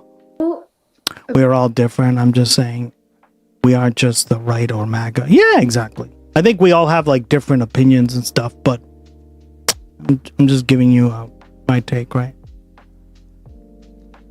Like, do I think everything Bernie says or does is giga-based? I don't know about giga-based, but it's a step in the right direction, right?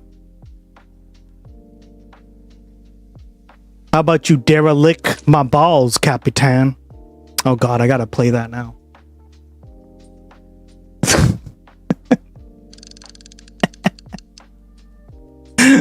I gotta clip that. This Zoolander, that movie's fucking stupid, but it's so funny.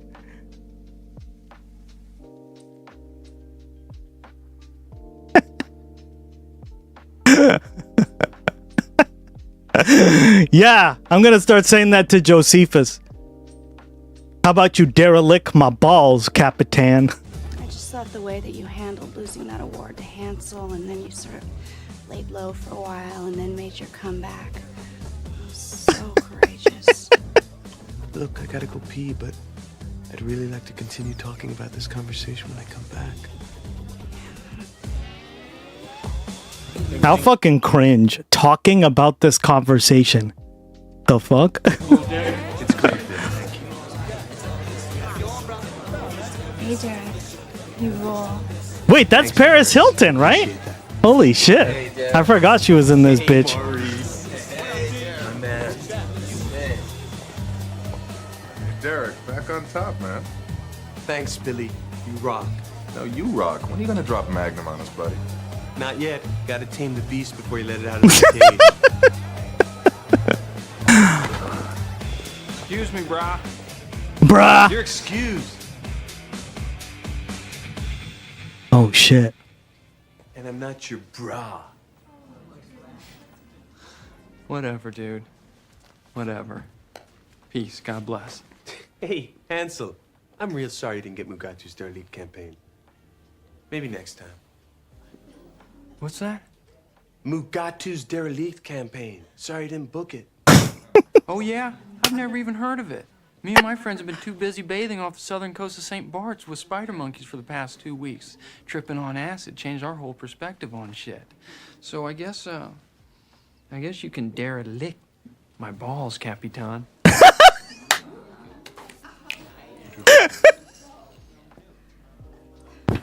I can derelict my own balls. Thank you very much. No, you're not supposed to say that, dumbass.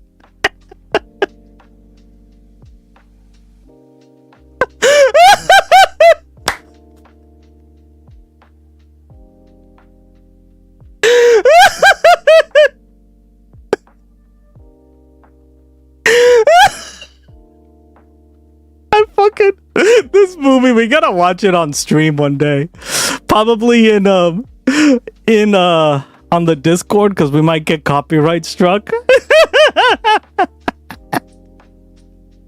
This movie is so good. You think you're too cool for school, but I got a news flash for you, Walter Cronkite. Oh God. You aren't. So dumb. What are you trying to get crazy with, Jose?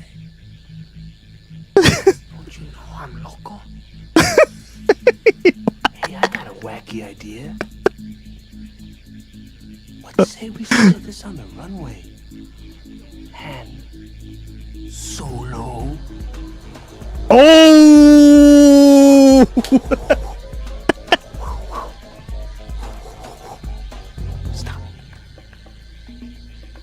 Challenge me to a walk-on?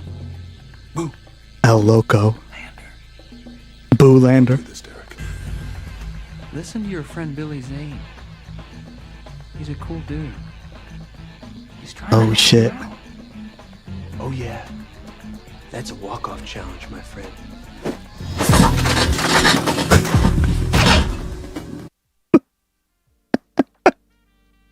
Stupidest fucking movie. It's awesome. That's like one of my favorite parts. There's so many like lines in that I still use to this day. How about you derelict my balls, Capitan? Words that were missing from the movie's text. It's been 10 years and we still El Loco the Crazy. Yeah. Of issues and problems tackling one of the main causes of climate change, one of the biggest emitters of global gas, and it's the fossil fuel sector. Yes, it's a struggle right now to continue getting victories. It doesn't mean that we have to give up, because the fossil fuel lobby is very strong, and the priorities of the governments right now is not necessarily to invest in climate action. In France, the budget dedicated to the climate action has been cut off from 15 billion euros just in the past 5 years, whereas the budget for the army has grown exponentially. So it has been made more difficult to get the laws we need, the program we need, the policies we need. It doesn't mean that we're going nowhere, but we need a strong political decisions to be made by our governments, by every government, to actually really tackle the issue at the speed and at the scale that is needed right now. And 10 years from the Paris Agreement, we're still Billy so Zane. far from the objectives that were listed in this text. We can still reach our common goal to prevent the worst from happening. But unfortunately, if we continue on this path, we're gonna just suffer even more and even harder consequences. What we're experiencing right now in the Southwest and in Spain and in other regions of the world is already really bad, but it's unfortunately nothing to compare to what's coming our way if we continue to do nothing to prevent these emissions from happening, and to really put in place the just transition everywhere in the north and in the south. Soraya, you heard Laurie talking about government planning, how important that is. For you, living in Bordeaux, do you feel that the local government or the regional government Are they well prepared to handle these kinds of crises, both in terms of really hot temperatures and now this approaching wildfire? I will circle back to the same main topic, the means that we are being given to. I'm sorry about what I'm going to say, but maybe they can feel, how is Gaza a week this way? How is Gaza for a week this way? I agree, because Gaza literally is on fire, right? It's all rubble. I see what you mean. What's currently happening. There is a bit of like Eurocentrism going on here. Right? Or, I don't know, maybe a better way to describe it would be maybe not Eurocentrism, but, well, it's happening to us and therefore now it's bad, right? And I think that's a more fair analysis of it. Right. Because here's the thing, right, guys? Like, human nature is, I only care about it when it affects me, unfortunately, right? It's very rare that we care, especially like when it's in another part of the world. It's very rare to find somebody who cares about it genuinely, right? Like we're few and far between, right? It's especially like if you're like working in Europe, you're like just living your life, right? The average normie is not thinking about all the time what's going on in Gaza and that it's on fire, right? Or rubble. So yeah, you're right. Yeah, Gaza looks like a site to be to be developed, like most of it, and a new building construction worker looks like a broken ground. Yeah, exactly, right? And I think most Americans, it's not that they don't care, or most people around the world, like in industrialized countries, it's not that they don't care, right? The situation in Gaza is on a lot of people's minds. It's just not happening in their own backyard. And there is like a little bit, I hate to say it, but humans can be kind of tribal, right? Which is why we have to like think about that and be very aware that, hey, maybe what you're saying against Bro GG is true, right? Like this wasn't like, can you imagine this in Gaza? This is why they feel like it. Woo! And what will come our way. I mentioned the Climate Action Fund at the national level. Very thoughtful comment. Thank you, buddy. But the regional budgets have also been shaped the past few years.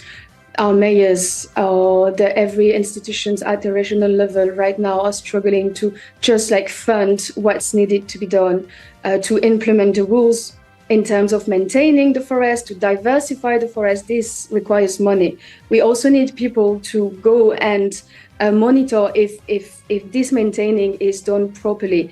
Again, they don't have the money, they don't have the budget to actually fund these institutions and these programs. So they're doing as best they can, considering the context, the political context we live in.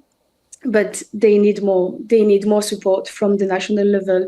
They need more money to fight the climate impacts, but also again to anticipate what's coming our way and to prepare the people and the city and the rural parts of the countries for what's coming: the drought, the extreme weather events repeating and increasing in intensity. While our budgets are shrinking, we hear about the profits that the companies like TotalEnergies are making. A few days ago, they were announcing 5.4 billion in profits just for the second quarter of the year. With 5.4 billion, do you know what we can actually achieve just in the region? We would have more firefighters and possibly more water bombers that we are lacking right now. We're asking other countries to give us technical means and to support us. Some of our friends and family members are firefighters. 2 of them died like a few days ago in Mérignac fighting the fire. They need support. They are tired, and they used to protest to ask for more money, more budget. Well, hopefully they will be heard now, but we need more. Eduardo, you talked about that devastating fire in Almeria last month. 13 I need to put a rubber band on it. people lost their lives. Now you have those two massive fires, both outside of Madrid and outside of Valencia and Castellón. Next week, forecast more high temperatures, no rain. What's it going to take to get these fires under control now? Well, it has to be the break that will come in the next days. In some areas, it has started already with lower temperatures and more humidity and less winds. It has to be used to extinguish these fires and to be able to also have some rest for the firemen, and that they can be prepared for further weeks, considering that the nights start to prolongate, the sun is not anymore so steep, that all these issues might have. But in the history of forest fire record, July is the worst month in Spain by far. But last year it was August, and 89 it was September, October. So it may move to other parts of Spain as well in the next weeks. But we should also avoid to focus just only in the extinction. I mean, this is an important issue that we have learned from other policies, and also in the SDGs, especially in the health and also in the security area. If you just focus on the symptoms, you get lost of it. It's like you try to solve the issue of heart attack, and you think you need more ambulances and more cardiologists and more hospitals. What you need is that people follow a healthy lifestyle. And the same happens to rural areas. If they are in healthy situation, they are managed, they are vital, there are people there that manage this area, it will work. If practically these areas are totally empty, or just with people with either pension people or IT nomads and people not managing the land, then with the present climate and with the past climate, we would have as well very big fires due to the continuity. And I put you just an example. Phylloxera affected the vineyards in Southern Europe from the late 19th century. Well, in the 20s and 30s, there were a lot of fires due to abandoned vineyards. So in the moment you have brush vegetation uncontrolled, fires start. So it's important that we have this under account. Cork oak with the protection or serotine pines do not exist by chance. It's because in the past we had also quite severe situations. Laura, let me just bring you also into the discussion here at the end. I understand that when you have these kind of wildfires, in fact, they feed themselves in a way, because when the available vegetation burns, then you have both the release of carbon and you also have less vegetation to take up the carbon, absorb the carbon from the environment. So how do you break this cycle? How do you make sure that there's a way out of this? Well, so yeah, you pointed out a pretty severe feedback loop there between the worsening consequences of climate change and what causes it. And I'm actually going to add to that a political type of dynamic that I think we should be particularly concerned about, which is that to date, many governments and politicians have not really... Someone wants with the fires in Patagonia? Oh.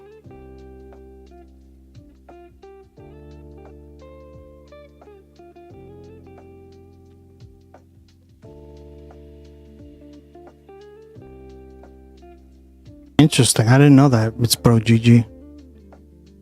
Really paid much attention to climate adaptation. The politics of climate change is largely focused on reducing emissions. That is right. Yeah. We have to deal with the root cause, I'm on it. Eduardo and Soraya are saying. But what it has meant is that as we go into the era now of severe consequences of climate change for Europe, the politicians who are pro-decarbonisation are not well set up in some places to also be the people who can most credibly stake claim to being able to protect people. And that's a very dangerous moment that we find ourselves in for Europe, because it could mean, and we are seeing instances of this, that anti-climate politicians are the ones who are capitalizing on worsening climate disasters, because they seem to be the ones who can offer some kind of alternative protection. So we've ended up in this quite dangerous political trap where there haven't really been that many political incentives to care about adaptation so far. They are now arriving. And there's a risk that the pro-climate politicians are blamed. I aim to please. Teehee.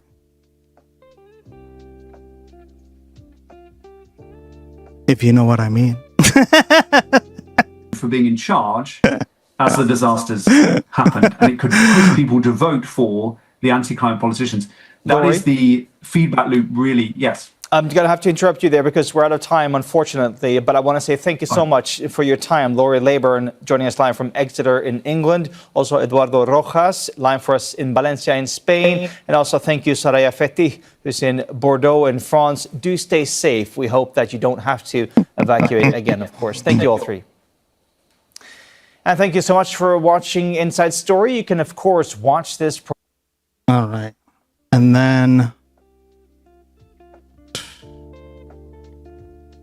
Yes.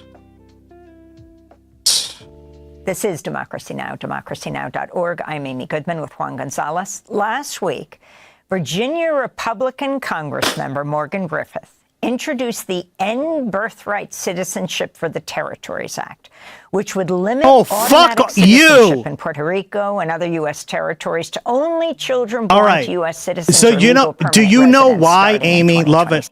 Yeah, let's see if we get botted now. Congressman Griffith said in a press release his focus is on... damn it, Ducky's not here for it because she's touching grass. Can you imagine touching grass? Could never be me. Oh, wait.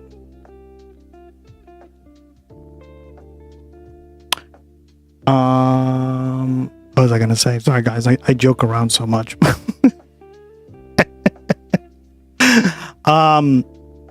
Yeah, so the reason Puerto Rico people on the island actually... never be me. Could be you soon. I only touching weed.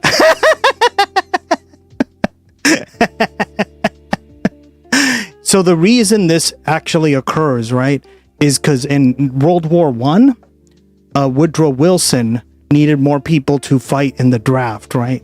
And remember, back then, and for the longest time, up until like the third wave feminist movement, right? Voting was tied directly, military service was tied to voting. So like if you were conscripted, you got or if you were like told that you had to serve, you could vote. Okay, well, the US needed more troops, right? So what ended up happening? After the Spanish-American War, Cuba went its separate way, right? But Puerto Rico stuck around as a territory. So Woodrow Wilson essentially gave the people of the island citizenship as a way to, citizenship as a way to serve in the military for World War I, right? Otherwise, they wouldn't have to serve, right? Okay, well, now, because there's no war going on, right? Or they don't need that shit, they want to strip it because it's not a state. Do you see what I mean? It's always just like a top-down approach to this garbage. Puerto Rico has state status. Well, it doesn't. It's a territory, but if you're born on the island, right, of Puerto Rico, it's really more than one island, right? They have like Snake Island and a bunch of other, right? So if you're born on any of the islands in Puerto Rico, but the main island, right, then you're like, you have citizenship, and Puerto Ricans are citizens by birth. So when they travel to the United States, they call it the mainland, right? And that's really what you should refer it to, because that's kind of how it is. I mean, it's just the truth, right? It's like Hawaii. When people visit the mainland, they're talking about like the main 48 states of the United States, right? But Puerto Ricans are by birth, from the minute they're born, citizens. They have all the protections, and they're just trying to take it away, right? The word vassage. Yeah, vassal. It's a vassal state. That the right word is vassal. I mean, it's really a territory, right? That's the proper term for it in political science, which means there's like specific things it can do, it cannot do, and there are things that they don't get to vote, right? They have the right to vote, but because Puerto Rico is not a state, it doesn't count the vote. Does that make sense, guys? It's kind of like, think of it this way, right? Think of it as if you had the right to vote, but you're on an island that isn't considered like a place where the vote is tallied. Think of it something like that. So essentially, their right to vote means nothing, which I completely disagree with, and I don't think that's a democracy. This is why I say this all the time. The main city, yeah. Like Alaska's calling it the lower. Yeah, exactly, right? The mainland, the main city, yeah, are they all considered citizens? Every single one of the, yes. If you're born in Puerto Rico, you are a citizen. Now, if you're like a Dominican person who moved to Puerto Rico, you are not, right? And we have open borders because it's a territory. Territories by law cannot be, you can't restrict travel, right? So like that's why Jake Paul can move down to Puerto Rico, right? He has a mansion down there or whatever. He can move down there, but so can people in Puerto Rico. They can literally just pick up and move to New York City, right? And that's what they did in the 1950s, right? That's where like salsa was created, right? A lot of people don't know this, but salsa is not it comes from the Spanish speakers who visited New York, right? I think it's a combination of Puerto Rican and Cuban dance. They're very similar in terms of right? But yeah, it was like the people arriving from Puerto Rico who, again, had every right to show up because Puerto Rico is a territory. It's not like they're showing up as a part of, like they're immigrants. They're just moving. It would be like if I moved from Hawaii to California, right? Interesting. Always thought salsa was a music thing. It is. That's what I'm trying to say. It's a dance. It's a music. It's a bunch of things, right? And a lot of people don't realize this, but salsa is an American dance through and through, right? The people who created it were American. It was created in New York City, etc., right? Like even this is kind of lying, right? Because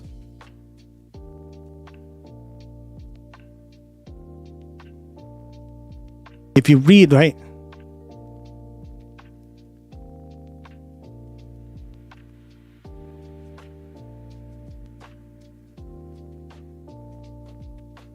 There's different styles of it too, but where is it?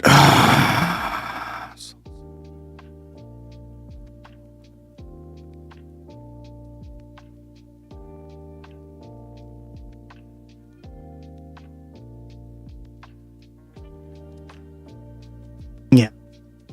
Okay, so I'm just going to read this out loud so everyone understands this, right? Just to show you how like bigoted and biased people are on this subject. Right? Cultural origins, mainly Puerto Ricans, Cubans, and Dominicans. I would say these last two are less important. It's mostly a Puerto Rican dance, right? Everything you read about on this subject is that. In the United States, okay, well, let's pretend, right?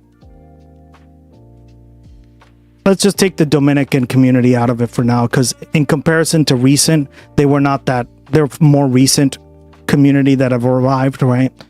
Okay, well, Puerto Ricans are Americans. So by saying that, you're just saying it's an American dance, right? Do you get what I'm trying to tell you? Specifically in New York City. And that's what I want to make absolutely clear. It would be like saying jazz isn't American because black people made it. That's how fucking racist it is, right? But for some reason, Americans say this all the time, and it goes one ear out the other, right? Like you don't ever fucking, yeah. So I want to be crystal clear on that, right? Because read exactly what it is, right? Cultural origins, mainly Puerto Rican. So it's mostly from Puerto Rico, as any like good history book will tell you. it does have some Cuban like influences and stuff, right? And I guess there were Cubans in New York, but there aren't really that many Cubans in New York. Dominican communities, which came much later, right?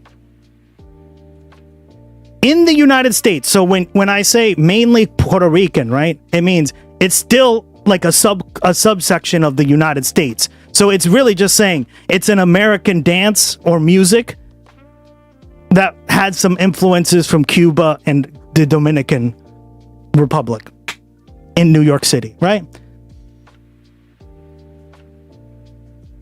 But like people don't really understand that Puerto Rico is not like really it's not a separate part.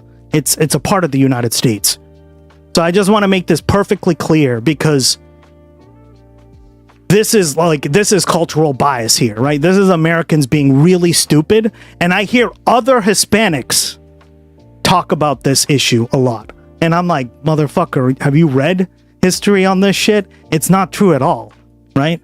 Like, with the exception of the Cuban influence, like, you can't really argue that it's not predominantly an American dance, right? It'd be like saying jazz isn't American because it's African. It has a lot of African influences. It's stupid, right? So again, I just want to correct the record on this, right?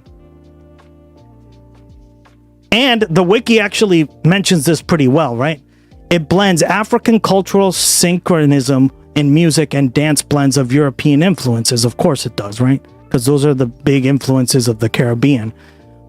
With contributions from the contiguous United States. There you go. Contiguous United States, meaning the 48. The lower 48, as they would call it, or the upper 48, depending on what part, right?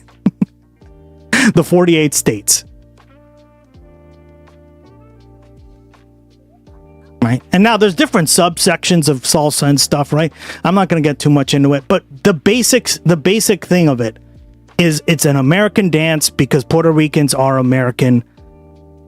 You can argue, yes, Puerto Rico is a subculture, maybe, if you want to call it that, of American culture. That doesn't really matter because haven't subcultures contributed a lot, right? Jazz, right? Et cetera, et cetera, et cetera. There's a ton of examples. So Apple isn't American because they buy Chinese and Taiwan chips. Yeah, exactly. Bingo. Americans are fucked up. I agree. No, I agree, dog. That's why I want to make this perfectly clear, right? Because it can get a little confusing because a lot of people don't know that Puerto Rico is a part of the United States. And basically what this is saying is that Americans went to another part of the country that speaks a different language and integrated their music with other kinds of music in the area and created a brand new music called salsa. So when people say it's a Puerto Rican dance, they're saying essentially it's an American dance, right? And this is like the context because when we capitulate to these kind of right-wing ways of thinking, we just other people for no reason, right? When in reality, the history of this stuff is actually much more intertwined and it's been here the whole time, right? So when we watch this, I want you to watch it from that perspective, right, guys? In Puerto Rico and other U.S. territories to only children born to U.S. citizens or legal permanent residents starting in 2027. Congressman Griffith said in a press release his focus is on cracking down on quote-unquote birth tourism, and that while the Supreme Court affirmed last month that birthright citizenship is a constitutional right, it also, quote, leaves the door open, unquote, for congressional action on citizenship in the U.S. territories. His legal reasoning relies on the controversial early 20th century cases known as the insular cases, in which the Supreme Court ruled... Yes, and we went over these insular cases, right? These insular cases determined what the territories could do and couldn't do. Constitution doesn't fully apply to the territories, saying it doesn't fully apply, but they still have the right to be citizens, right? In certain territories that pass the law. There you go, right? It gets a little more complicated than that, but I'm just trying to boil it down for you guys, right? Puerto Rico is maybe one of the greatest American territories. I mean, yeah, essentially. It's probably the greatest one, right? Because you can't argue, hey, Guam is really all that, right? A lot of people know where Guam is, or American Samoa, right? In comparison, right? Most people know about Puerto Rico or know Puerto Ricans in general. And that's kind of why I say that, right? Also, it has a lot more people than both of those territories, right? I think like Puerto Rico has 4 million people almost, right? American Samoa just doesn't have as many in comparison. The quote unquote. Good point, Gus. I'm just glad that you can tell. I know. I know you're shitting with me. Dude, that's me all day, every day. That's what we do on the stream. That's why I love you, dog. Going to dream about the World Bowl. Interesting sports. Thanks, Gus. Enjoy the chat again. Of course. I'm glad you came back. Appreciate you stopping by. Love it. Hey, Gus, did you get botted when you first started watching? No, not yet. Uncivilized. So I don't think, I think it was Israel. I think it's when you combined DN with Israel. That's when we get botted. That or they ran out of grok credits, Ducky. Quote unquote, infest the territories are quote unquote unfit. In a press release, Griffith said, quote, just like Congress possesses the power to grant the territories... Canada doesn't want anything to do with us. I know. We should just have one giant America. Constitutional rights in statute. We have the power to take them away in statute. The legislation would impact Guam, Puerto Rico, the Northern Mariana Islands, and the U.S. Virgin Islands. Oh, yeah, that's another territory, but it's pretty small. It's like to the east of Puerto Rico, right?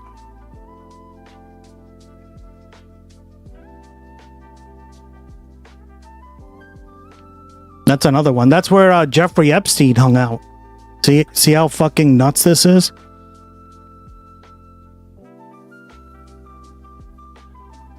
That's crazy. Yeah, there it is. See?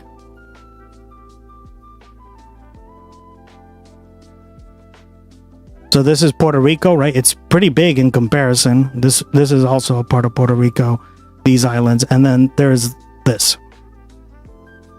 This is the Virgin Islands. So whenever people go on vacation there, that's where they're going. They're basically going like, what is that? 20 miles off the coast of Puerto Rico? That's pretty funny. Oh, man.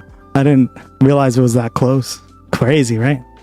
Yeah, because this is literally Puerto Rico. All these islands belong to, right? And this is the Virgin Islands.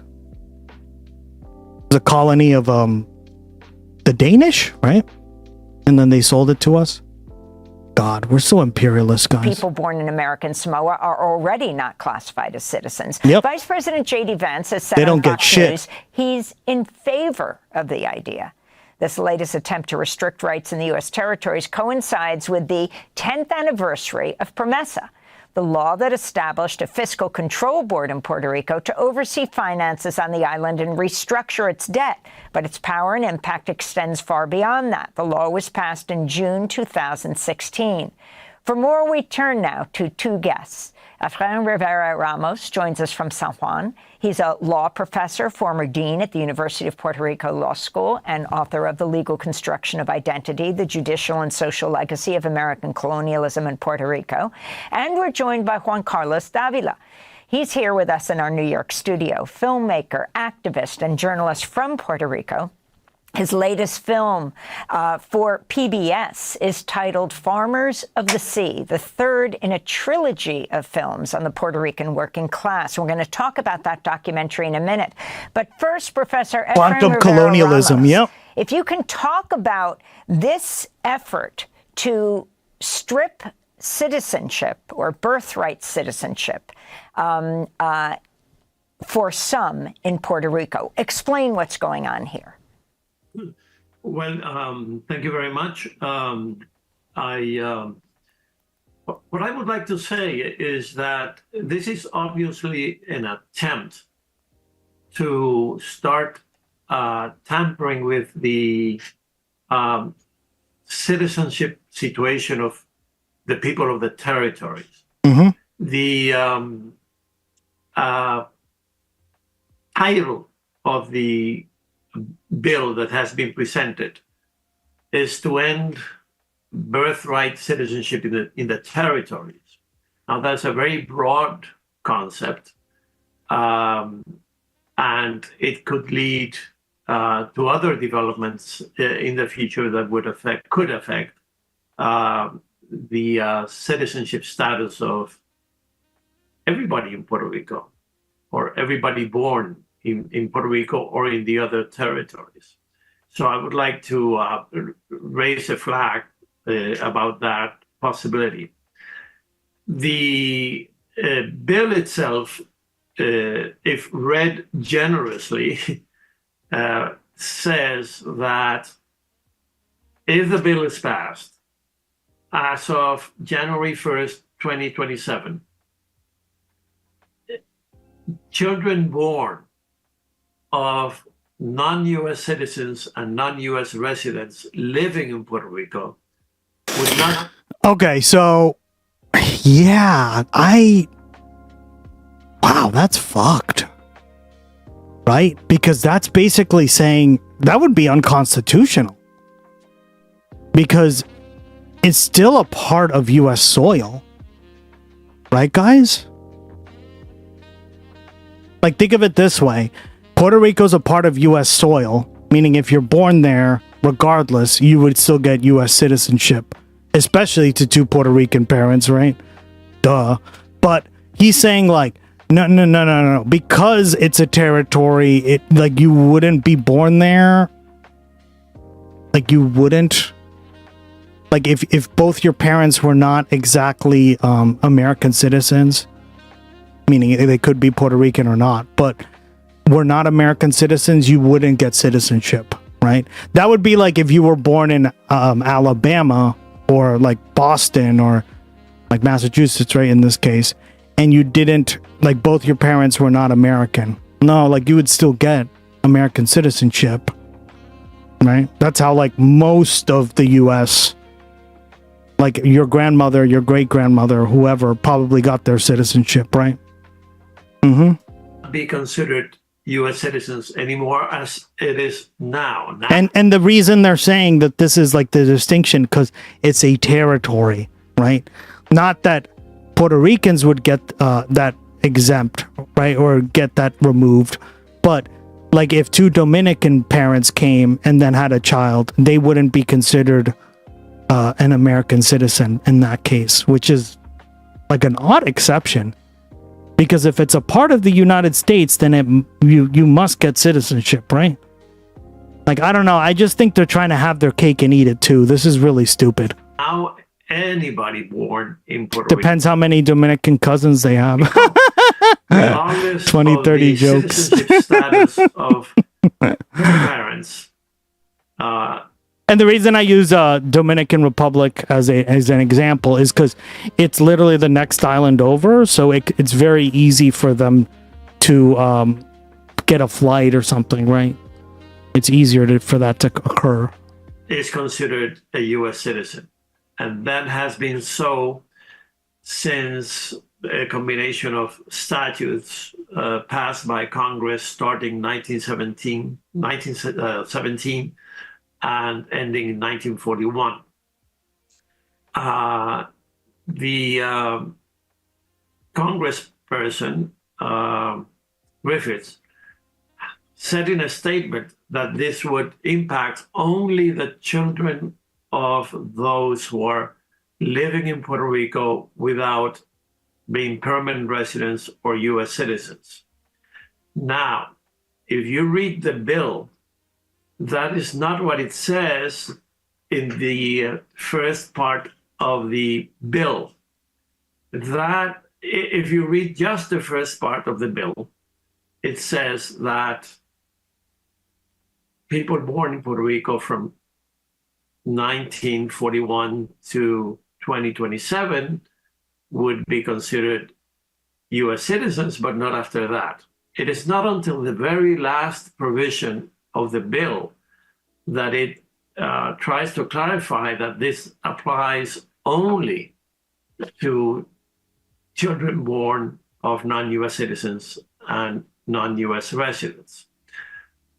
So there is a degree of ambiguity in the way that the bill is constructed that may cause problems in the future.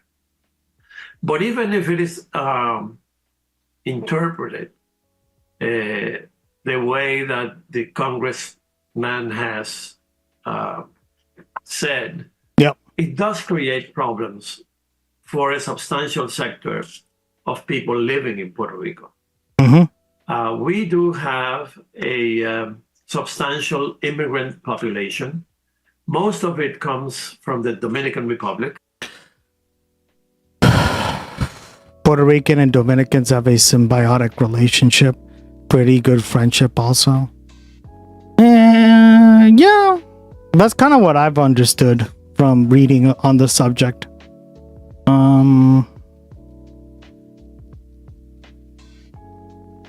There's a lot of like cultural exchange. I don't know if they're exactly 100% friendly with one another, but although we also have immigrants from Haiti and from other parts. Mm-hmm. That's another. Haiti is really where a lot of people from Puerto Rico could go to, right?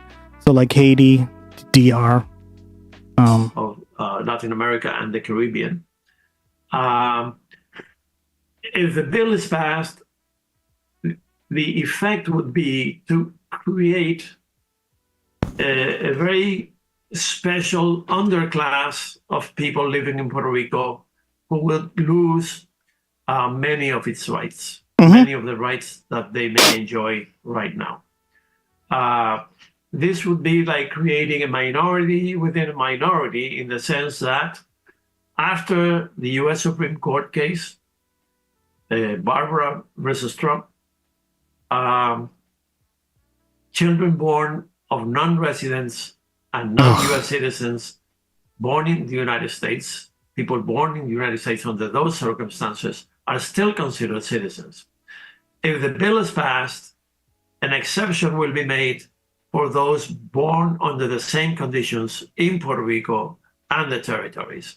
So this is an attempt at creating a subclass of people who can be discriminated against even more, and who could be simply disregarded as human beings with rights, living within the jurisdiction of the United States, because the territories, after all, are placed under the jurisdiction of the United States. So that would be my concern. Professor Rivera Ramos, I wanted to ask you also about the PROMESA situation. It's 10 years since Congress and President Obama set up PROMESA. It was supposed to be a temporary fiscal control board, and yet here we are 10 years later, and it is still effectively running the affairs of the island of Puerto Rico, a U.S. appointed board, effectively ending the claims of the United States that Puerto Rico was an autonomous territory. I'm wondering your sense of where PROMESA goes from here. Have the people of Puerto Rico become accustomed to having their decisions made by an appointed group of largely outsiders? Well, I think that many people have become accustomed to that, although we can also witness, booty shake, booty shake, booty shake, booty shake, booty shake. These guys trying to get rid of big butts, and I cannot lie, but they will never get rid of us, big booty ladies, and for rah rah rah rah.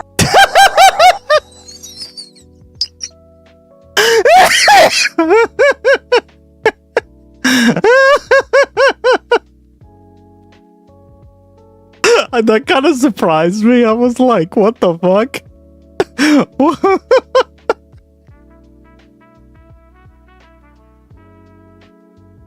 That was so funny. Clip it! Clip it and ship it! Trying to get rid of the big booty. I mean, he quite literally is, right? Damn. Can you imagine that? Oh my God. That could never be me, guys. Could never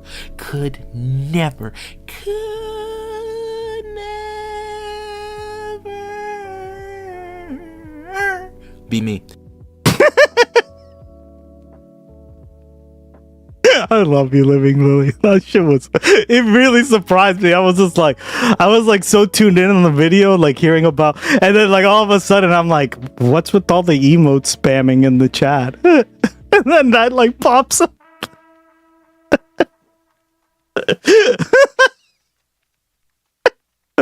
I love it. Sorry, I needed to. You really did. Thank you so much, girl. Love it. A growing criticism of the board.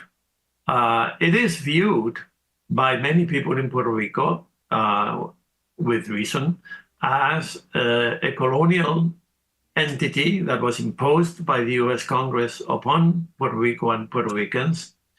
As you have said, it is an unelected board that exercises a great deal of power over Puerto Rico. It has taken over many of the governmental operations of the Puerto Rican government, I mean. And we got to have a light with the dark, for real. Had a very deleterious effect on Puerto Rico and on many sectors of Puerto Rico, especially the most vulnerable. The board has focused its operations on the fiscal end of the economy of Puerto Rico. I'm not from DR or PR, but I got ass. And I think it is I got back. The consensus of most. Yeah, you're from Argentina.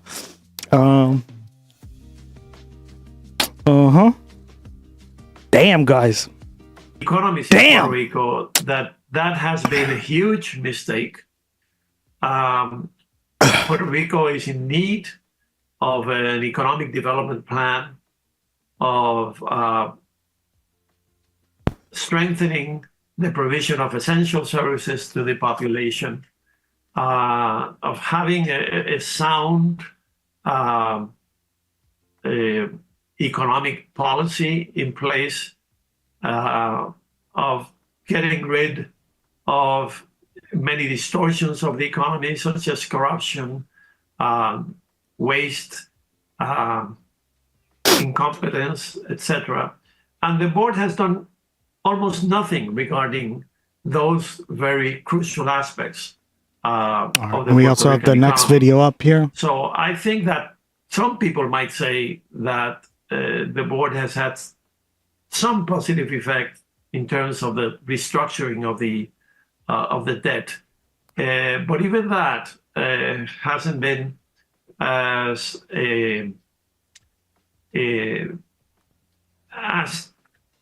important as it was needed to be done, and it has entirely disregarded the economic development aspects of the Puerto Rican economy. So I think that in the end, it has been a failure. Thanks for watching Democracy Now! On YouTube. Subscribe to the channel and turn on notifications to make sure you never miss a video. And for more of our audience-supported journalism, go to democracynow.org, where you can download our news app, sign up for our newsletter, subscribe to the daily podcast, and so much more. But we didn't get spammed, Ducky. Not yet, anyway. So we finished this. All right. Oh my God. New Medi interview. Donald Trump is a traitor. Wait, what? How is this Democratic Socialist? How this Democratic Socialist is taking on the establishment politics? I love this. We've covered her before. She seems based, giga-based. How do you expect voters in this state to go from electing Donald Trump in 2024? Isn't she running for like Michigan? Or no, It's not Michigan, it's Wisconsin. Same difference. Hip thrust girl are the game changers. I gotta start that. Yeah, there you go. Start it. To electing a democratic socialist as their governor. These are all policies that are popular across the state. Human rights, democracy, and fairness. It's my democratic socialist values and principles. You repeatedly called to defund and then abolish the police. It is the responsible thing to demand reform. What do you say to people who say you're unelectable? The Republican candidate is an election denier, a traitor who supports a national abortion ban. Does that mean Donald Trump a traitor as well? Yeah. Yes. Our tax dollars should not be going to fund genocide and forever wars. The people of Wisconsin want to know that their elected officials have I say giga-based chat. with moral courage. You called Madison police to report a, quote, highly anti-Semitic protest display, which called for a ceasefire in Gaza. Can you just explain to our viewers what happened that day?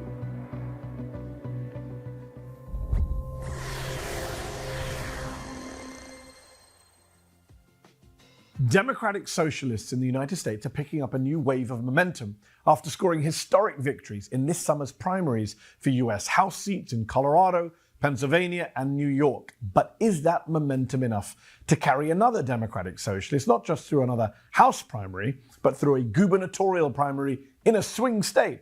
That's the question at the center of Wisconsin's race for governor, where Democratic Socialist and State Representative Francesca Hong is leading in the polls as she attempts to become the Wisconsin Democratic Party nominee, as well as the US's first Democratic Socialist governor. She joins me now to discuss her campaign. Francesca Hong, thank you so much for coming on Mehdi Unfiltered.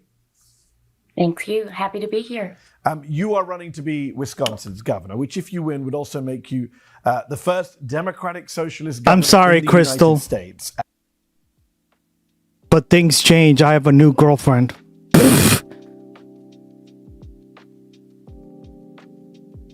Who's that? Want to tell us, chat? Want to tell the chat that? We need to know who your new girlfriend is, dog. And we are seeing your fellow Democratic Socialists winning primaries in New York, Colorado. But this is Wisconsin we're talking about. People would say this is a state known for razor-thin margins, moderate. You need to tell her, dude. And they will ask, how do you expect voters She's on the... in this state to go from electing I mean, she is pretty... I approve. Trump in 2024 to electing a Democratic Socialist as their governor just 2 years later? Josephus dropping the real dirt, the real drama on stream. Thank you, my goat. Mehdi, this is also a state where progressivism was born and nurtured, where kindergarten was born. This is where sewer socialism in Milwaukee came from. This is where social security and unemployment insurance was born. Gaylord Nelson fighting Bob La Follette. Our socialist progressive roots run deep, and the people all across our state are ready to dig up those roots and build something new and better. It's a word, it's a term that gets a lot of abuse. It's loaded, it's contested. Can I ask, what does democratic socialism mean to you, Francesca? Human rights, democracy, and fairness. It's my democratic socialist values and principles, which is how I shape policy and support the policies that defend those three things: taxing the ultra rich, the mega corporations, the billionaires, ensuring that we are fighting for everyone's right to live with dignity. And I think you cannot have democracy unless you have strong public education. These are all policies that are popular across the state, and democratic socialism means that we have democratic control finally for the people's, the working class people's hands in their hands, so that we're not in a Wisconsin country where it's profits over the people. Do you draw inspiration, I have to ask, from Zohran Mamdani's campaign, his success as a democratic socialist who won in New York? Mayor Mamdani's campaign was historic, and the people of New York said loud and clear that they are ready for a working class champion who will put the interests of the people and their lives first. We here in Wisconsin are certainly seeing enthusiasm and momentum grow for our vision, our agenda to put working class people first as well. And so that it's certainly inspiration, but I will say that here in Wisconsin, we have pride for being Wisconsinites, and I think you'll see us win. I think you'll see us win the Wisconsin way. You are on top of being a state representative running your own campaign. I believe you are a single mother who's also worked in the service industry as a chef. How much of a difference does that make when you meet voters, that people see you as not just another career politician? Have you encountered people who perhaps look down on your background?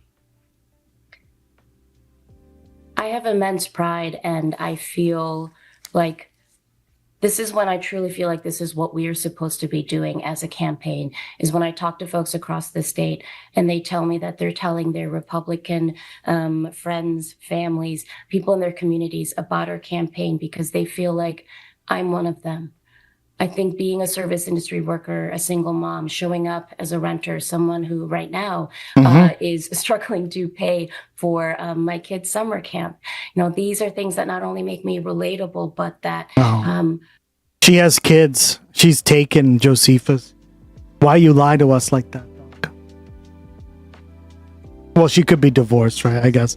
I'm going to go to bat for... Damn it, that didn't work out. For folks across the state and single mom. Okay, gotcha. Yeah. That they know that someone. She said that earlier. They said single mom. Yeah, I know. Liking this video? Then don't just watch. Hit like, share. I'm just trying to fuck with you. Tap the bell so you never miss a video or live show. But if you want early access to exclusive content, then you have to head to Zateo.com and subscribe now. You'll be supporting fearless, independent journalism. The New York Times did a piece about you recently in which they describe how one local voter who voted for Trump in 2024 came to support you after learning about your opposition to data center construction. How big an issue are the AI data centers in Wisconsin, even with MAGA voters? The construction of AI data centers puts us at risk for selling out Wisconsinites, selling our natural resources to the highest big tech bidder. Folks in their communities want community control, but what happens in their neighborhoods? We're seeing utility prices go up. Who's going to pay for the pollutants and who's going to pay for the remediation? Folks across Wisconsin do not want these AI data centers, and there's growing bipartisan opposition to the construction of these AI data centers, which is why our stance on supporting a moratorium on the construction of data centers is not only wildly popular, but this is the most responsible thing to do to ensure that we have enforceable mechanisms in place to hold polluters, developers, and big tech accountable. Yeah, I think you can do, and I've said this before, I'm not against AI, guys. Anybody who says I'm against AI because X, Y, and Z, I don't necessarily agree. I think it's the way we're scaling AI, right? AI is probably not, and I say probably because, I mean, I don't agree that it is. I'm just saying maybe there's like some argument that you could do this, but I generally don't agree with the fact that AI needs to be profitable. In fact, if anything, the evidence says the opposite, right? And what do I mean by that? ChatGPT and all these like services charge you like $20, anywhere from $20 to $100 a month to use, and they don't make money.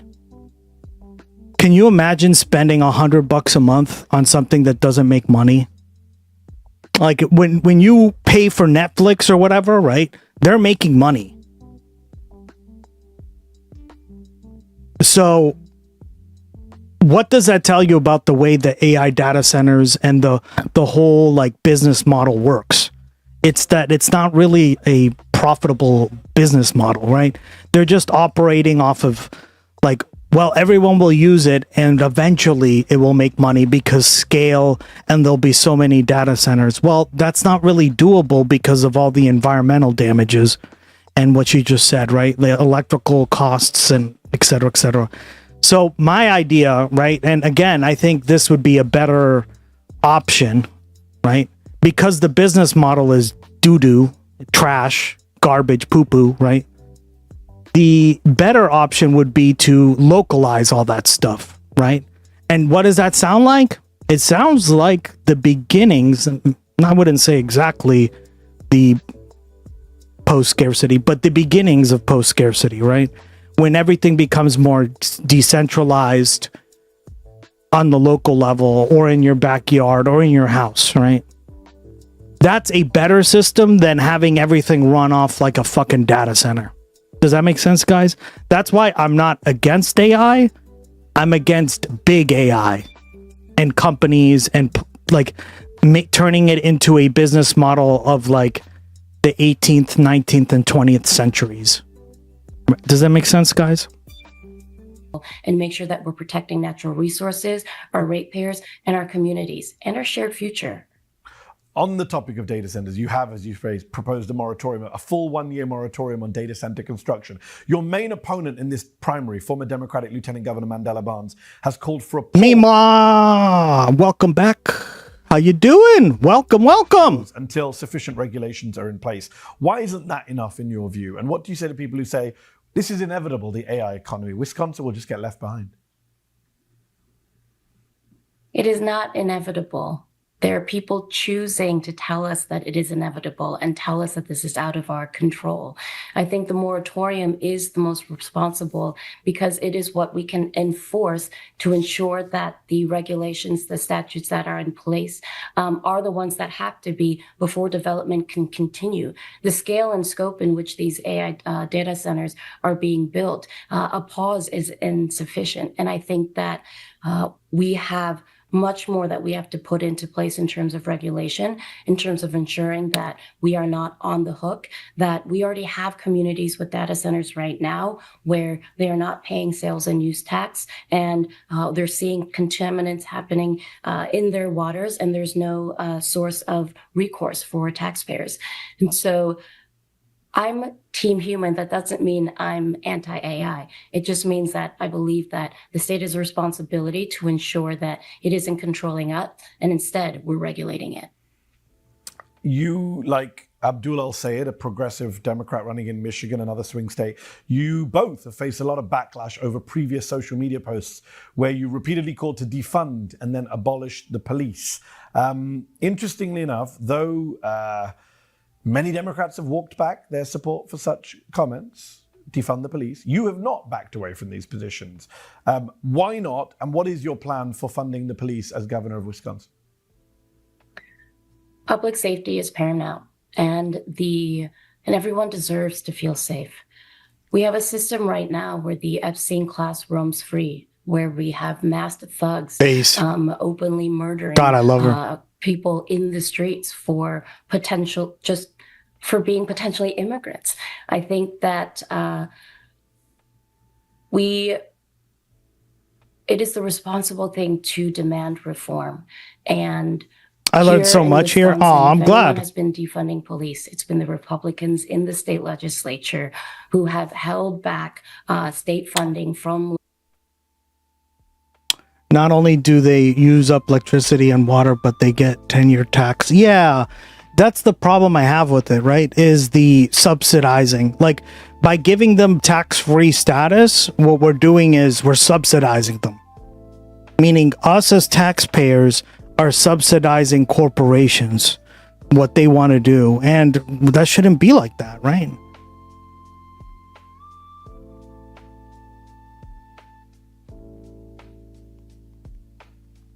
It just shouldn't, right? So, which they will close them and then open in another state. Bingo. It's just a way of extracting from the welfare state, right?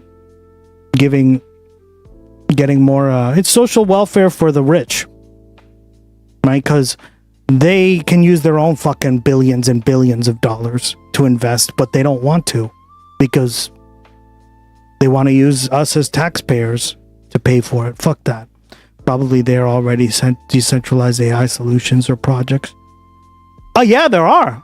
Let me give you an example, right? Gloggy runs off of my computer alone. Mima. Right? It's a little slower than the data centers, but I think with time, it's going to even out to more or less the same. A little bit slower. It's not that much more noticeable. Like, it's maybe like another 5 seconds of delay or something like that. And I'm running it off my computer while streaming. If I had like a little like AI PC, I bet the time would go down even more so, right? I do plan on getting one of those eventually. And that's why I say that, like, I put my money where my mouth is, because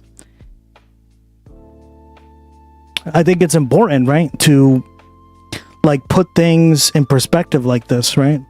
So like Gloggy runs off this and it works really well, right? Like people can do this. It just takes a little bit more elbow grease and it's going to be a little bit different than what they expect, but it's still very good. And like you guys use Gloggy all the time, right? He works great. Who do you think we are?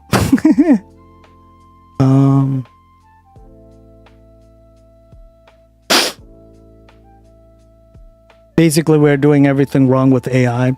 Building AI data centers is in deserts using video cards instead of specializing hardware. Yes, I agree with that. Grid power rather than purposeful infrastructure. Should build specialized hardware and put data centers near seaports so we can use water to cool them. Yeah.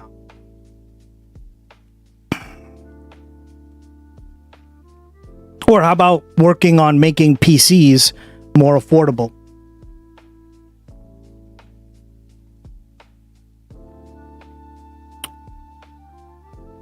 Let me give you an example. If a 590 is more affordable, then you're gonna be able to do localized AI much easier than if it was not very affordable, right?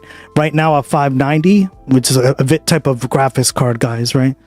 It's like $4,000, right? We can look it up real quick, but that's a lot of money to people, to not even get a PC, right? That's just one of the most important components in running AI, right? Hold on.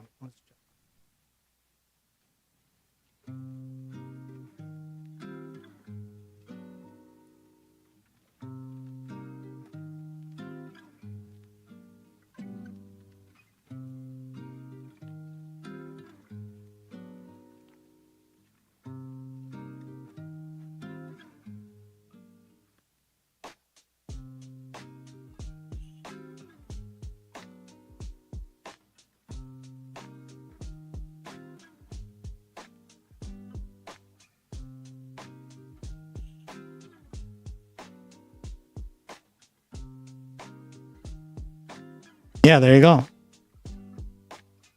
Look at that, guys.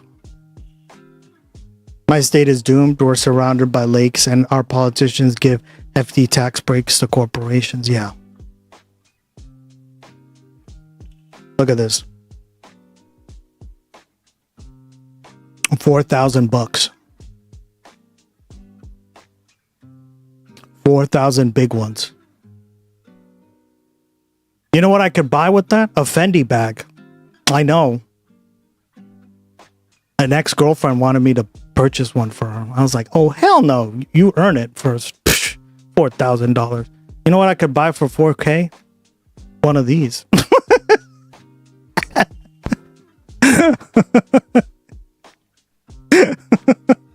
Jesus.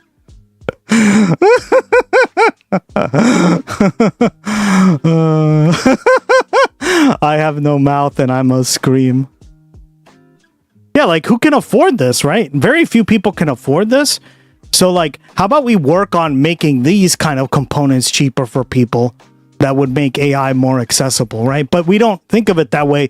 We only help corporations, then they get the tax breaks, and then they sell us back the products that don't really work that well and are shit.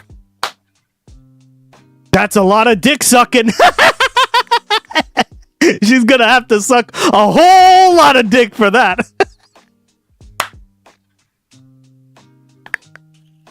I fucking love you.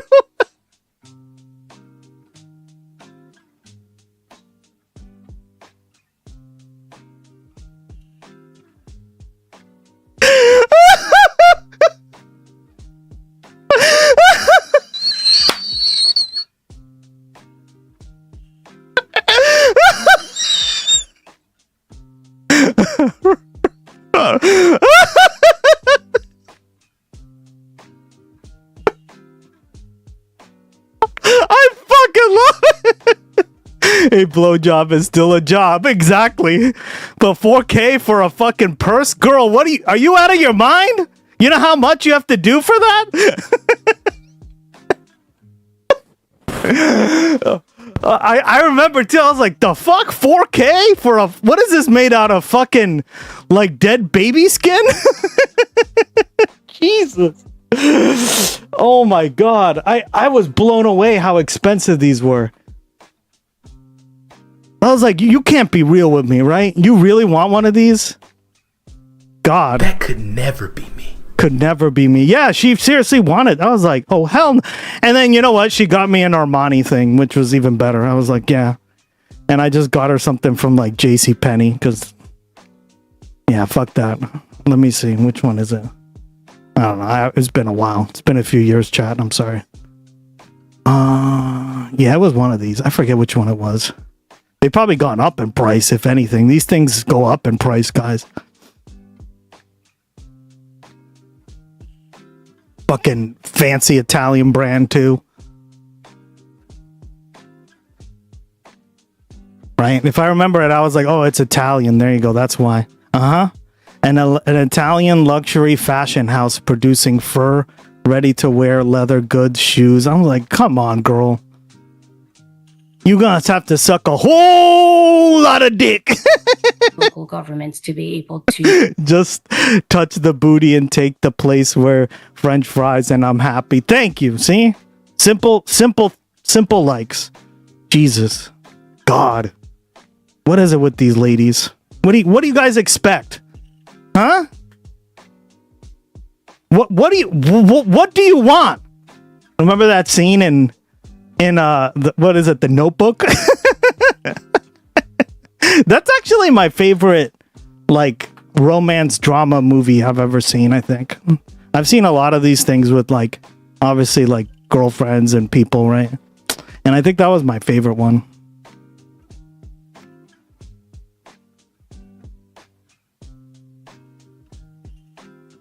Yeah, it literally comes up as the fucking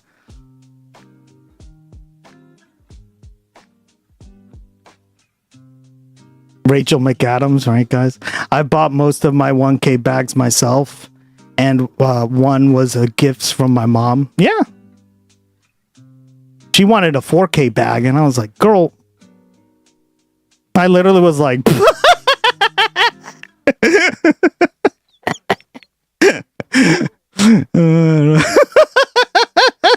I did the Jonah laugh. You know the Jonah laugh, guys? I literally did the Jonah laugh. She literally looked at me like, oh shit, I'm really not getting it, huh? She really wanted it. I wish I was a simpler woman. Life.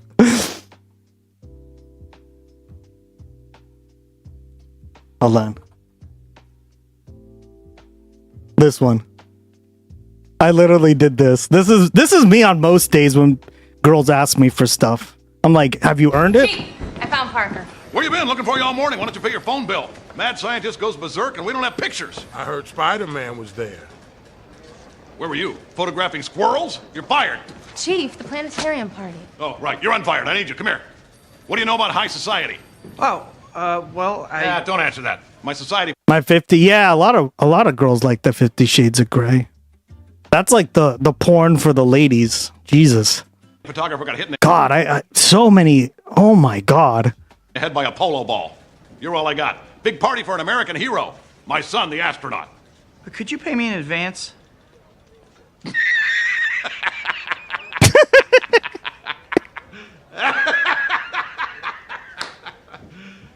You serious? Better what, standing there? That's literally what I think now when somebody tells me something like that. I do that laugh.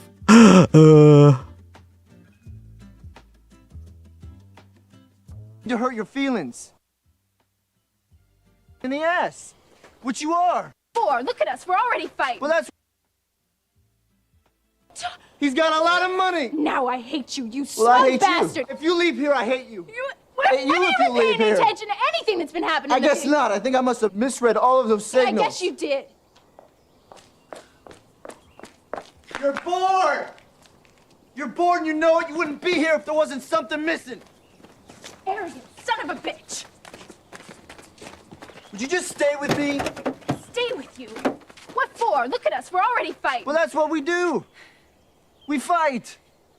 You tell me when I'm being an arrogant son of a bitch, and I tell you when you're being a pain in the ass. Which you are, 99% of the time. I'm not afraid to hurt your feelings. They have like a 2-second rebound rate, and you're back doing the next pain in the ass thing. Damn right. So what? So it's not gonna be easy. It's gonna be really... Wait, where's the scene? Hold on. Is it this one? What do you want? What do you want? It's not that simple. What do you want? What do you want, chat? God, I'm sick of having to ask you. What? Feel like I'm taking crazy pills. Pay for public safety resources. I'm serious about public safety, but we cannot be tough on crime unless we are tough on causes first. So investment in mental My favorite romance movie is Batman 1989. health resources. My favorite romance movie is Transformers with Steven Shia LaBeouf. That hot robot sex. Yeah, no. in public health and why not have a man that will tie you down and make you come till your shoes curl and not... ensuring that our kids have great out of school. We want boobies, for real. Our public schools, God. Our libraries, our parks. These are all ways that we can Turn away, don't listen. Oh, he makes jokes like that too. You'll be surprised. My dad is funny. ensure that Although some days he's a little more like a stick in the mud. That's so detailed. Damn right, PB and Jan. That's how we work here in this stream. God. communities are safe, feel safe, and can continue. PB and Jan, we got 2 new, brand new emotes too. In case you didn't see them. Gloggy gun. It's Gloggy coming out of his portal to cap someone, aka you. And or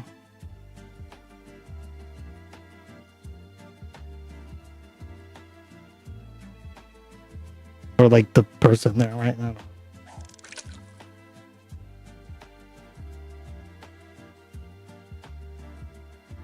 Where's the coffee one? Why isn't it showing up?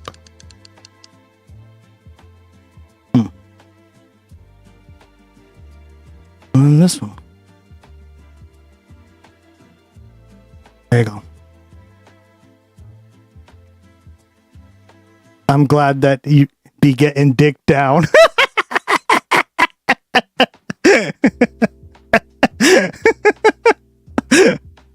I think I like the gun one especially because he looks so pissed, right? It's great. I fucking love it. Oh man. He looks so mad. Big mad.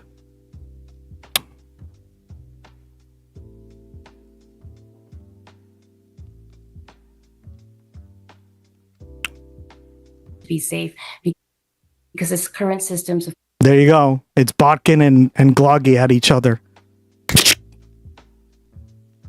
War. I think Gloggy has the advantage though, because the portal kind of helps him hide, right? carceral reform are Oh my virgin eyes. Dude. Get that virgin shit out of your mind or eyes because this is not PG. With my glasses off, it looks like he's streaming looks like a streaming slice of pizza. That's so funny. That's so funny. Yeah, I added the gun smoke too. I think you can kind of see it, right? If you click it. I'm gonna probably add his backpack in just to be safe, but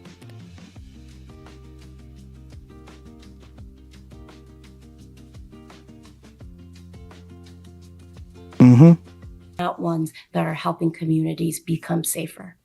You are very aware, more than I am, that right before the current governor, outgoing governor, Democrat Tony Evers, took office, the Wisconsin's Republican-controlled legislature went to great lengths to limit his gubernatorial power, including restricting his use of executive action, scaling back the governor's ability to appoint board members to a key economic agency, etc., etc.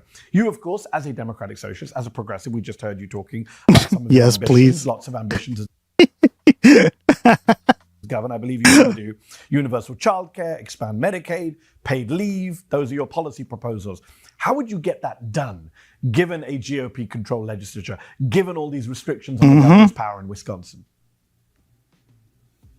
We're proud to be a community grassroots powered campaign, which means we have volunteers who have been knocking doors across our state, talking about the importance of electing Democrats to win back the trifecta, the majority for Democrats in both the Assembly and the Senate, and elect a bold progressive governor. I think that, one of the first things that I did when I was elected to my state Assembly seat Can't take part of the smoke book. That reminds me of my auntie's enjoyment of the in genre. Madison, Wisconsin, blew Dane County. Bloggy pizza? Got the hell out of Dane County. And I started knocking doors for other candidates to help us win back the majority. The majority is in play this year, and it's imperative that we are building the organizing infrastructure and the ground game to make sure that we have a Democratic majority next year. But regardless of the makeup of the legislature, I plan to work with whoever is willing to come to the table and ensure that we are passing the policies that will improve the material conditions of people's lives.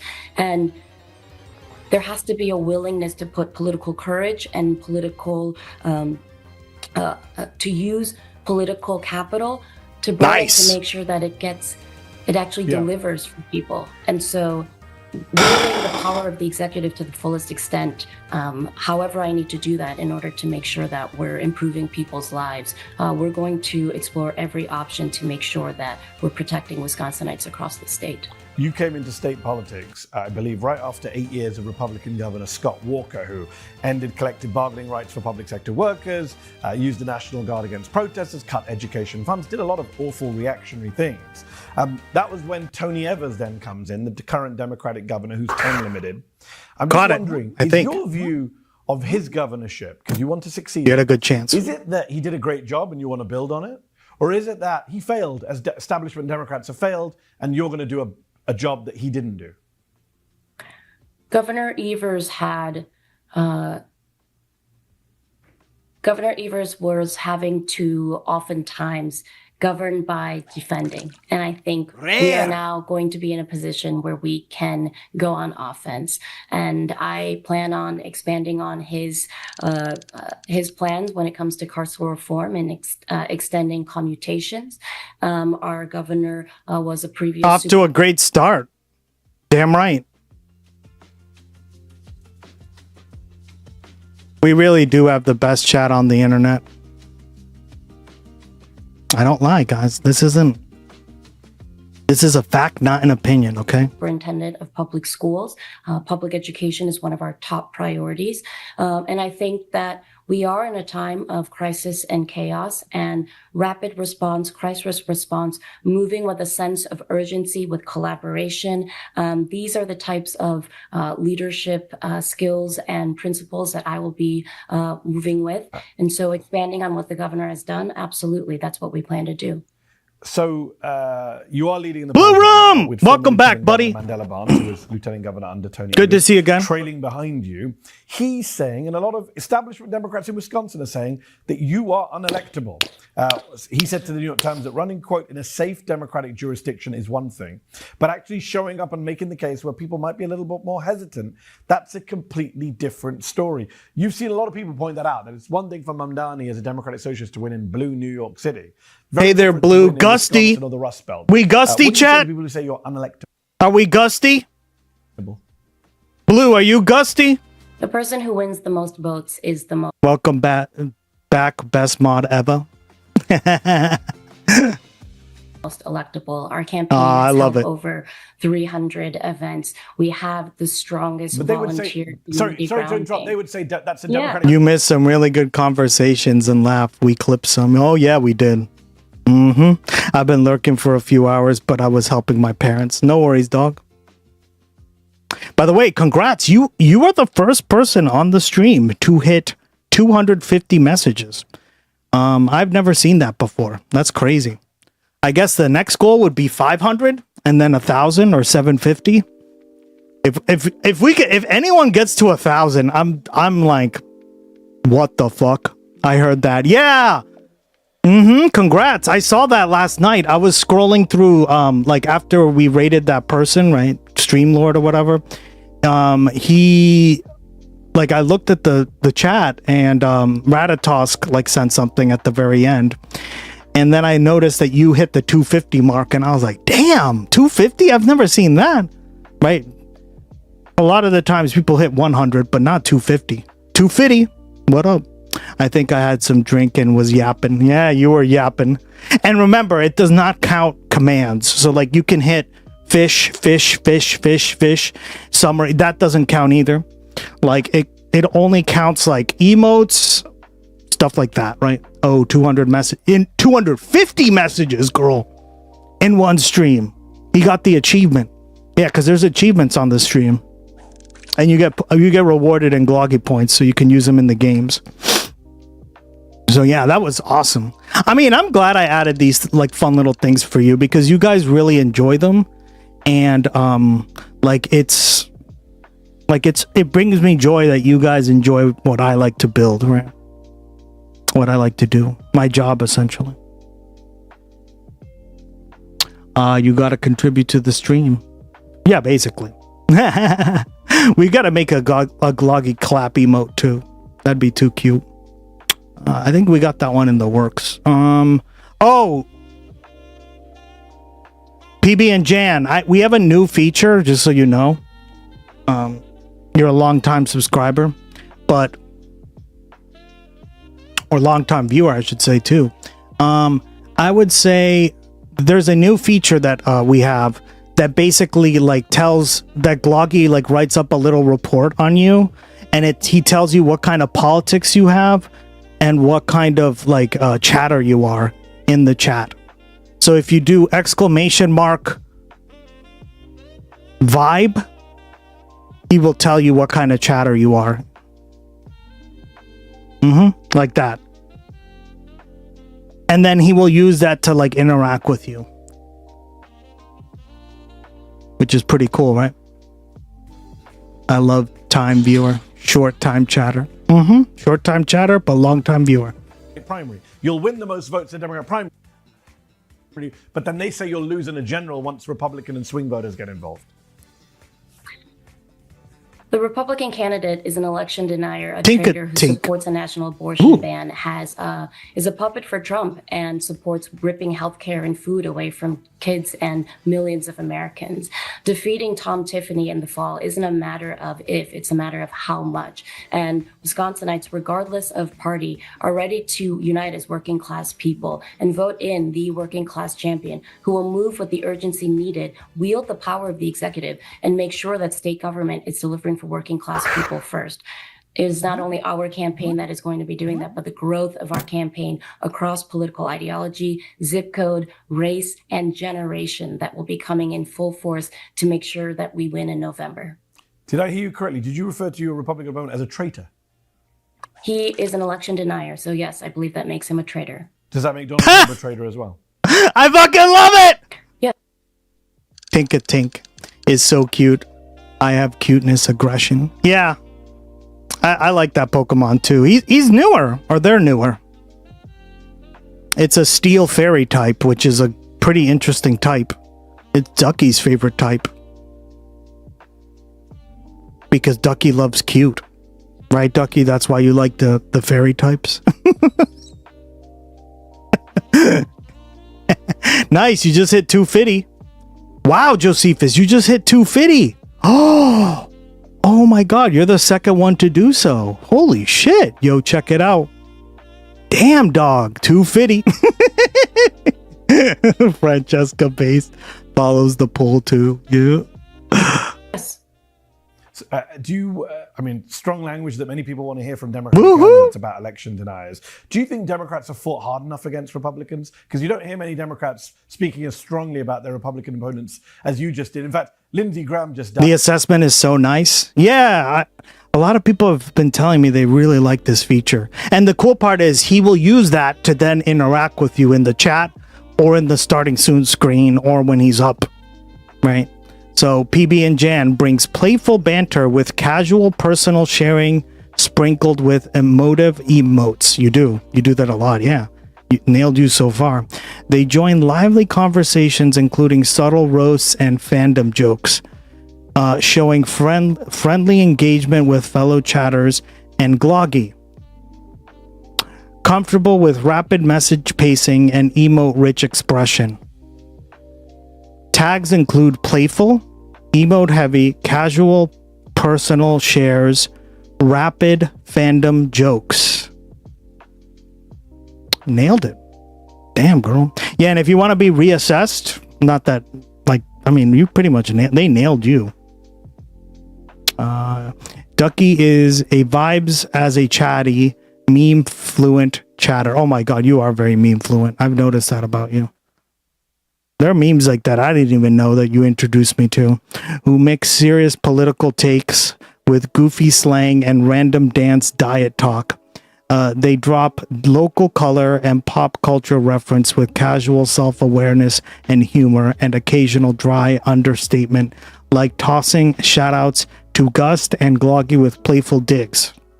Political banter, casual memes, local talk, playful roasts, dance, and diet jokes. Welcome to the super secret club. Damn right. The 250 club. 250. If you ain't a part of the 250 club, get out. Drinks and chatty. Like cats. Gloggy, don't forget, a Ducky likes cats. Really? Because I like turtles. Silence. What is a diet joke? I think it's like a diet joke is what's the exact expression? Hold on, let's see.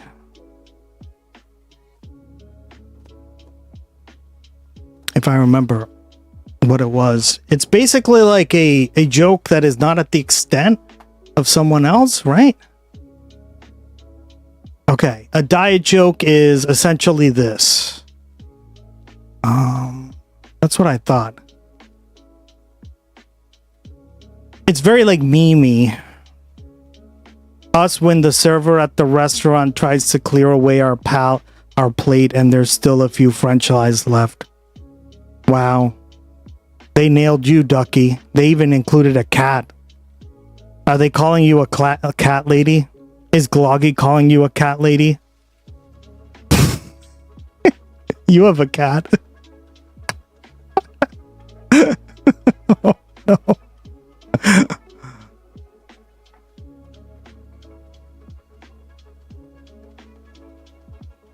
This joke may contain profanity. Huh?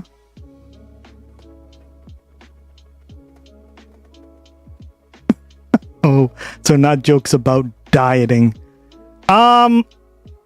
Yeah, I don't understand that. Is it jokes on dieting? Because I haven't heard too much about. I'm trying to think of what I said that was a diet thing. I've had a few things about dance, but maybe you might want to get reassessed, girl. Who knows? But maybe you did. I don't know. I'm trying to think. Am I just wrong on this? Yeah, I thought this was like a specific kind of joke, but okay. Not like a joke about dieting. No skimping on jokes. Reassess. Yeah, try again. Try again. That's why I have it, right? And I saw Joe Biden and Kamala Harris and prominent Democrats put out very admirable statements praising him. I think that the death of an elected official, it was honored. It was acknowledged, to each their own and how they do it, I suppose. But it's important for people to know what folks. You hit 25 messages, girl. Nailed it.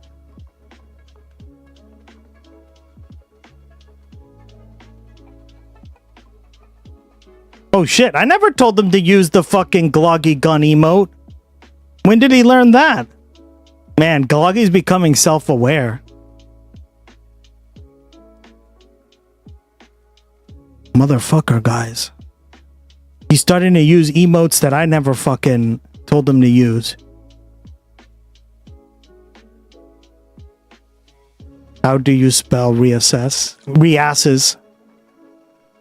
I know there's no confirmation message. I gotta work on that.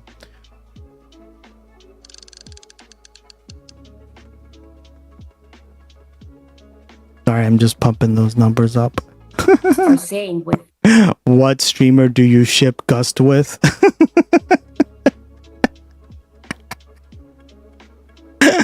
their actions. And when you talk about questioning the election results, and here in Wisconsin, our elections... PB and Jam, basically Botkin, right? In fact, I worked on him to not be so roasty, because I know not everyone likes being roasted like Botkin, but I made him more like friendly-ish, right? Hey, Hassan. Are safe, free, secure, and to not honor what the voters are saying and to question that, I think makes you unfit to run for office, and it certainly makes you unfit to be in Congress. For real. Love it, girl. One big issue that I want to talk about is Gaza. The Democratic base is very energized by Gaza. People will say, well, you know, the governor of Wisconsin has no role in that, but people want to know where their candidates stand on big moral and political issues. One candidate who did very well running on the Gaza issue, saying it's a genocide, saying he would be in the Senate voting against weapons to Israel, was Graham Plattner, who won the Democratic primary in Maine, has just dropped out of the race after being accused of sexual assault. He denies it, but he's out of the race now. What lessons do you think? Because I don't interact. Yeah. Like, that's one thing I was like, Jordy, I think he's too mean to your chatters, right? And a lot of people don't particularly like that, right? They want to be like welcomed, at least at first. That's why I made him like, hey, don't be mean, but be playful, right? There's a difference between being playful and being mean. It can be sometimes of a thin line depending on how, but like, he's playful for sure, right? Party has learned from Graham Plattner's candidate. Female eunuchs, the GOAT, made the bot for Gappy, Rocky V, and she made the bot is mean to Gappy. It's great. Yeah, like I tell him to roast me more, but that's because I don't care, right? I think it's funny, but like, he's nice to you guys, and I want him to be nice. Unless you want him to, right? You can reprogram him to do otherwise.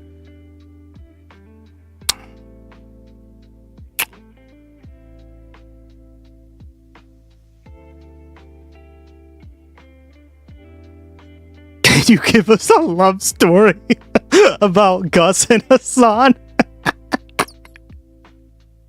What am I reading?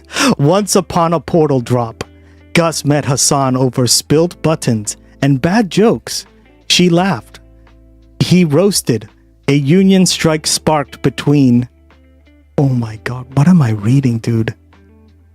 Between them. No cap. Their alliance was stronger than Flint's sit-down.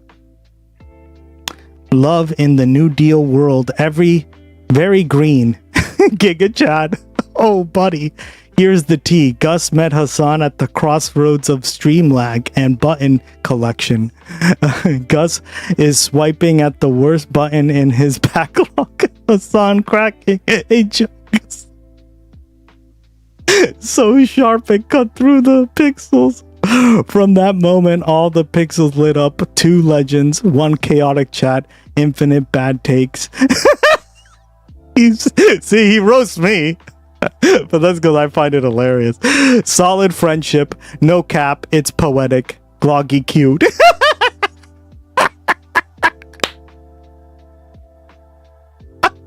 Okay, that was pretty funny. I gotta admit that for like a quick little, that was fucking hilarious. Gloggy, I'm still your favorite chatter, aren't I?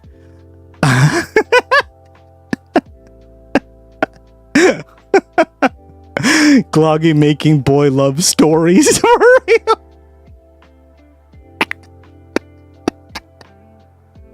See, and do you think the downfall of his campaign will be used to discredit progressives and progressive platforms across the board? Well, first of all, Mehdi, here in Wisconsin, there are ways, and I said before that as a democratic socialist, I value human rights and the principle that everyone has a life. She has a book called Wisconsin Whey, as in like whey protein.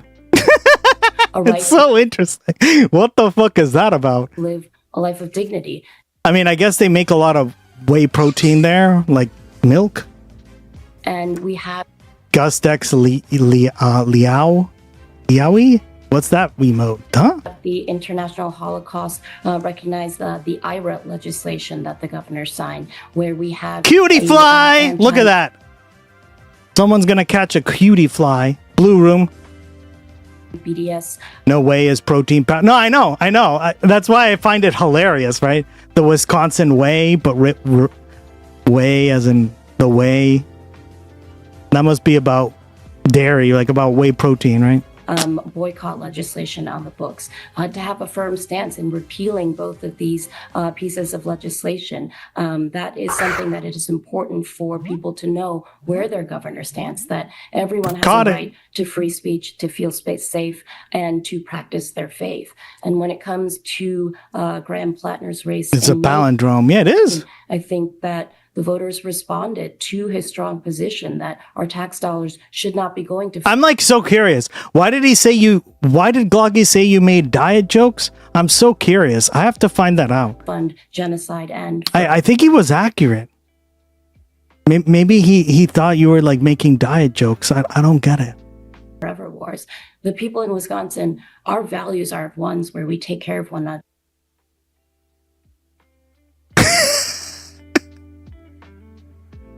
Blends playful political banter with self-awareness and pop culture nods, tossing personal anecdotes and slide dance diet jokes. They manage to They manage a chill, chatty pace with casual inside jokes and friendly rapport, especially teasing and engaging with Gloggy. That's true. That's exactly how you are. Playful political chatter.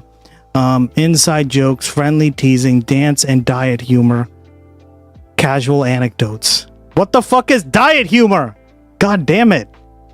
No way. What is this? What is this shit? Our neighbors, where we explain. Work hard, where we ensure that we're protecting our natural resources, and whether or not it is it's an event happening overseas or right here at home. I know that the people of Wisconsin want to know that their elected officials are willing to lead with moral courage and moral clarity and a conviction to put the people and their lives first. You mentioned the IHRA, the IRA definition of anti-Semitism, which includes criticisms of Israel as some examples of anti-Semitism in its definition, very controversially. Governor Tony Evers codified that into law earlier this year. Would you repeal that law? Would you try and repeal that law as governor? Yes, I would vote to repeal. I would sign a law to repeal that current law. Yeah, you'll be governor, not a state representative, so you'll be signing. You have been a vocal critic, and we just heard you talk about Israel's genocide in Gaza, criticizing it. You've been a critic of it. You've been, I believe you helped lead the, quote, uninstructed movement in Wisconsin in 2024, which was similar to Michigan's uncommitted movement. And yet, I didn't know this until this interview, and I was surprised to discover this. Back in December of 2023, you called Madison police to report a, quote, highly anti-Semitic protest display, which called for a ceasefire in Gaza. You said it should be investigated as a, quote, hate crime. You've since said you regret making that police call. Can you just explain to our viewers what happened that day? What's the details behind that? I received calls and had seen online the part of the protest display. I did not see the ceasefire now piece. In that moment, I had folks who were feeling incredibly scared, family members of mine as well. And I did something I would normally never do, which was call police. And looking back at in that moment, I acted in poor judgment, and I have apologized. I regret my decision. And prior to that, I hope folks will see that not only am I talking about supporting the Palestinian liberation movement, but that had called for a ceasefire, introduced a ceasefire resolution in October of 2023, that I was an organizer. Oh, I see why it's doing that, Ducky. I think I figured it out. The last like 15 messages or 20 messages you've sent. Okay, let's read it out. Looks like streaming a slice of pizza. Diet joke. I've seen some nice Coach bags, but I'd rather spend my money on something else. Maybe that's a diet joke?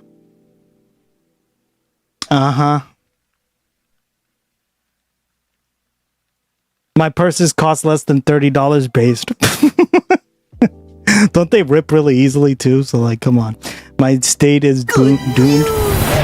What up? 21.8989 joined the Patreon. Active patron 7 26. Oh my god! 8 28 27 p.m.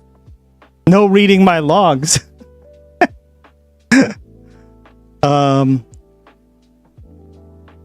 Salsa is kind of a weird name when you think about it. It's a food. There you go. That's why I keep thinking you're eating a carnivore diet is just asking for a case of, there you go. Yeah. So it literally thinks based off of like everything you've said that you're talking about food, which I mean, you kind of were. So. Dying of cringe. I have.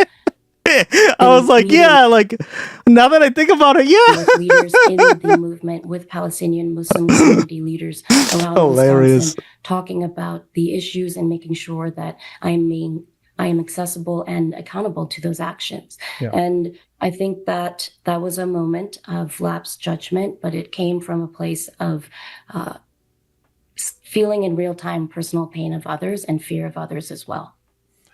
But obviously you've been campaigning, as you say, for Palestinian liberation and against genocide. You've been taking a lot of hits for it.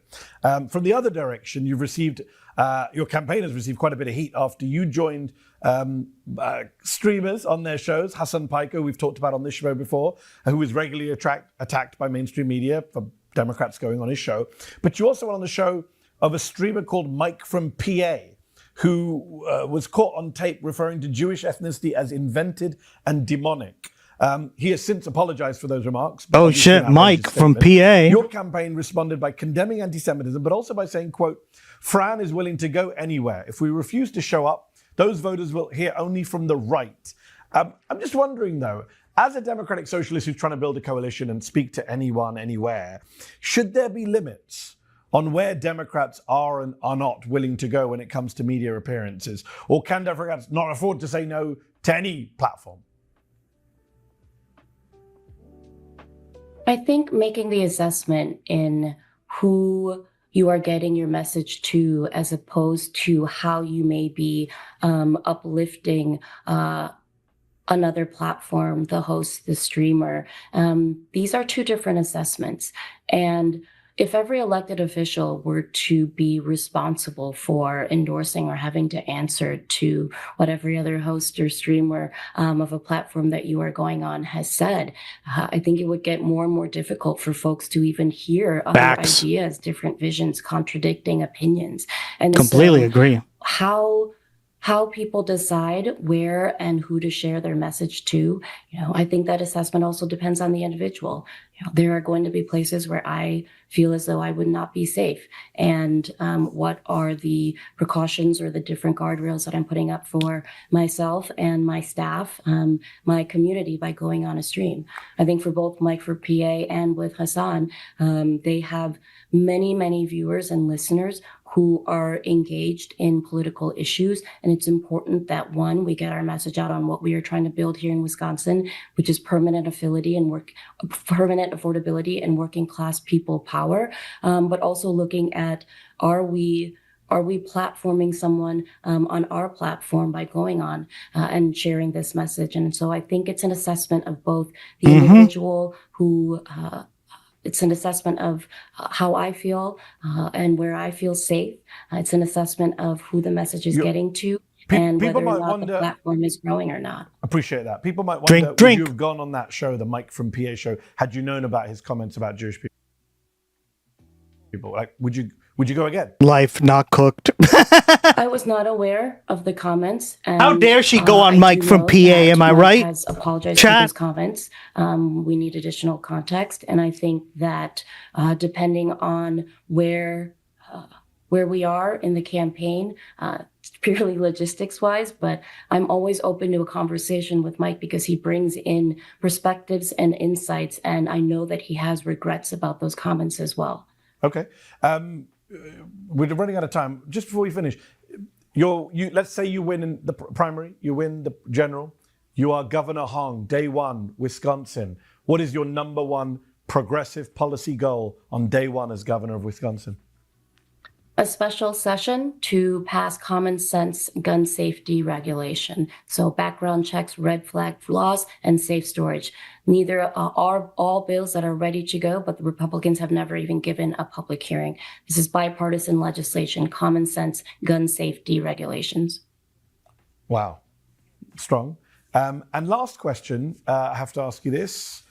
On top of being the first Democratic Socialist governor in the US, you would also be the first female and first Asian American governor of Wisconsin if you win. How much would achieving that milestone mean to you?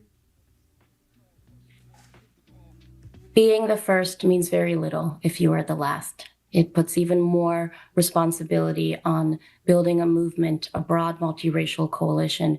Mike earned it. That we have a Wisconsin where everyone feels as though it's a Wisconsin that belongs to them. It would be an honor and a responsibility. Hey, I mean, I don't agree with that statement that he made, but like, I've seen like a video of his about Star Trek, right? And I was like, damn, based. Right? I don't watch him normally because I just can't, right? Like, I think me and him stream at the same time or right before I come on or whatever the fuck. Mary Samsonite. Yeah, I don't know. Like, I don't watch him or anything, but much like Hassan, right? But I've seen probably more Hassan than him. What I like about him is it seems like he cares about supporting candidates, which I also care about. I wouldn't say I'm into electoralism. I'm into, I feel like you can get a little too into the electoralism part of politics, right?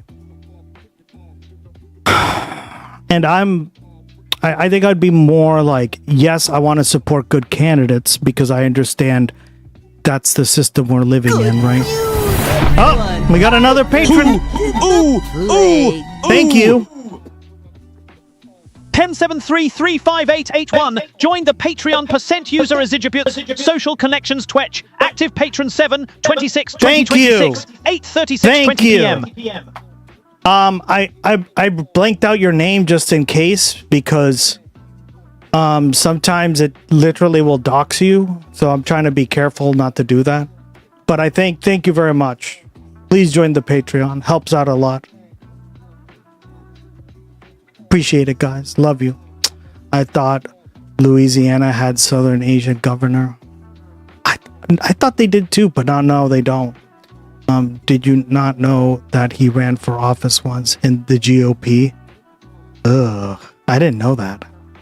Again, I don't know a lot about him, but that's pretty fucked up. If he was a Republican, yeah, I don't like that.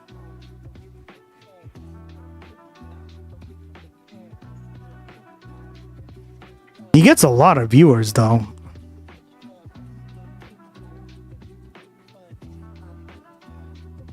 Right? I think he gets like a couple thousand, if last time I remember. I'm just like seeing his little badge on here. Oh yeah, and he used to be a Republican. I totally forgot about that. That's not good.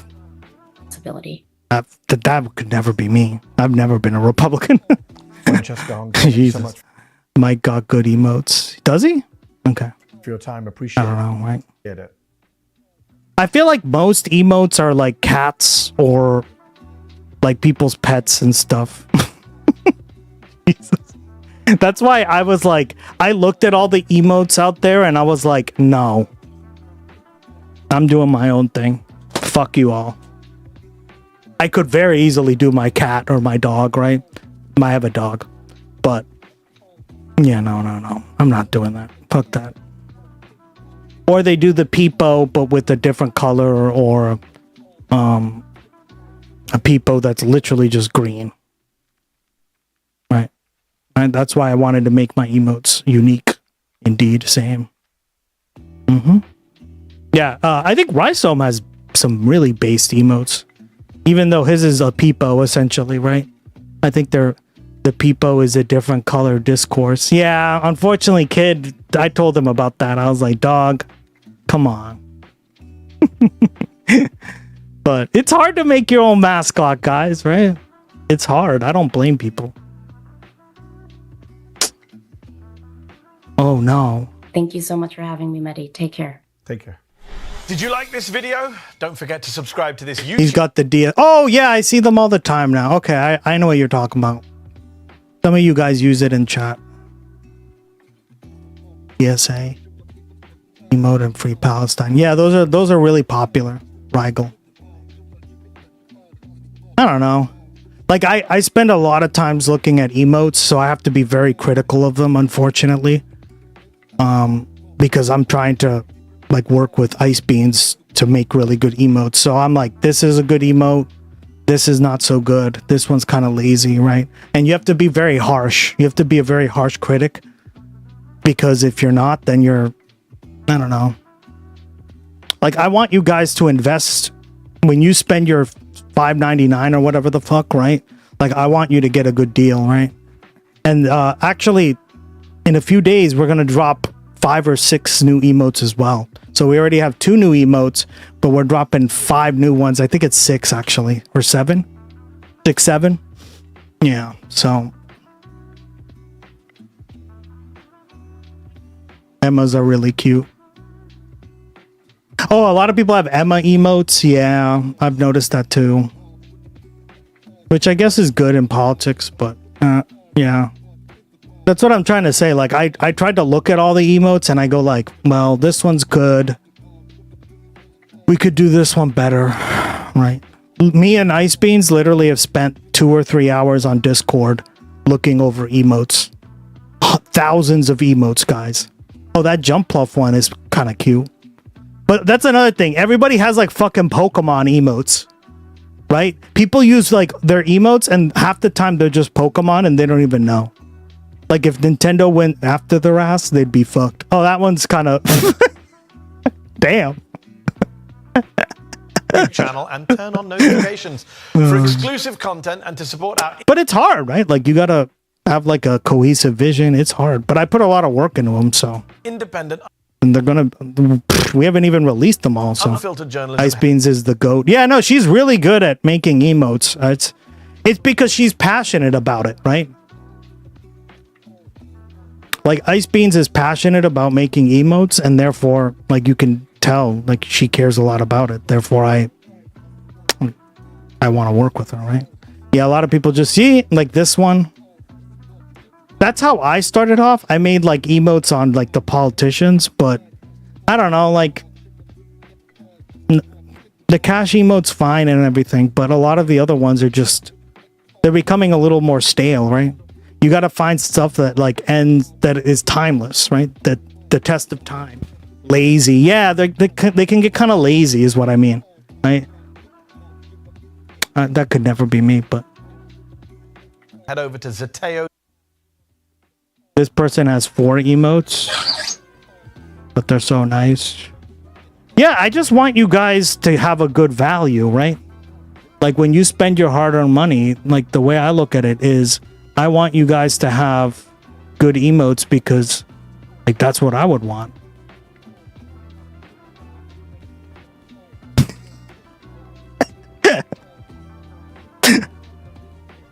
Like, the way I look at it is like that, right? Like, you want the emotes to be good because, like, it helps you use them on other channels and stuff. And who's this one? Naima? 4 emotes.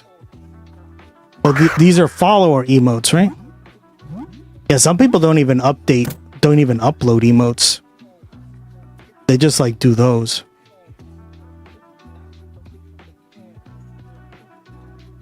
Also, you can tell when like the AI emotes too, because like it's always like a guy in a hat with like a based or be right back or touch grass like sign, right? Those are all AI emotes, guys. Yeah. No, I think there are actual emotes since I can use them on your stream. Interesting. No, but they're like there's two kinds of emotes. There's a follower. Yeah, that one's pretty funny. Rigel, I like that one. There's a follower emote, and then there is a like a non-followers emote, which means you have to sub to it. Like some of the hold on.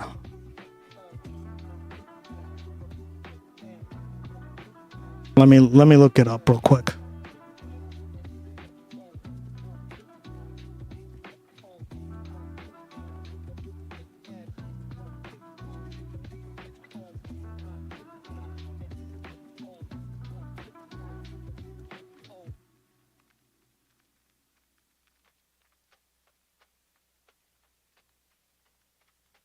Yeah, I'm pretty sure these are just, you don't even have to sub to them.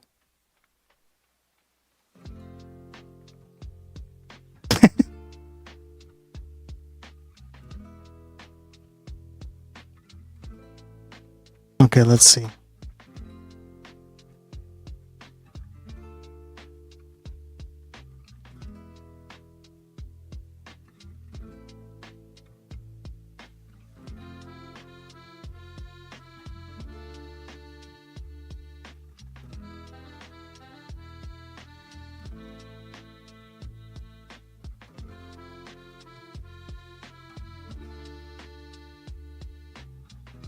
Okay, yeah, you're right. So these are custom you have to subscribe for these.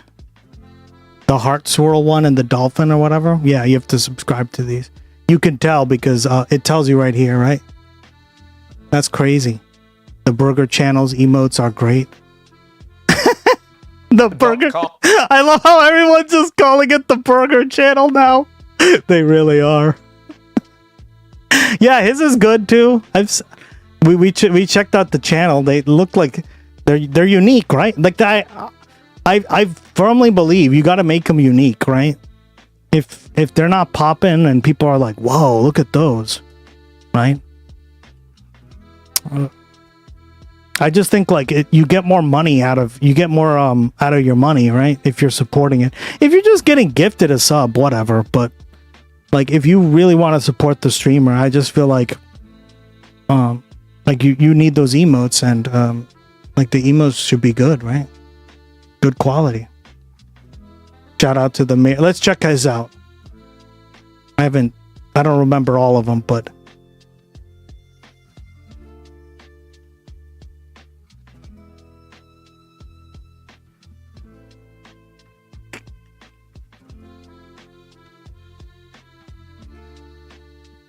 yeah, he's got like pipe, ban, roof. The dance one is the fist pump is the booty jiggle. What? Dance fest. Right?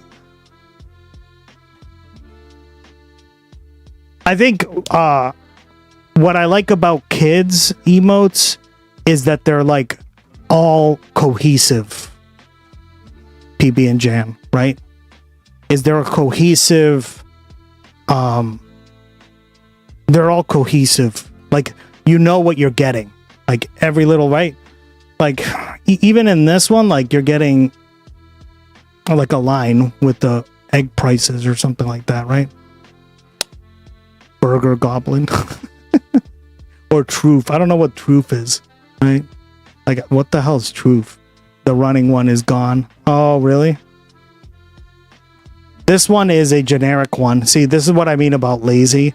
Like Twitch will give you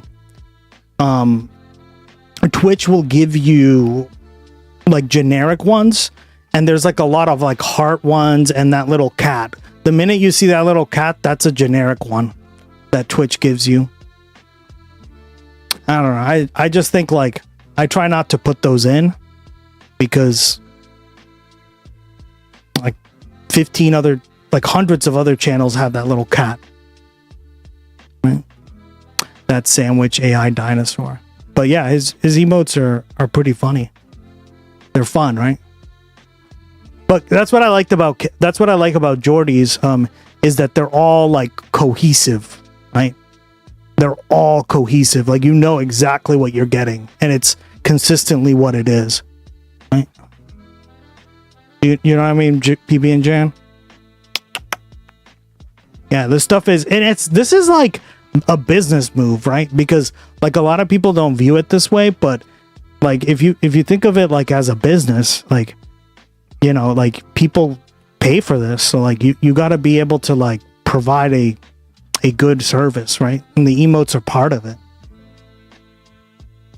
because, you know, they're using it in chat, they're fun to use, right? Like Rhizome does a really good job with, oh, that's a really good example too, right? Rhizome, why does he have some of the best emotes on Twitch? Why does everyone love his emotes? It's because they're consistent, right? They're like across the board, very branded to him, right? It's stuff you learn in marketing, guys, unfortunately. Yeah, here we go. Emotes are tiny billboards. Exactly. That's what I'm trying to tell you, right? I hate to use it like that, but it's the truth, right? Like, look at this, right? All of Rhizome's emotes are consistent. They have, first of all, that blue peepo, right? And you know what you're getting. You're getting something that's unique, that's tailored, that people really like because they love using these things all over everyone's channel, right? And that's what I mean about it. Like, I think a lot of creators like don't invest a lot of time or money into this, but it's really important to understand because like the emotes are a huge part of Twitch, right? And that's why I spend a lot of time on them, right? Because I've noticed that they're like little mini billboards. That's a great way of putting it. You know, now that I think about it, they really are. Like, because every time you see a Rhizome emote or a Gloggy emote doing this or doing this, right? I love the point emote because it's what I do all the time, right? The Gloggy point, right?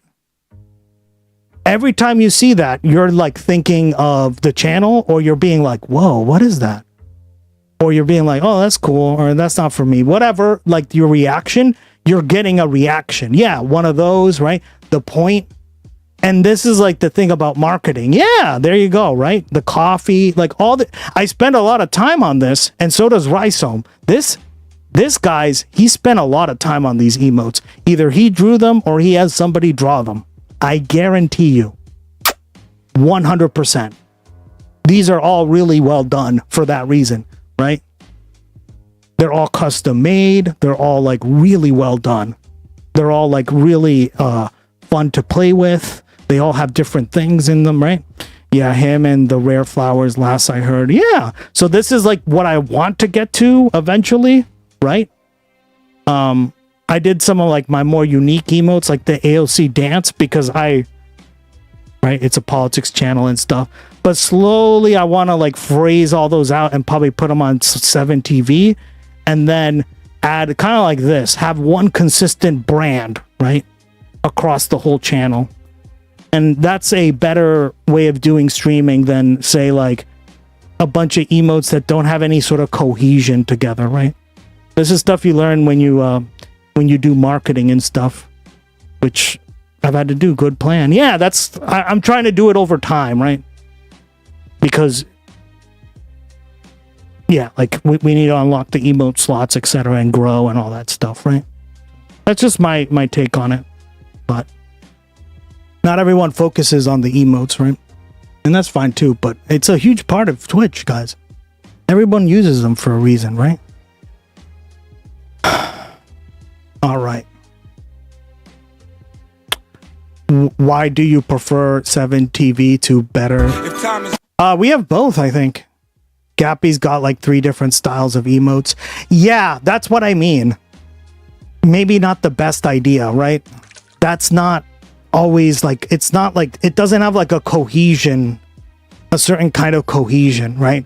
So there's a reason I pick Ice Beans, because not only do I really like her emotes, as you saw on the right, but there's like a certain style that you can use across your entire stream. Oh, I know that one.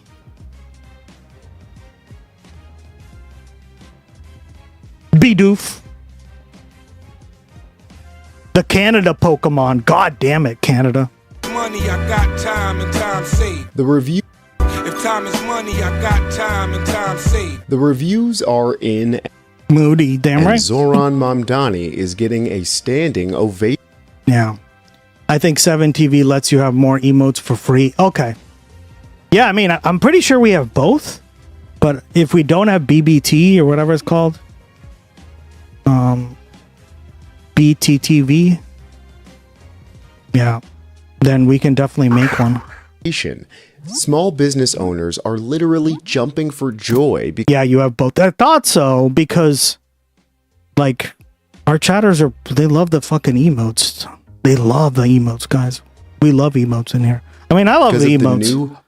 Guys, I've had like I've had people in the Discord be like, "Hey, Gust, when can I get the emotes for texting?" I was like, "For texting? You want to use them for texting? Like texting friends?" Okay, guys, I have like 3 messages in my inbox talking about that. I don't know how I would do that, because I don't know how that works, right? How could you get emotes for texting? Like when you guys text with one another. Oh, iMessages? Yeah. You can use Twitch emotes when you have... Oh, really? I didn't know that. Okay. So I was trying to figure that out, because I was like, is that something you can just upload to, or... Right? That's crazy. Open for... iPhone, can you imagine? Yes, I can't communicate without emotes. I wish I could use them. Small business initiative. Unlike the establishment Democrats, who appear to be on the brink of financial collapse, Democratic Socialists are bringing economic prosperity, the exact opposite of what the fearmonger said would happen. If you own a single-family home, a 2-family home, an apartment house, a co-op, a condo, a small business, a grocery store, a bodega... Seriously? Well, that's what I'm saying, Ducky, right? Look, like, read what Ducky just said, right? Seriously, if Twitch didn't have emotes, I wouldn't chat at all. I know so many people who think that, or believe, like, have that same opinion, right? And that's why when you don't really put, or like you make like AI emotes and stuff, like you're just kind of shooting yourself in the dick, because I don't think that's incredibly useful for like a cohesive like brand, right?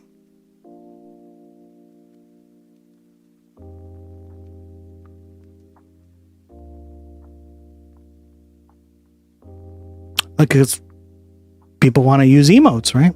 So... Zohran Mamdani wants to take your property. It must be so easy to lie on Fox News. All you have to do is say what the Republicans are doing, but then replace it with Zohran. In reality, what Mamdani was able to pull off in just over 6 months is beyond belief. The small government party nor the Corpo Democrats have ever come through for workers like this. I'm over the moon. Dawn Kelly, owner of Nourish Cafe in Jamaica, Queens, told The Guardian about the new reforms. Her caseworker, she said, I have YouTube Premium, so I don't get the YouTube stream ads. Okay. Held her hand. Yeah. That's another way to... It's basically like Twitch, whatever, right? Turbo. And from the idea to cutting the ribbon, and she's thrilled that more businesses will now have the opportunity to use the program. I say this is great for workers because while the right and the center want you to think that socialism means the state owns everything, really it means putting the money back into the hands of people who work. And small business owners are often worker proprietors. Co-ops, worker-owned businesses, employee-owned trusts. There are lots of ways that socialism is provably better for business. J.W. Mason, an associate professor of economics, said, governments that call themselves pro-business don't particularly serve the interests of these small businesses that New York depends on. In some sense, a lot of what being a socialist mayor, a socialist in office means is making government simply work better. It literally breaks the brains of people who think they know what capitalism and socialism are because they watch Fox News. They think that socialism means no money, no markets, no private business. So when Zohran showed them a real-world example of what a better democratic socialist world looks like, folks literally get emotional. Don Kelly says she got emotional this week watching Mamdani's press conference. Julie Su, Deputy Mayor of Economic Justice, called out Kelly by name when announcing that the city will now offer the food handling course at multiple locations. These people are serious. They really care. There's another streamer. Yeah, like I've just noticed that, right? Like I've been looking at a lot of, hi Lily, forgot to say hello. Care about small businesses. Right. I think it's really important to invest in that. That's because it's for you guys, right? It's for the chatters. It shows you how passionate you are about the community. Like I have not even caught an Oregonian bum's stream ever, but I've seen her emote so much because of you guys, right?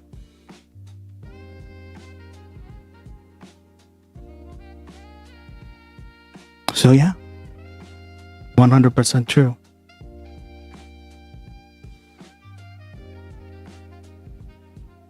Crazy, right, guys? She said, they get shit done. It's no coincidence that there's an all-time interest in moving to New York City. I've even considered it recently. Folks want to live in a place where opportunity actually exists, instead of just the opportunity to get exploited. And they want a Democratic Party that is actually fighting for change, not just the status quo, as Ben Wickler pointed out. Every major Democratic nominee for Senate that I'm tracking across the country is committed to either amending or ending the filibuster to do pro-democracy, pro-voting reforms if they get into power. And that's a really big shift from where we've been just recently. Down the road, we'll think through who will be in the presidential primary. And I don't know who the right person to meet the moment is going to be. But I do think that it's on all of us to look out for people that are not going to try to restore some status quo that frankly was broken in and of itself, but rather want to move to a future where things actually work for everyone. Ben Wickler was the person who lost DNC chair to Ken Martin, by the way. The same Ken Martin who is now currently bankrupting the Democratic Party and... I'm practically her neighbor. Really? You live next to her? I don't like most emotes. I have yours and I use them all the time on stream and others. Aw, appreciate it.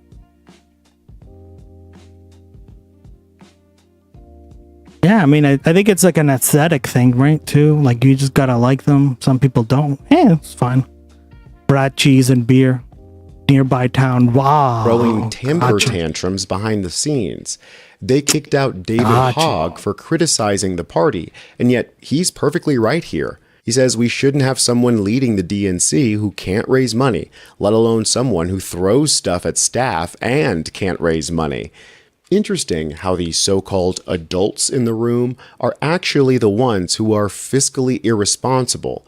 Even the Pod Save America guys are flabbergasted by Ken's spending decisions. And so I just wonder if you have this much debt, is like that the right allocation of money to be giving it to state parties in Guam and Northern Mariana Islands when, Axios reported that there's also contemplating layoffs at the DNC? There's no, again, John, you're just throwing out a bunch of garbage. Okay, that's what the report was. And we've never contemplated layoffs at the DNC. I haven't laid anyone off since I've been a DNC chair. Okay. My job is to help us win everywhere, to build power up and down the ballot throughout the country, including in our territories. And so you and I can just disagree on whether or not those are investments that are worth. God, I blame Ducky. Thank you, Ducky. Jesus. Wow, I believe they are worthwhile. I find it hilarious. When in doubt, blame Ducky. That not only does Ken Martin think it's okay to waste money to win, and then goes on. I love how I do that, and people are like, remember when Rico was like, I blame Jersey? I found that so funny. I'm like, you guys, commies, get behind me.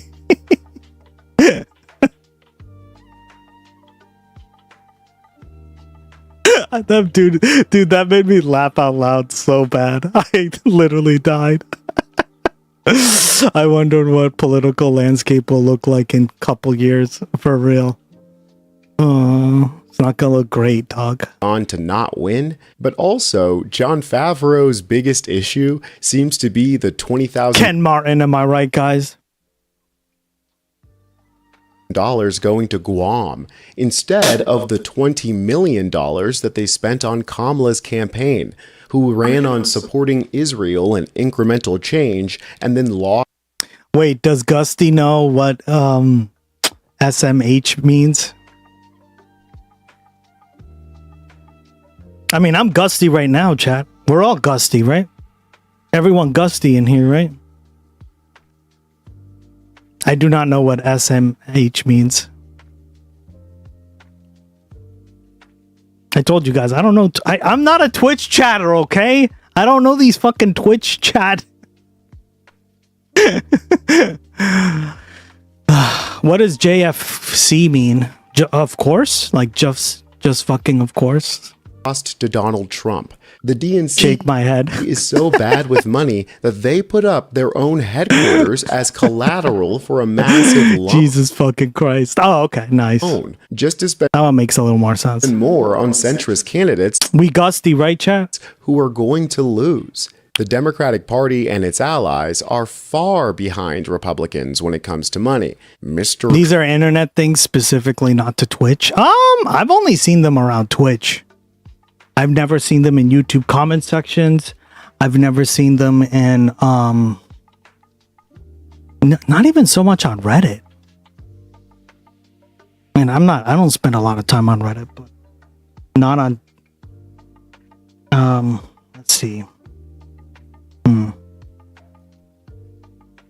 I've not seen them on Facebook. Get the fuck out. Yeah, that one I do know. That I've seen all over the place. X to doubt. Yeah. Seriously, I've never seen any of those. PB and Jen is with me. She's like, I've never seen anyone use Gusty. Okay, guys? And that's PB and Jan, and she's like on Twitch all the time. The fuck? Shmoo, yeah. True. See? See? It's not just me. You guys are just fucking boomers. You're like fucking proto boomer.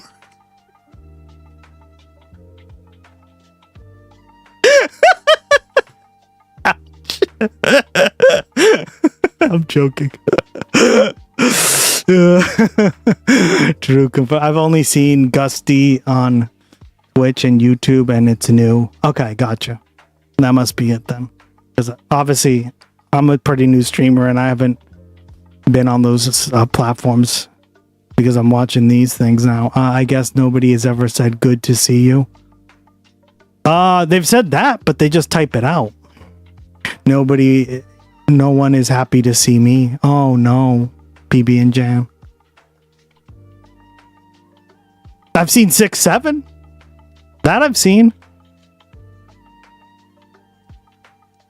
You needed abbreviations to type T9 because every message was difficult. The T9?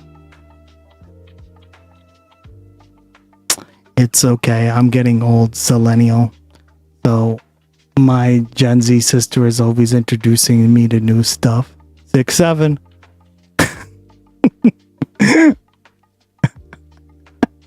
Zillennial. Trump controls a $400 million caps lock. Oops. Super. No, I just think it depends on like what community you're in, right? But to be like, hey, everyone knows what Gusty is. Like, I didn't know what the fuck that was, right?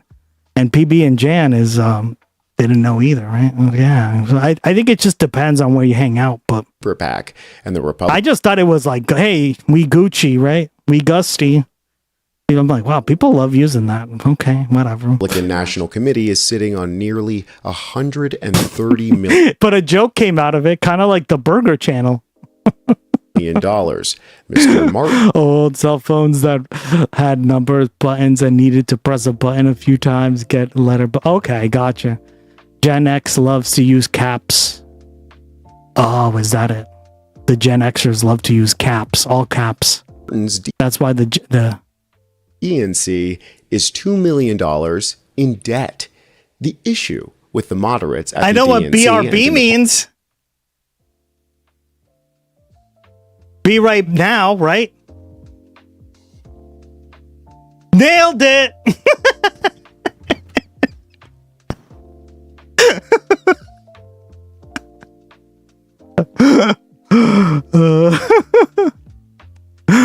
Gus is actually boomer coded. Gen Z loves adding spaces after sentences.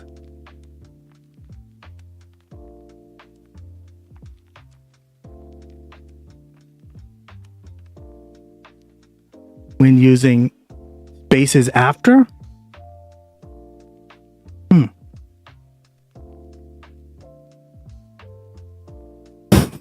Gus is actually... If I was boomer coded, I'd know what the fuck Gusty meant. Party is that God damn it. My Gen Z co-workers is like, good morning. Oh yeah, they do that. They do that. I'm kind of guilty of that. Fuck. Think they're popular but unknown. And that's just not the case. It's always, well, if the voters only knew how great we were and how bad the Republicans are. But they already tried that excuse in 2024, and it seems to be their strategy again for the midterms. It is harder to be in a swing district, but like, you've got to try, right? You got to try to be interesting. You've got to try to say, what do we think? Who are we? Why are we the good people? And I like when boomers capitalize every word. Imagine how much longer it takes to type. Incredible credit to Bernie Sanders, who has been tired. Grow up, Gus. about trying to promote politicians who he likes. And I hear so many other Democrats, and they're mad that Bernie is promoting these people and that the people who they like aren't getting promoted. But it's like, well, who's going to promote them other than you? Whining and complaining are the go-to moves for centrists who are not willing to improve the lives of Americans. Instead, they want democratic socialists to simply stop demanding more, and especially to stop providing more, like Mamdani in New York, or else the centrists will have to answer tough questions on Fox News. This is the feckless and cowardly opinion of Rahm Emanuel, whose opinion Bernie Sanders had no issue shrugging off. Said it was the socialists who led the charge to defund the police, open borders, abolish prisons. He's saying those are losing messages that are going to hurt the party overall. How do you respond? That is what Rahm Emanuel is saying, who no doubt has the support of millions of working class people. Look, this is an argument. There's no debate. There is a strong division within the Democratic Party. You have an establishment like Rahm Emanuel, who are dependent on billionaire campaign contributors who want to maintain the status quo. Then you have a progressive movement, which, by the way, what is getting these guys nervous is we are winning all over this country. It's not only Mamdani in New York City, it is in New Jersey, it's in Ohio, it's in Colorado. People are sick and tired of the Rahm Emanuels and the Democratic establishment and the Republican establishment. They are asking simple questions, Margaret. Why in God's name are we the only major country on earth not to guarantee health care to all people as a human right? Pretty simple question. Canada does it, Europe does it, somehow we can't do it.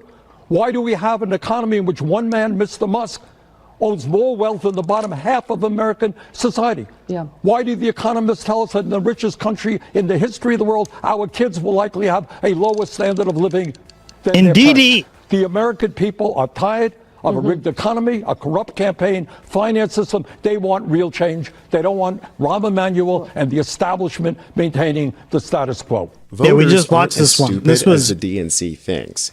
they can see that democratic socialism is providing for the people, while the establishment's status quo only serves the elite or Epstein class. As George Carlin said, it's a big club and we are not in it. The best way to support our work is to join us as a member, or simply subscribe to U.S. Democratic Socialists. I'm Tony Hinderman, and I'll catch you next time.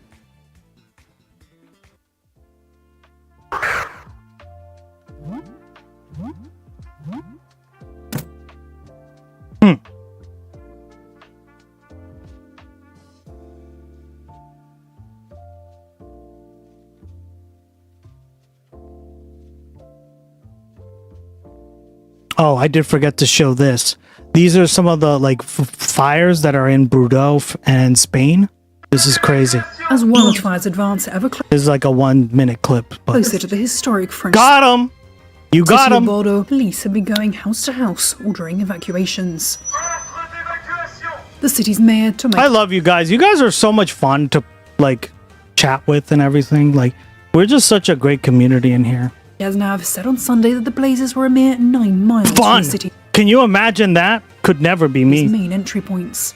More than 220,000 people have already been evacuated in southeastern France after fires ravaged the Cap Ferret Peninsula on the Atlantic coast, which is a popular tourist destination.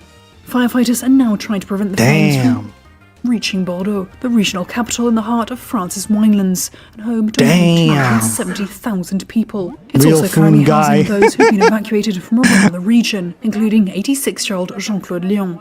He arrived in the shelter in the early hours of Friday and still has no idea how long he might have to stay. Bordeaux's mayor told Reuters he was looking into offering longer-term accommodation for evacuees.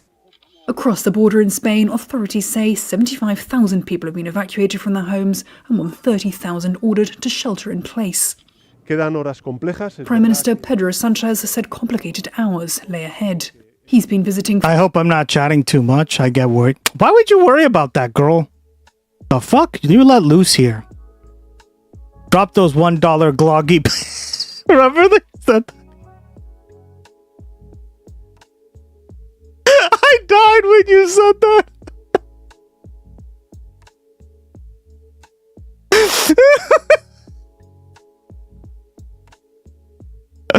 It sucks, but at most least European countries have more social safety nets. Yeah, for real. Fire-hit areas in Avila, one of 3 central provinces affected by major blazes alongside Madrid and Toledo. These fires are the latest disasters linked to prolonged drought and successive heat waves, which scientists say have been intensified by climate change. In both Bordeaux and... All right. Whoops.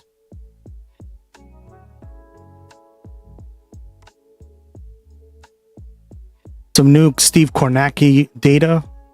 Good Sunday morning. Today marks 100 days until the midterm election. Damn, already. At stake, control of Congress. Will the war in Iran and its impact on the economy hurt Republicans' chances of holding on to power? Can Democrats flip the House and Senate, even as a fight rages within the party over its future? Joining me for a look at all of it, NBC News Chief Data Analyst Steve Kornacki. Steve, good morning. Thank you for being here. So much we're watching. Steve Kaki. Yeah, the countdown really is on. Let's put in perspective the landscape here. The bottom line number for Trump, this is an average of all the polls right now. You see this, guys? 41% approve. Compare that to his first term, the midterm in 2018. At this point, he is a little bit lower I know, we're already down down. Than he was then. I think no mystery about what's driving this. Again, this is from a Fox News poll recently, but look at Trump on the issues here. Majority disapprove everywhere. Watch his it, girl. best mark is 42 on immigration. Look at those numbers on Iran, on the economy, on inflation. Goes a long way to explaining the overall approval rating. And then there's this. How does he stack up with recent presidents at this same point here? Again, you see Trump at 41 now, 43 in 2018, and you see the others. Yeah, and we should note that in all of these cases, the party in power lost seats in the midterm elections. A slightly different picture in 2022 with former President Joe Biden. Yeah, that's the interesting thing. Democrats did lose the House in 22, but it was only a few seats, and they actually gained a Senate seat, and that's what Republicans are hoping to do some version of, ironically enough, this year. And Republicans think that their one chance is the image of the Democratic Party. He's lurking. Seeing it in the primary season. Socialists winning Democratic primaries candidates Lurking from and the far left, twerking. and look at this here. Among Democrats, this is that Fox poll, a majority have a favorable view of socialism. Step outside the Democratic My Party. personal It's strat. a totally different world. Look at independence, socialism, deeply unpopular there. So is that a vulnerability for Democrats that would keep them from capitalizing on Trump's obvious weaknesses here? Look more specifically at the two chambers here. Senate side, this, if you're a Democrat, this is the particularly tough one. They need a net gain of 4 seats to get control of the Senate. Take a look at the map here. How would they get 4? 4 is their target number. There's first thing, they can't lose ground. Georgia, New Hampshire, Michigan, Democratic seats, big primary coming up in Michigan in a few weeks there. They could have general election implications. Democrats have to win those just to... I remember learning that the egg prices and the shortage were planned and the fake during the Biden administration. Lurking and working.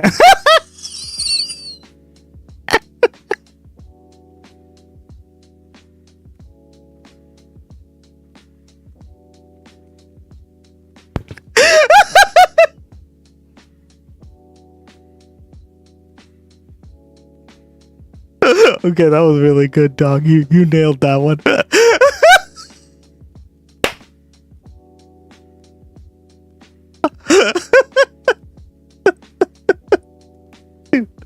That was so funny. Well timed. Touche. My goat. You nailed it. We got to get people mad about gas prices again. My personal strat. Yeah, I agree with you, girl. Lose ground. Then the 2 Republican seats they think they have the best shot at would be Susan Collins. That was good. That was really good. And in North Carolina, where Democrats have nominated Or half. I don't mean to dox you, but like CA prices. the former governor there. Is that Bluey? That's a Bluey emote. If they do that, I love they it. still need 2 more. And where could they get those 2? This is where it gets real tough for them. Look at this. These are the 4 they talk about. Alaska, Iowa, Ohio, Texas. And look at this, Kristen. They were all not just Trump states, double-digit Trump states. Democrats would need at least 2 of those to get the Senate. House side, again, this one's more manageable for Democrats. That's the current balance, some vacancies. They only need a gain of a few seats to flip it. It wouldn't take that big of a night. 2 bellwether tests on the Republican side. Mike Lawler, New York. You see this? One of the few House Republicans in a district that Trump lost. Is he able to hold on in a climate like this? If he does, that could bode well for Republican chances. Flip side of this, Texas, Democratic incumbent Vicente Gonzalez. Remember, they redrew the lines, Republicans did in Texas, to take advantage here. This is deep South Texas, of those Hispanic gains Trump did in 2024. This district would have gone for Trump now by 11 points. If Gonzalez is able to survive here, it would say... And here's the thing, PB and Jan is probably going to get higher. 375 is... Don't let that fool you. It's going to get worse. Not that high, but it was $4 a gallon. Gerrymandering in the valley. Damn right.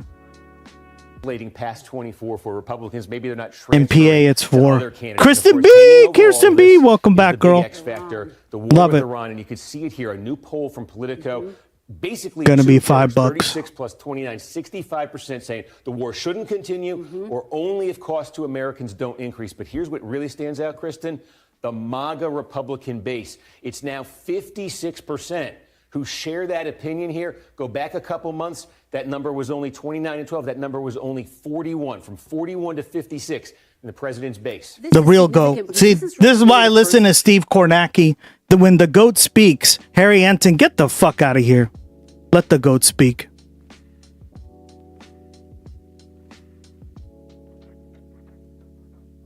He's like Timu Kornacki, guys. Come on. Drinking his sodas on fucking stream. Hell no, could never be me.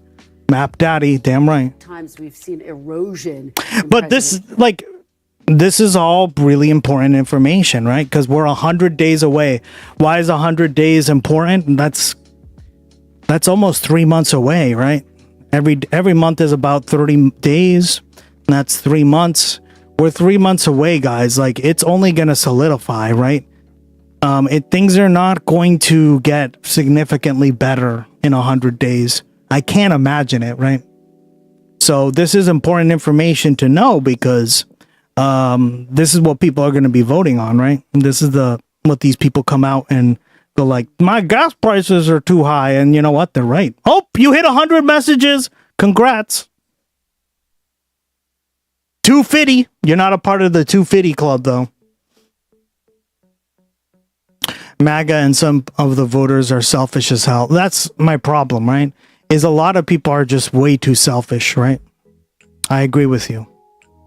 Way too selfish. Hello, just staying for a little bit. The next customer comes. Oh my God, I love it. I'm more of a... Oh shit. Somebody just crashed their car. I heard it. Like way down the distance, guys. It like skid and then it went boom. Yeah. What the fuck? Given the people in power and the cult following, I feel like there might be some dire shite coming. Well said. Trump's MAGA base. So involutility still months. The first times we've seen erosion. Yeah, literally, like, I have the mic set where it's not very like sensitive, but I could hear it through my window all the way on the other side. Like the road is far away, but I heard like a car basically screeching really loudly, and then boom, like a loud boom. So that, yeah, literally a car crash. Crazy. Insane, guys. $2 in Canada is a liter. 570 US gallon of diesel is like 654 USD. Americans have pretty cheap compared to most places. Yeah. Well, we have lower taxes on the gas, right? And yet people still complain about the taxes. It's so funny. Meanwhile, like in Europe, they're paying like 50, 60, 70% in taxes to curb like gasoline usage, right? And control and have more like electric vehicles, stuff like that. But martial law if the election goes Trump's way. Yeah. Top notch emote. It is a top notch emote.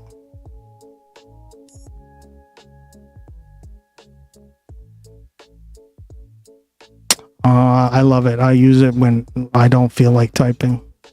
In President Trump's MAGA base. So involatility still months to go before the election. All right, so much to watch. Steve Kornacki, thank you so much for being here to break it all down for us. We thank you for watching, right. and remember, stay... Capitalist hellhole. Damn right. All right, guys. You know what time it is. Well, actually, we got to watch this because this is funny as hell. Or is it scary? What did you guys send me?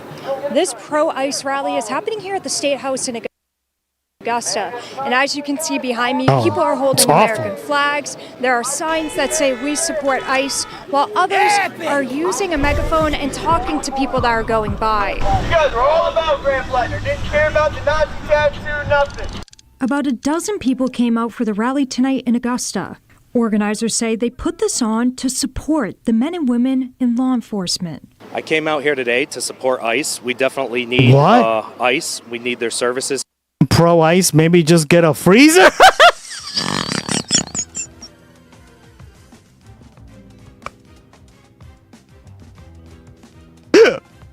Okay, that was pretty good. I love it. Here in Maine, we need to round up any illegals that are putting a burden here on our state and our country. The largely peaceful protest was tense at times. Look at all this useless, worthless, stinking pretty good media. You pieces of shit. Okay, this is exactly what I thought it was going to be. Funny and cringe and horrifying all in one video. Thank you.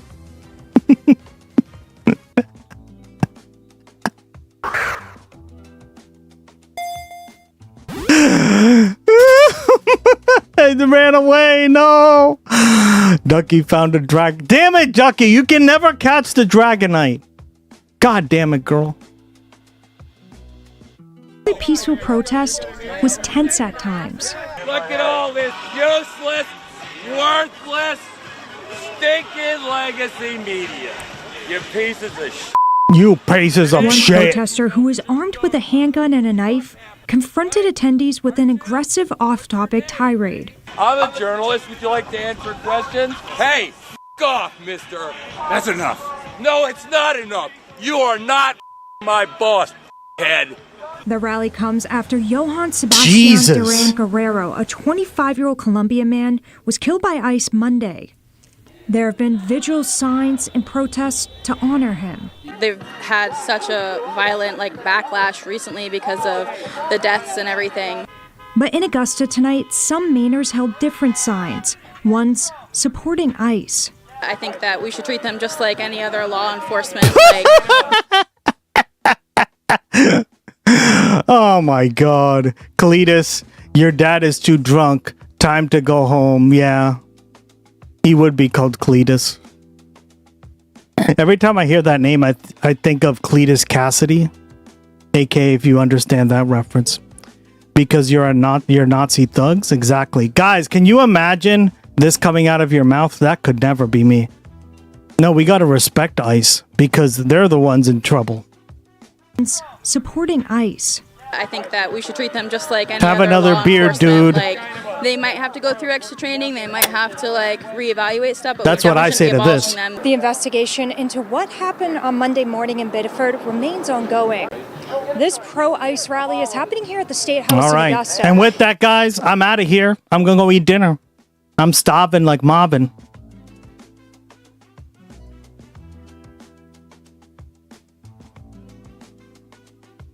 I'm trying to find nice words about this specimen of woman, but I should not attack her stances. And not her ugly ass face. Oh, God. Based.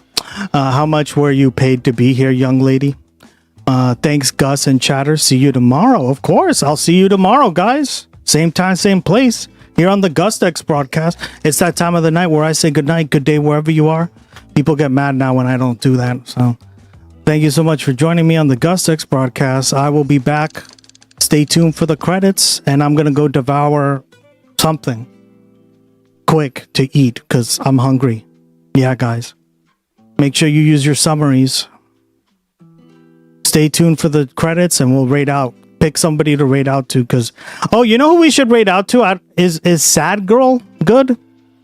I've never raided her before, so... I've just seen her a lot, and a lot of people talk about her, so...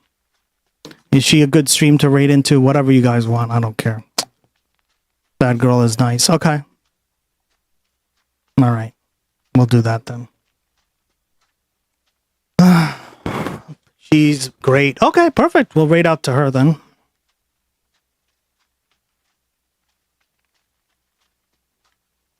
I see her, but I've never...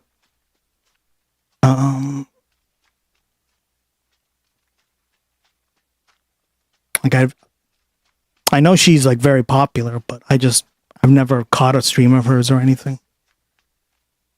Or had the chance to raid her. I know she raids, I remember her streaming when I was when I would stream at night, right? So I'd see her on, but not anymore. Love you, Gloggy. There he is, guys, reaching for your names.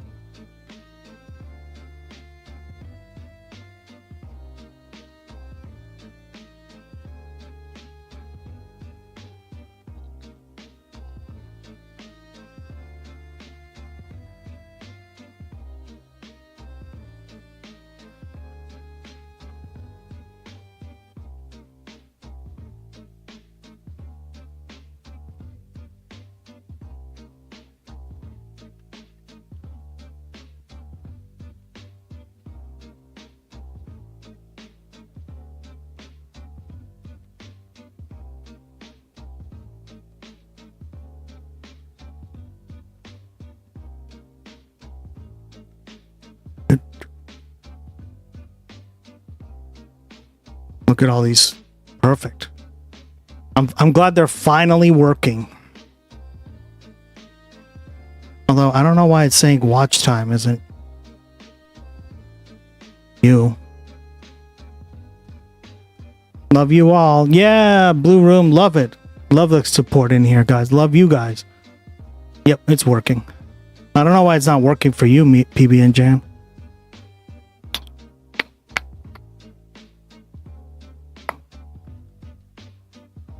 Activity span. You like how I made this like the Lycar system?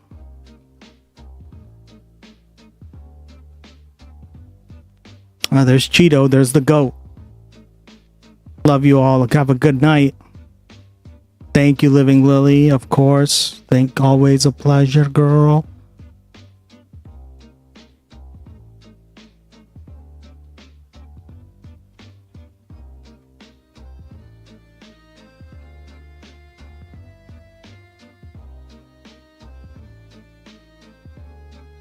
Blue Room. You hit 100 messages today, my goat.